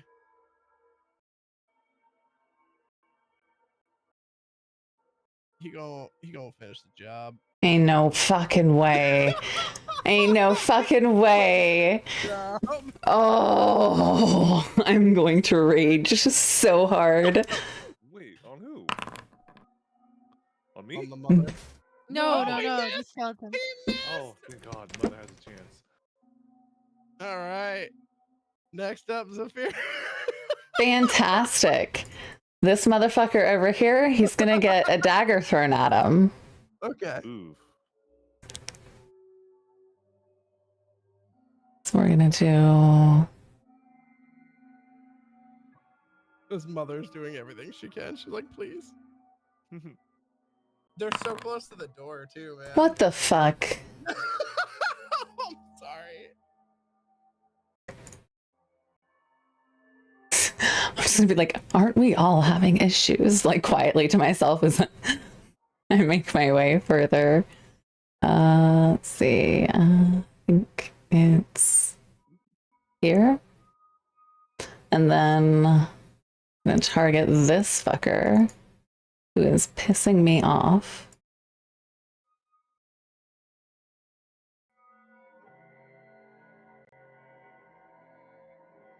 So Hellish Rebuke is a reaction. Oh, it's a So- reaction. Okay. Yeah.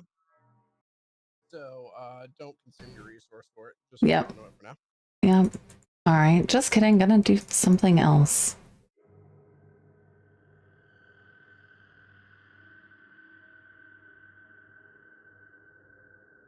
You use your Hmm. actions, so you're looking for anything bonus action.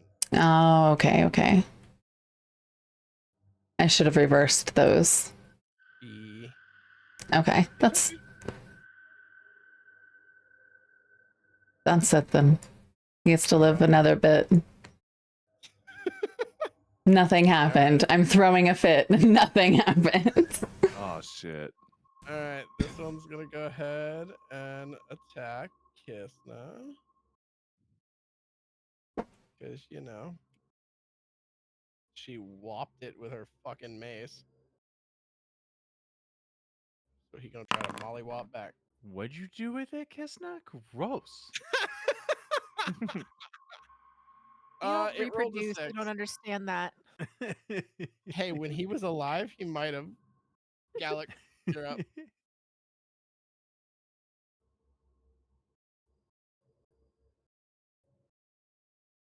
Levi. Levi! Did he fucking fall asleep, that grandpa? No ADD. He's busy reading right now. He's like, what can I do with this? Okay, so I've got him in my arms. Yes.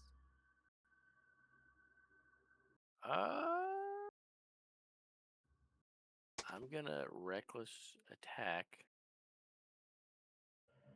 with the skeleton to the ghoul. Okay. All right. So, make yep, with advantage. Advantage. Yep, that's gonna hit. All right. So now roll 1d4 on D&D Beyond. I'll separate them and deal the damage. 1d4. That's a 4. Nice. All right, the ghoul is barely alive.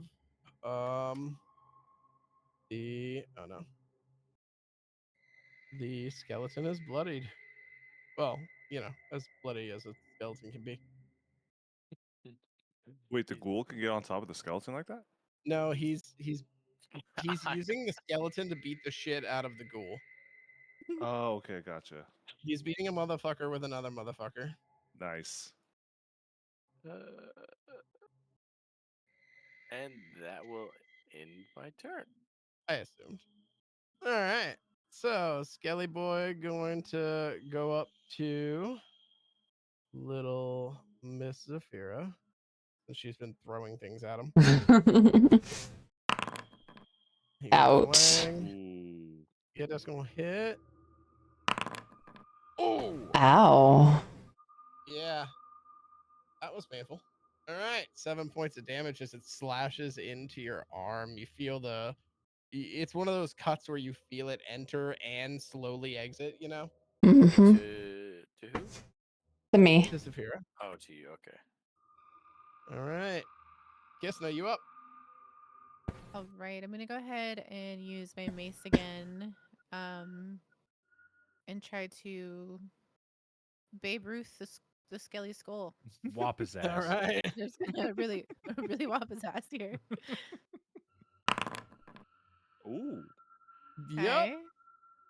I mean, that's gonna do it. He had 1 health, but go ahead and roll that damage for fucking This flavor, is just baby. for theatrics at this point. Exactly. You are winding up and Babe Ruthing this bitch with both hands. Send it. Nice. Nice. Fucking There it is. gone. And then I'm gonna turn around and look at my dagger there, and I'm gonna go ahead. Oh, it is in range now. It is in range, so I'm gonna cast that at that Skelly. Hold on, let me get to the kayak. As you kill that skeleton, you just hear from a distance, Shield goes, "Is somebody making macaroni and cheese?" That's a good. I'm done. That's the ass cleric. Wait, you didn't roll an attack. Look. Roll the attack for the spiritual weapon. Okay, now it hits. Yeah. Now roll your damage.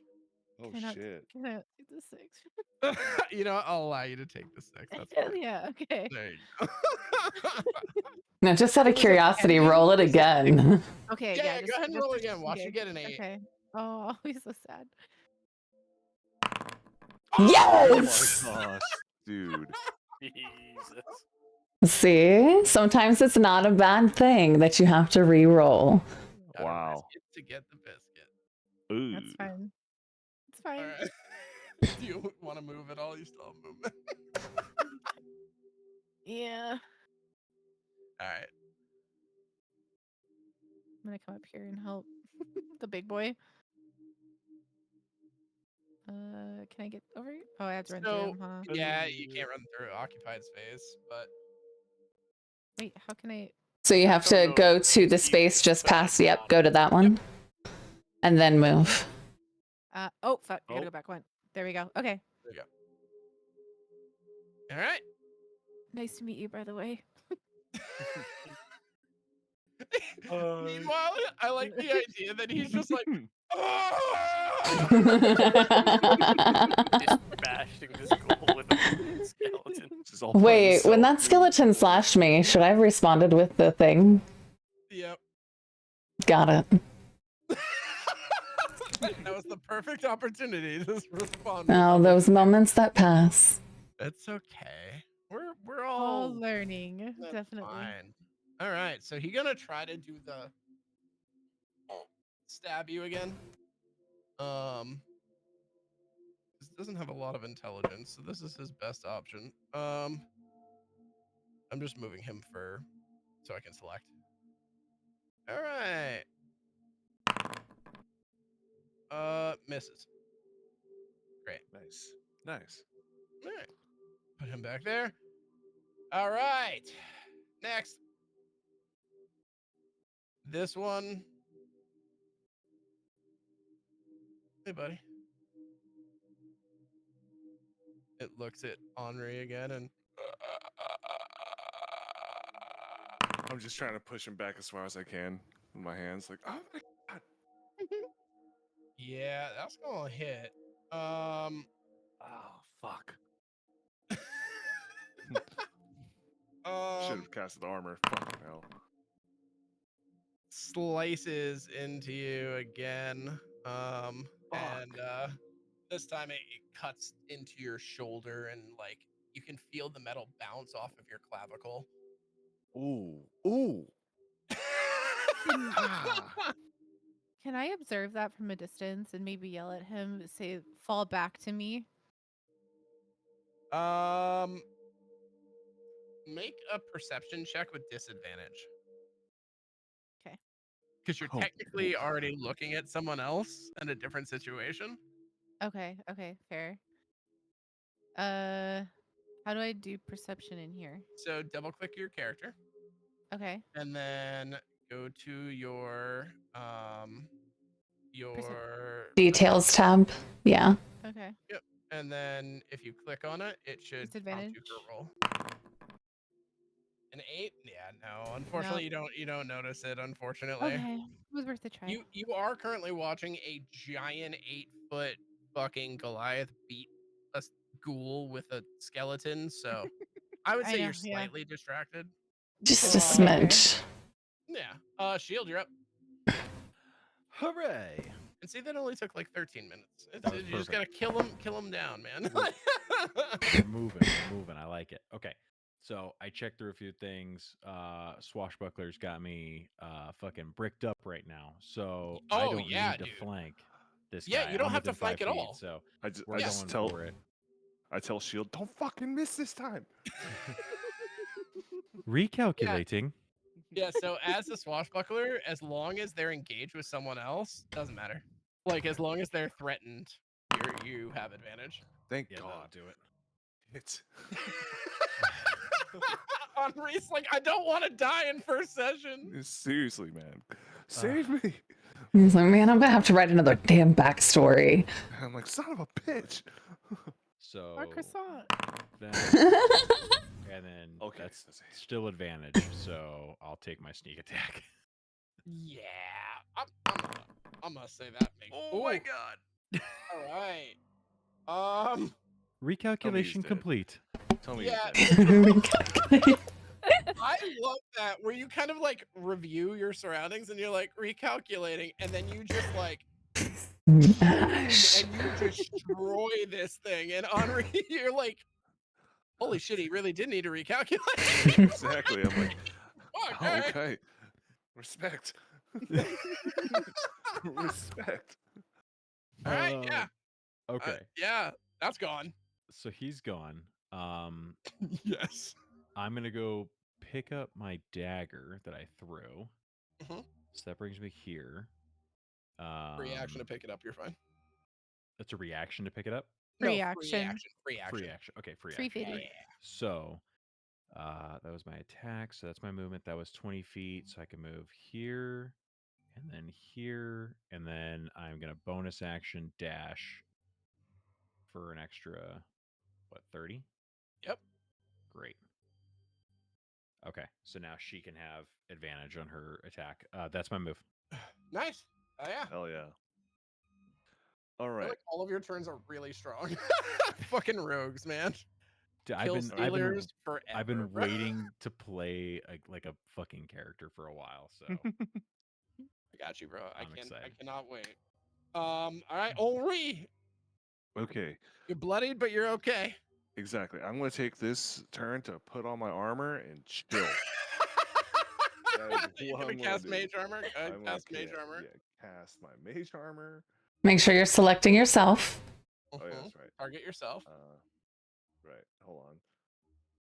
Okay, there we go. All right. Spells, mage armor. Mhm. Okay, that's it. Did I do that twice or no? You're good. Okay, I'm good. Okay, perfect. Can I Well, still it's move four or no? seconds. Cool. Done. You have mage armor. Your AC is now 13.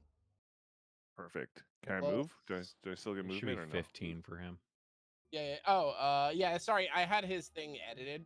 15. I can see it now. Go ahead. Okay, cool. I can move. You're still Sweet. moving.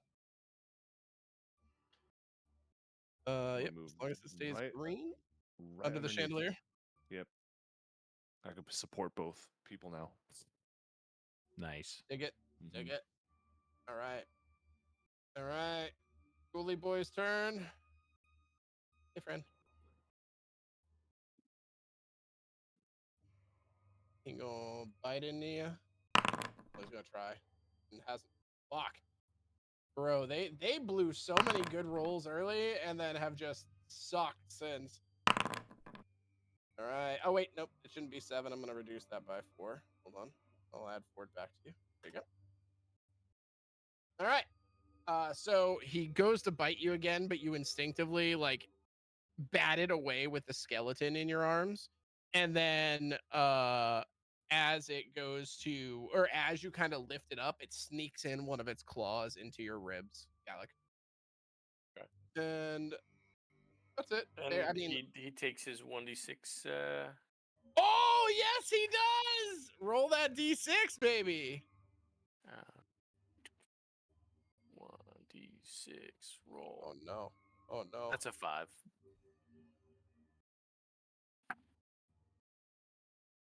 Okay, so it kills himself.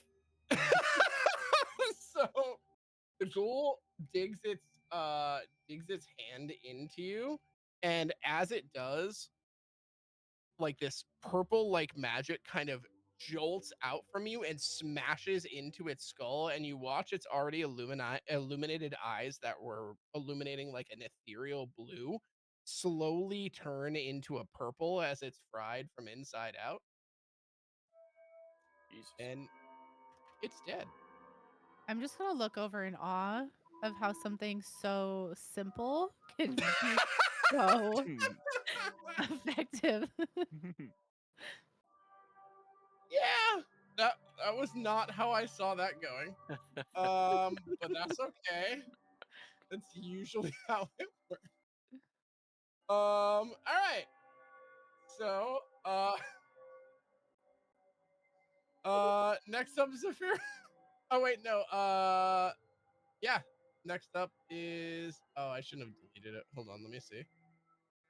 I don't. Oh, well. Oh, it's still there. Oh, but it's no longer in combat. Okay, yeah. That's fine. Zephyra, you're up next. Okay. No, you're not. I'm God damn it! You're edging me. I know. I'm sorry. I had to get you really excited before it kills the mom again. Short bow. And it misses again. This is the luckiest mother that has ever existed. All right, Zephyra, you're up.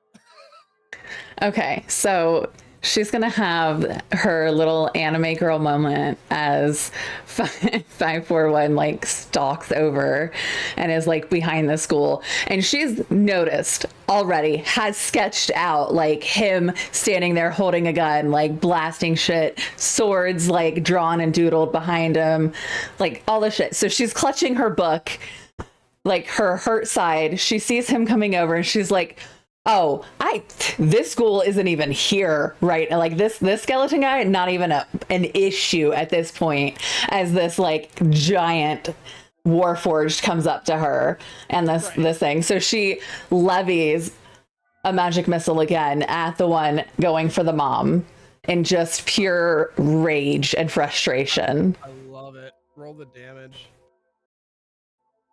Or cast it 3 times because it's weird.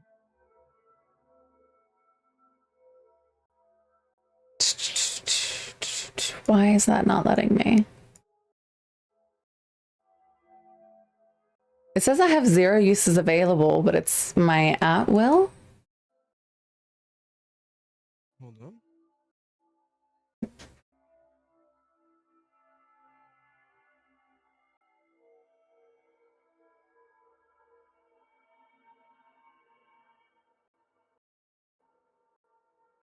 Second.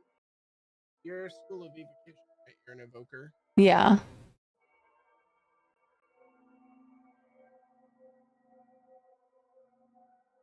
I mean, you haven't casted for. I still show you having them. Here, let me do this. See if I can do it. Spell magic missile. Okay. First level. Zoom spell slot. Cast spell. Yeah, it worked. Then roll.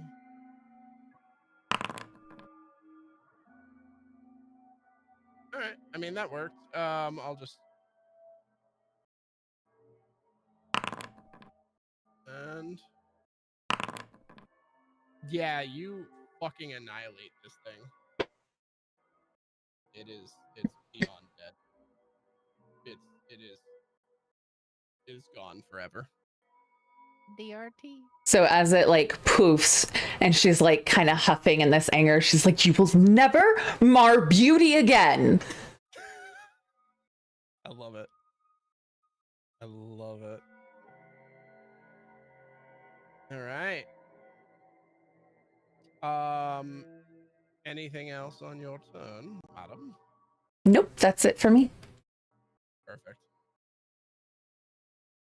All right. So that moves us to Galok. Galok continues to smash the skeleton into main suits. All right. Roll the attack with advantage, and then roll the. Oh, that was just a normal. That's fine. Yeah, I mean, I'd roll it with advantage at this point. Also because I'll roll. Okay. Alright, Yeah. alright, So just it's in case. 20. Just in Yeah, case. yeah, All right, just 1d4. in case. Just in case. 1d4. Yeah. 1d4. That is a 1. All right. I mean, it's still going on for a ride. This is like the worst roller coaster it's ever been on. All right. This skelly boy.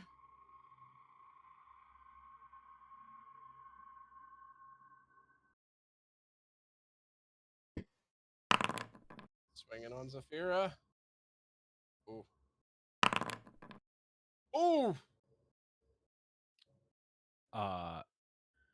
Not to be like. So I'm gonna go ahead Does he get and disadvantage for being flanked? He does not. So flanking gives advantage, but doesn't take away advantage, or it doesn't give disadvantage. Yeah. so I'm gonna respond with hellish rebuke. So yeah, you are significantly bloodied as it like digs into your back with its short sword. Fantastic. I'm going to do hellish rebuke in response. Sorry, I've said it like 3 times, didn't realize I was muted. Okay. I was like, oh no. All right. Let's tussle, big guy. Saving throw. Let's go ahead. I'm gonna roll its saving throw. Oh, that hurts my heart. Oh no. Well, it still takes half as much damage. So roll your damage. It's in the chat window, yeah. Yeah. All right, and then all right. It still takes 3 points of damage. It is bloodied. So am I. Yeah. Kysna, you're up. Okay. I forgot to get rid of this one. I'm gonna go ahead and cast Guiding Bolt onto this guy. So I don't want to swing and miss and hit Garlic.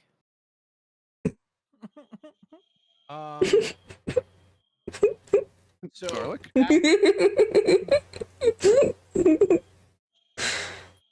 So just so you know, Is it if you close? cast a spell within something that's within 5 feet, you do get disadvantage on the spell. Okay, never mind. I'll swing it. All right. We're gonna swing it. I like the idea that like you're waiting for the opportunity as he like lifts him up from smashing him, and then you're like head. Okay. Pinata. I like that a lot.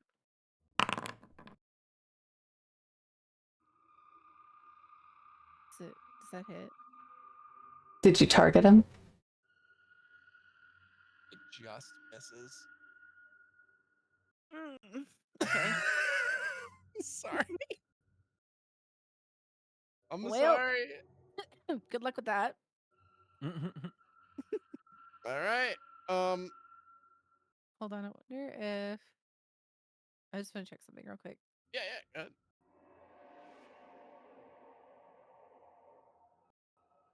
Nope. Okay.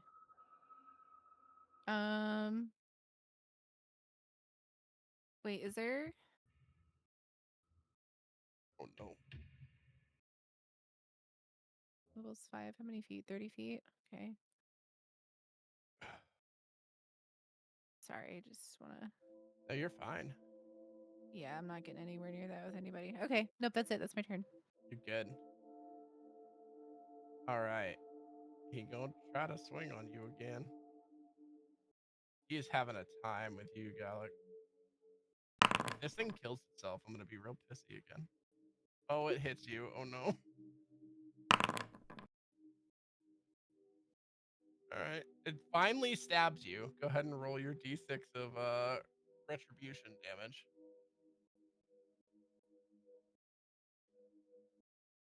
Levi. Levi! Brother went to sleep. There ain't no way. His connection. Can you? Yeah, we can hear you.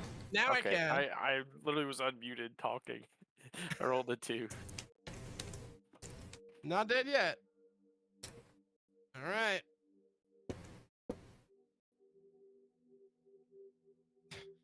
Does he try to bite me? Lowest death ever. All right. Jesus Christ. Shield. Yep. You watch as this skeleton digs heavily into the back of Zephyra in front of you. Yep. So after he picks up his dagger, starts walking towards Zephyra, sees her magic missile like gets stabbed. She turns around, blasts him with fire. As he's walking up, the scimitar goes back into its sheath, and you just see 2 daggers come out of the wrists. And he's just going to go around from behind and just shove both of them up towards the bottom of the head of the skeleton. Nice. Pop that shit off like a pimple. Yup. So first dagger, like that. Okay. Yep. Let me just do the second one for funsies. That's a nat 20. That's your fucking crit right there. There you go. So the first one will roll normal. And All right. your second That one. already killed it. So go ahead and just flavor that. Yeah, bro. Yep. So Oh, yeah, he just walks up behind. You just see those daggers just come around, goes in, and literally just pops the head right off of the skeleton. and as the head comes off, you literally crack the skull in half. So it kind of not only goes up, but then almost flares out like beautiful fireworks. Perfect. And then as he's holding it up, How tall are you? It's like 7 foot. So taller than her. She's 6 foot. So she still gets that like gaze up at you, like as the skeleton gets like that starburst effect, and she's just viewing you through it. She's just like, do not resist. All rescue you. All right. And then I have no idea. Oh, then there's this one here. So we will move and dash. So Love it. That takes me here. Nice. Welcome All right. back, friend. So at this point, How's your evening going? I killed the guy. Only missed once so far. I think you've killed a lot of guys. You've killed a Actually, lot. 4. At this point, Where did you it hear go? the ground shake a little bit. And next to Lariel, the first intelligent and what you believe to be the cause of all of this appears. In appearance, it looks like an undead, but most of its skin is still there. It looks menacing to say the least. And it's going to jump into the initiative order. All right. All right, Henri, you're up. You're muted. All right, so here we go. Can I just talk about your facial changes, by the way? Whenever you you're just like, Yeah, I'm sorry about that. Oh, anyway, I'm going to do my first move is to move over here.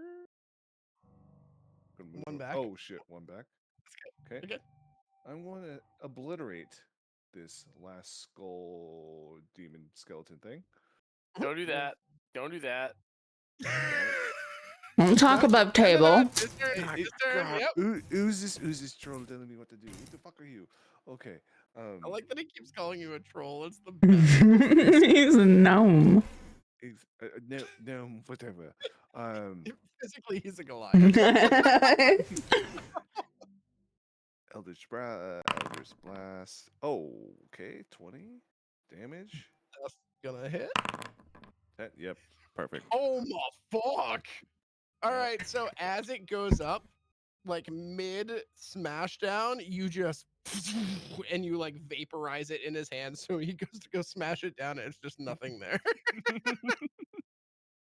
Stole his thunder. What is your passive perception? For me, let's see. Passive perception. Where would I Hopefully it see beats passive? mine because I'm gonna fuck you up. We still have a bad guy to fight. Like, we have a Yeah. new You baddie. might not know that. That's what I'm checking for his passive perception. So, where do I find passive?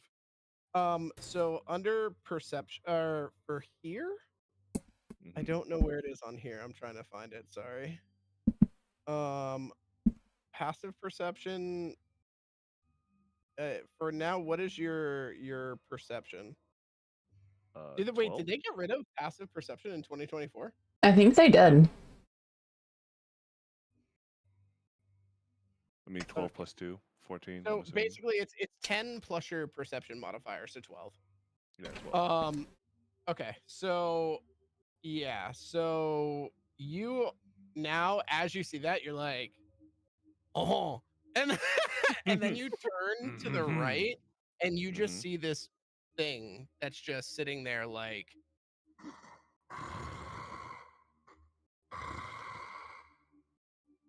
Ah, fuck. What? All right. Oh, come on. Oh, come on. Speaking of, Oh, shit. it is his turn. Whose turn? My turn still? No, it's the baddies. turn. Oh, fuck. Please don't. Mm. Please don't. Mm-hmm. I'm just pointing over to the ogres, like, go get him. I'm just pointing over there. Like, please. You know, it's torn because genuinely it's watching one of its minions get blasted out of existence by one person in front of it. The other one, however, was manhandle fucking it out of existence. So I'm just pointing. I'm still pointing the whole time. I think. What a persuasion. That way. I do love that. I'm just in fear. Just like, please. You know what? Please. You know what? Give me a persuasion check with disadvantage. I just want to see what your pleading face gives to it. It's actually a lot better. That's pretty good. I'll take it. I'll take it. Let's see if it does anything.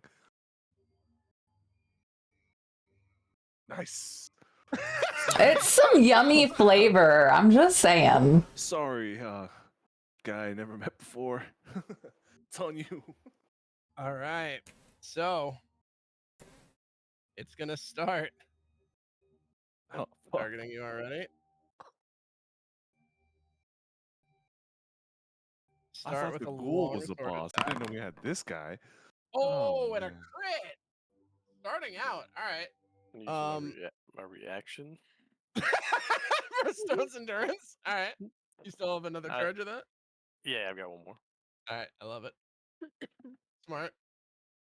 So go ahead and I'll so technically it would be a normal or a critical hit roll. And then it would be halved, but because you go ahead and roll Stone's endurance. Okay, well that's all right. That's gone. All right. So yeah. All right. So its second attack is a little different. It's gonna use life drain against you. Oh, and I need to do my 1d6. Oh yes, you do. Yes, you do. For the first one, that's a 4. A Would 4? you like? Yeah, 4. Right. Would you like to attack me again? Yep. Yeah, it's gonna life drain you. So and that's gonna hit. You must make a Constitution saving throw. Constitution saving throw. Gonna roll its damage. Okay, a 6. Oh, buddy. All right.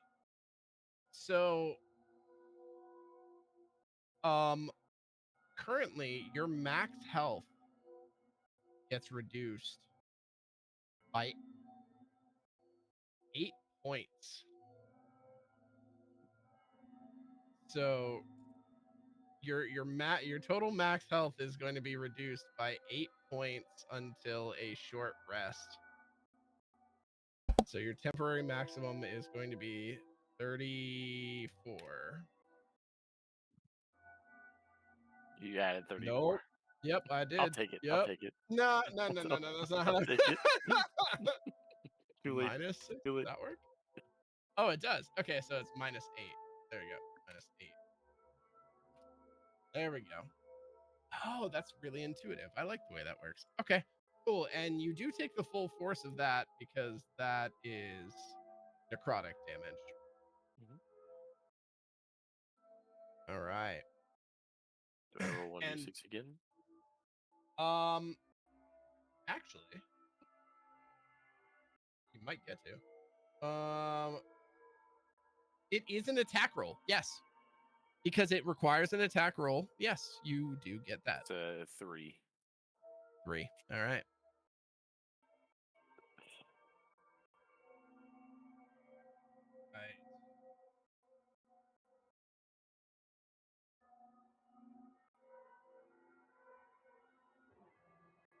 All right. All right. That was his turn. Zephyra. I am going to come closer. Like, is that yellow or green? That's good. That's green. Okay, good. And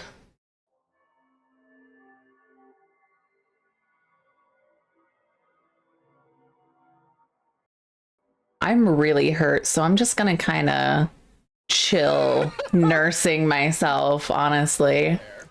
I respect that. Yeah, so I'm gonna just kind of end turn, holding my wounds like tenderly and hurt. Understood. Galok, first guy to hit you and actually hurt you in quite a while. Your turn, buddy. think he DC'd again. Or he's muted. He's on that. Yep, he DC. Levi, don't say anything if you have a tiny. What's up? I heard that. Can you hear me? Can you hear me now? Yeah, we Yeah. can hear you. Yep. Perfect. Okay. I'm going to recklessly attack with the great axe. I'm gonna beat the shit out of this motherfucker. All right. 23. Target him. That's okay. Oh. I can tell you if it hits or Okay. not. But yes, that hits. Okay. But yeah, don't forget to target him. Okay. And then Go ahead. damage. Damage. And 5. Nice.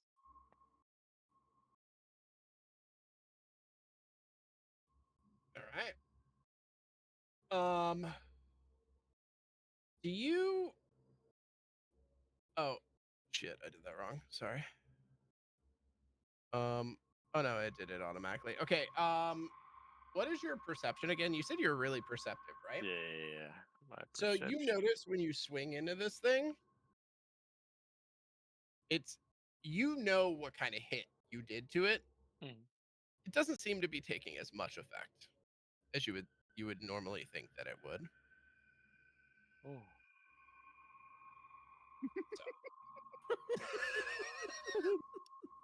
Oh, Oh. Oh. oh, it's gonna be a good campaign. All right, Kysna.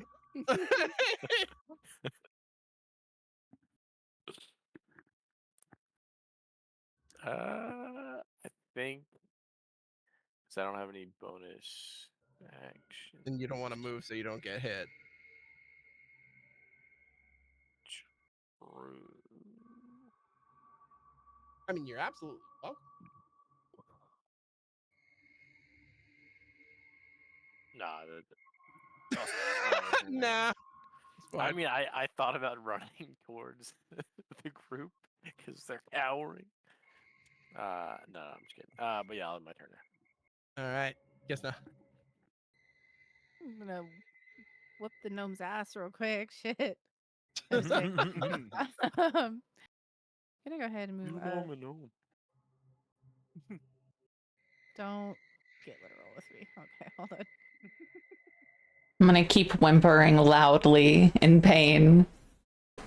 And I'm gonna go ahead and cast Ray of Enfeeblement. Nice. Okay. Nice. Okay. Ooh, that misses, unfortunately. Damn. Yeah. Mm. All right. So I have a question for answer. my spiritual weapon. I have 2 casting slots. Can I conjure up another one? You can. So it's a concentration, so you can Mhm. end that and then start a new one. Can I do that within the same turn, or do I have to start that over next turn? No, you can. You can just cast it again, and it would end your concentration on the other one. When you cast Okay. a concentration spell, Okay. it automatically ends. The last one you don't have to think about. It's not like rage. Oh, You okay. end it. Okay. Yeah, so then I'm gonna do that too. Think this time we're gonna do another just a mace. Nice. So for all intents and purposes, your second level spell slots are used up. Yes. I'll figure out why it's fucky later. But Okay. all right, and go ahead and make an attack with that. So if you click on it, it should show up so you can attack with it. Yeah, I got that.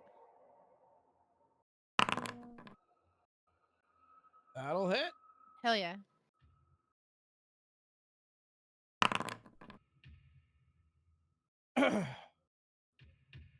All right, and that is applied. All right, the mace smacks into the back of its head. All right. Next up, shield. All right. So Shield just says, Kysna, good job trying to protect that large child. Save the children. Moves over, pistol comes back out, shot goes off. Nice. So we will do that. And I did move, so it's going to be normal. So No, we'll no, do it's that. not. No, it's not. He's threatened. Oh wait, is swashbuckler bonus only on melee attacks, or is it also on ranged? Let's take a look. Yeah, I th- think I- it's as long as they're threatened. Let's see. Fancy foot, rakish audacity. You don't need advantage if gets a creature you're within 5 feet of no other creature within 5 feet of you. Oh, and you are don't have within 5 disadvantage. feet of it. Yeah. All right. Yeah. So yeah, because you're not. All right, fine. just Regular do a attack. little normal. 15. That hits. Fuck yeah. Let's go, daddy. All right. Damage and 12. Jesus fuck. All right. I want to double check something to make sure it applies properly. Okay. So as you shoot it, again, you notice that, especially with as analytical as you are, it's just not getting as much purchase as you would assume it would. Cool. Okay. All right. That's it for me. All right. Henri. Okay. I want to be like. I don't even know. I don't even know what to do. I'm I gonna want to just say be like. hurt No, no, obviously. I would just be like. I'm just gonna be like, when the fuck did this thing come out of nowhere? What the fuck? Some bullshit. And so I'm gonna move myself a little bit behind him, All right. and I'll be like, "All right, you big stupid ogre, move out of the way." And I'm gonna hit him with my Eldritch Blast from here. Nice. Or can I use other spells though? Like, can I charm him? You can try.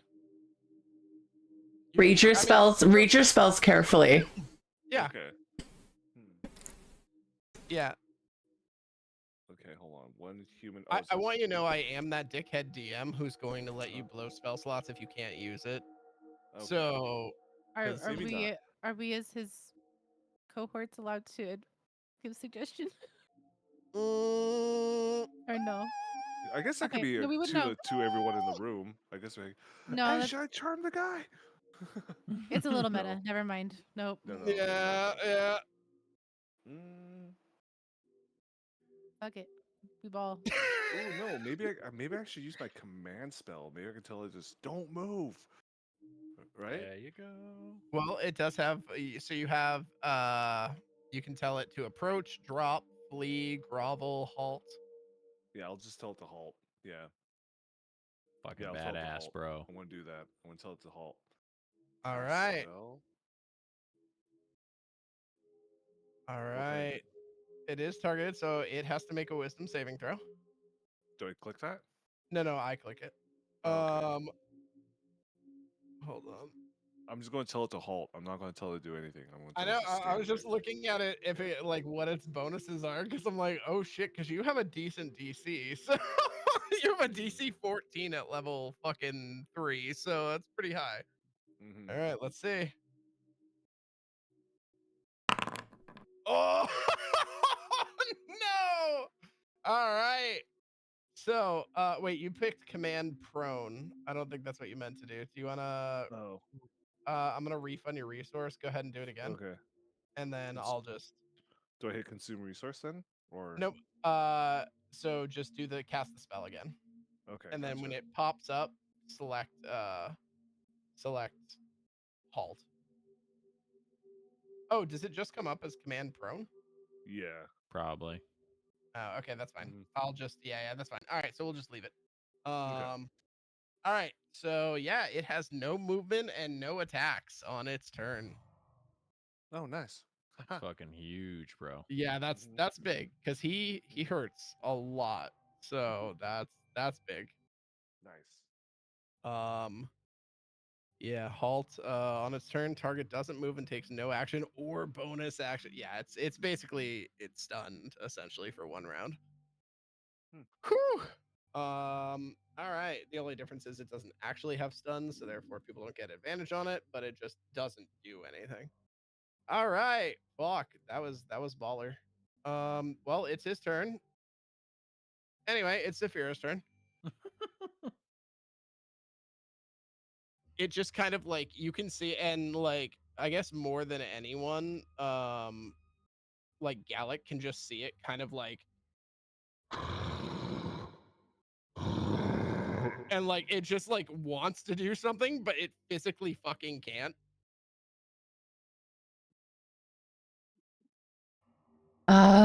We are gonna do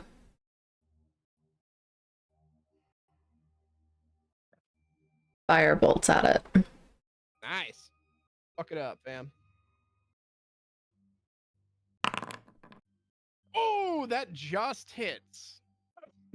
Let's go. Just hits. What's your perception, by the way? Mine is, you said it was what, 10 plus, Plus your perception modifier. so it's 15. Oh yeah, so you notice. Well, I guess because you're not discussing it out loud. You notice nothing. You just notice that your spell's working like a motherfucker. So you have no reason to discuss it because no one said like anything, but you notice you're not having any problems with your spells. I'm gonna be like, yeah, take that. As you like cough up a little blood, you're like, fucker. All right, Galok, you're up.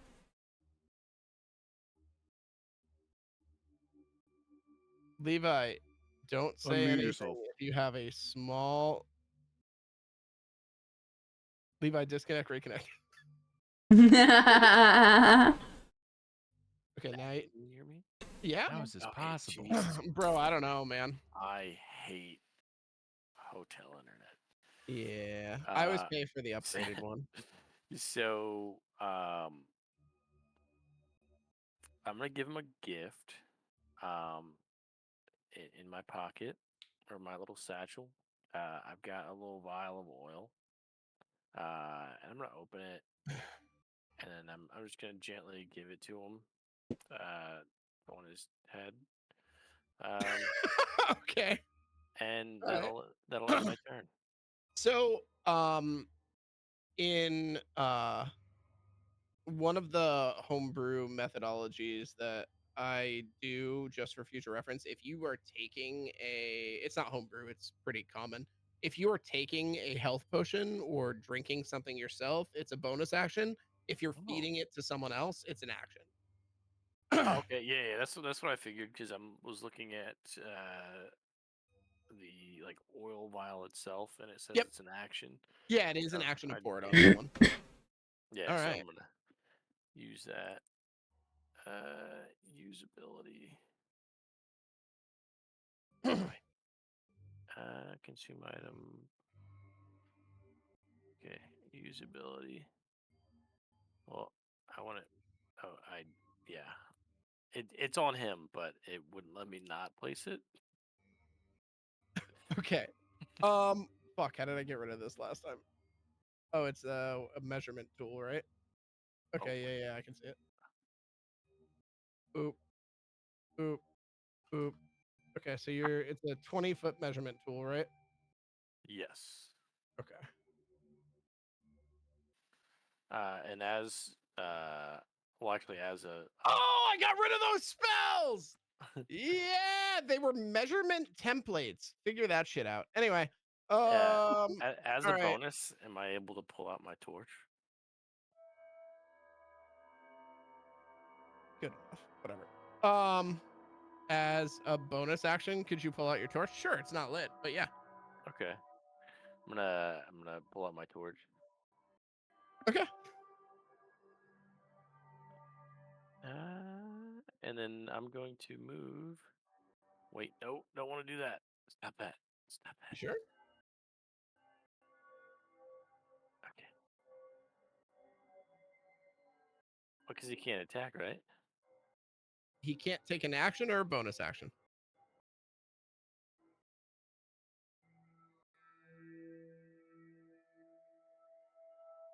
Honestly, rules as written is stupid. I wouldn't let him attack you if you wanted to move. Okay. Rules as written here doesn't make sense how he'd be able to take a reaction, but he can't move at all. So I would say, go ahead. I'll do rules as interpreted for that. I'm gonna walk right here, and I'm gonna say, "Excuse me, lady, can you light my torch?"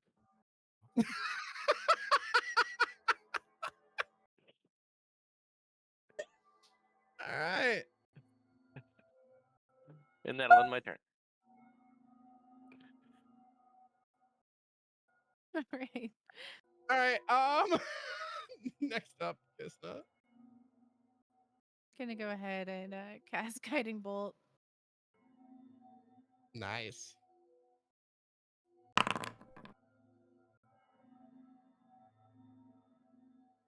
That's what I get for trying to cast. Is my little floaty mace still usable? Yeah. Do I have to go back up to where it was, or?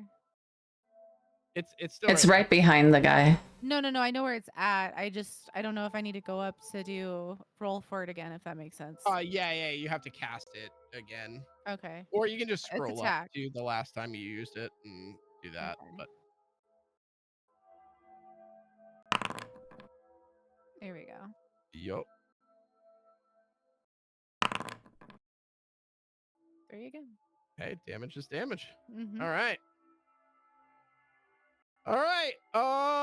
Next up, shield. All right. I will go ahead and do steady aim. Take my pistol shot with advantage. Nice. Not gonna do it. Fuck. Yeah. That's it. Shot rings out. Henri. Okay. Let's see here.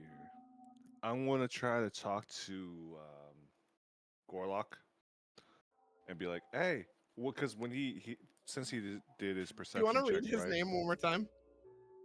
Gorlock? What is it? Garlic? No. Sorry. What is it? Nope. Gallic. My fault. Gallic. There we go. Gallic. I my was fault. like, I like how we're slowly getting further away from his name, though. It was like Gallic, Garlic, Gorlock. All right. So is it when Gallic hit that guy and he did his perception check and he was like, "Oh, you know, is it cool if I were to ask him like, hey, I noticed something when you did that. What did you find out? Is that cool?" Or is Yeah, that, but like, do you doesn't remember hit that very- all this is happening in 6 seconds?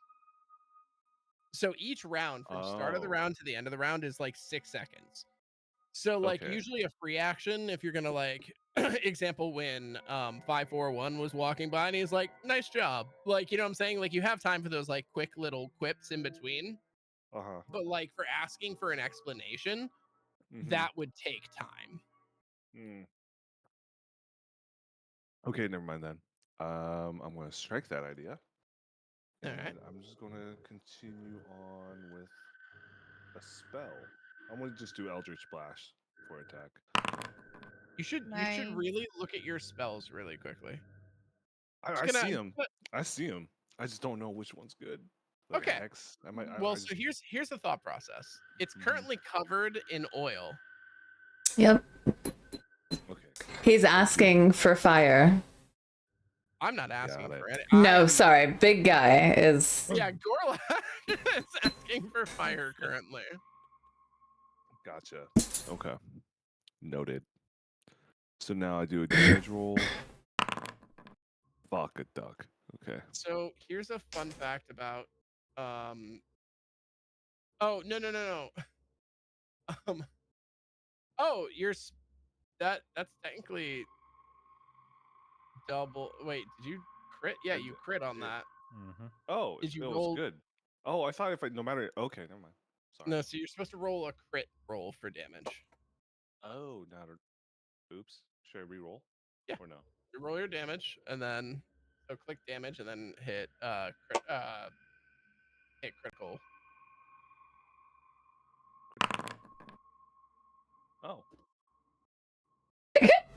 Nice. Wow. No fucking shot. Jesus fucking Good. Christ! He said he's done. He said no. Don't touch anybody there. That's their no square. Well, in celebration of our first session, how do you want to do this? Yes. Oh, I got him? Oh, Nice. shit. Okay, cool. I thought he had more life to him. Okay. I don't know. Let Y'all did a everyone else lot decide. of damage in No. one round. I'm just throwing it out. Also, he didn't get to do anything for a round. You know- Uh-huh. Weird. So the fun thing is when the DM asks you how you want to do this after you hit a crit like that, Yeah. you get to decide how that person that thing dies. Do you can get describe as to us theatrical the as death? you want. It's your scene now. Okay. Yeah, give I us a want to see. gorgasm. Yeah, Yeah. I want to see the ground trembling, right? The ground shaking, like how he entered, right? I want to see like a fucking crack in the ground just open up and fucking fire shooting from the ground, just slowly sucking him in, and we just hear the thing crying out. Nice. Oh. All right. Hell so yeah. Good as job. you hold out your hand and the Eldritch Blast begins to that little spark of energy, that pact that you made kind of flares your eyes a little bit. The beam rings out and pierces straight through its chest. It begins to scream out loud. As it does, the ground begins to crack below it, and these tar-like hands begin crawling up and grabbing at him. He begins to grasp at the ground, and as he's grabbing to kind of stay into this mortal plane, you watch as the fires of the hell that he belonged to slowly creep up and engulf him as the ground heals itself and comes together. Good I don't shit. even look Nice. forward to playing Hell anymore. yeah. Nice. Hell yes. Good shit. And Poor garlic. for that, we're gonna go ahead and call the session there. It is 2:42 a.m. for me. It's really Ugh. late. It's But very late. great first session. We will wrap up the fucking remains of this because, like, ouch. I But have yeah, there's 3 HP left. yeah. By the way, not taking a single healing spell on the cleric was a ballsy choice. Ma'am. Not a Wait, what the single fuck? healing spell. Ma'am. I You noticed, I was like, wait, misunderstood the assignment so hard. but did you die? Galok rages? Is Very I'm Ma'am. not hearing that from the cleric in my campaign or the bard in my campaign that chose not to take any healing spells, am I? Listen, I am there to fuck dragons and chew gum, okay? Now you know. Listen, Yeah, whew. I carried where I need to. Okay. I got healing spells. Don't look at me. No, Oh, you it's do. okay. That was wild. Lesson there. I did notice that. I kind of panicked, picked those, like, so I realized I had 6. I was like, oh fuck, I didn't get any healing ones. Bro, After I, as like, asked soon you as to. I saw it, I was like, nah, it's fine. Like, or as soon as you were like, oh, I have to reload my spells, and I was like, oh, okay, that makes sense. And then I reloaded them, and I was like, oh no, I don't. I was like, oh shit. I was like, Welcome to the chaos. That's all right. Not my ass over here sitting with shield in my fucking spell slots and not using it at all. all You're right. doing great. It's okay. Well, I know now, so at least next time I'll be better prepared.